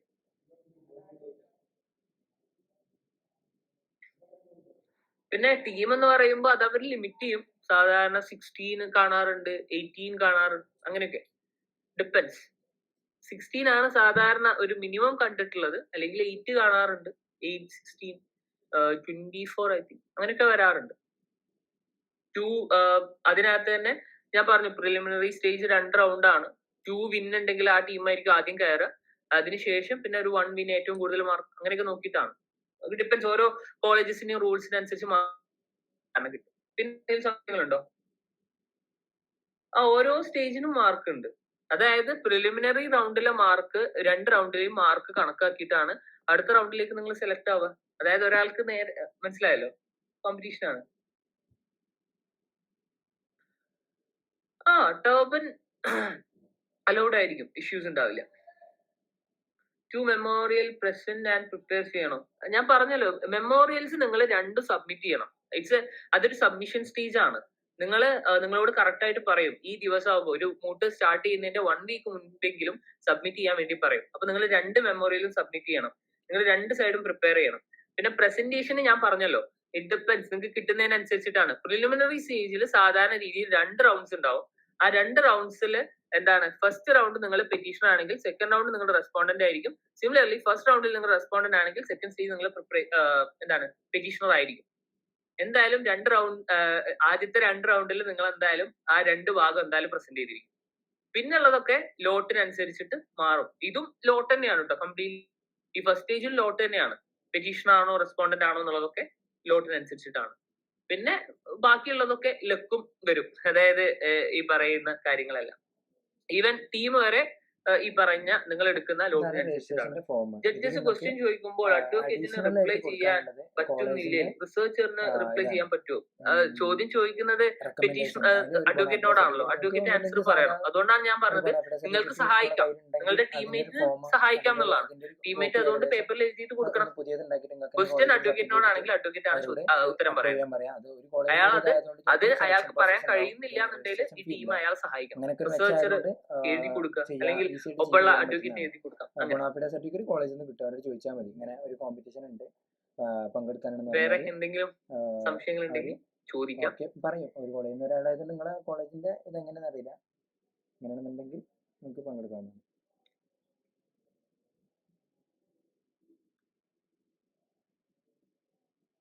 ഓക്കെ, സോ ഐ തിങ്ക് ആർക്കും സംശയങ്ങളൊന്നും ഇല്ല എന്ന് തോന്നുന്നു. അങ്ങനെയാണെങ്കിൽ നമുക്ക് ഇവിടെ വൈൻഡ് അപ്പ് ചെയ്യാം അല്ലെ? ജിതിനുണ്ടോ? ഹലോ. യെസ്. ഓക്കെ, കൂടുതൽ ആർക്കും ഡൗട്ട് ഒന്നും ഇല്ലെങ്കിൽ നമുക്ക് വൈൻഡ് അപ്പ് ചെയ്യാം. സോ നമ്മള് ഗവൺമെന്റ് ലോ കോളേജ് കോഴിക്കോടിന്റെ SFIയുടെ സബ് കമ്മിറ്റി ആയ ജോസഫ് സ്റ്റാലിൻ സ്റ്റഡി സർക്കിളിന്റെ നേതൃത്വത്തിലാണ് ഇനി മൂട്ട് ഓറിയന്റേഷൻ നടത്തിയത്. നമുക്കറിയാം ഫസ്റ്റ് ഇയേഴ്സിന്, ഇപ്പൊ നമ്മുടെ സെക്കൻഡ് ഇയേഴ്സിനാണെങ്കിൽ പോലും ഇപ്പോഴും മൂട്ട് മെമ്മോറിയൽ എന്ന് പറയുമ്പോൾ കൃത്യമായി അറിയാത്ത ഒരുപാട് പേരുണ്ട്. അപ്പൊ നമുക്ക് ഇത്രയും സമയമെടുത്ത് എല്ലാവരുടെ ഡൗട്ടും ക്ലിയർ ചെയ്തു തന്നു. നമുക്ക് നല്ല ക്ലാരിറ്റിയോടെ എങ്ങനെയാണ് മൂട്ട് എന്നൊക്കെ പറഞ്ഞു തന്ന മഷൂദ് സാറിന് SFIയുടെയും ജോസഫ് സ്റ്റാലിൻ സ്റ്റഡി സർക്കിളിന്റെ പേരിൽ നന്ദി അറിയിക്കുന്നു. അതുപോലെ തന്നെ ഇന്ന് ഈ ക്ലാസ്സിലെടുത്ത എല്ലാവർക്കും നന്ദി അറിയിച്ചുകൊണ്ട് നിർത്തുന്നു.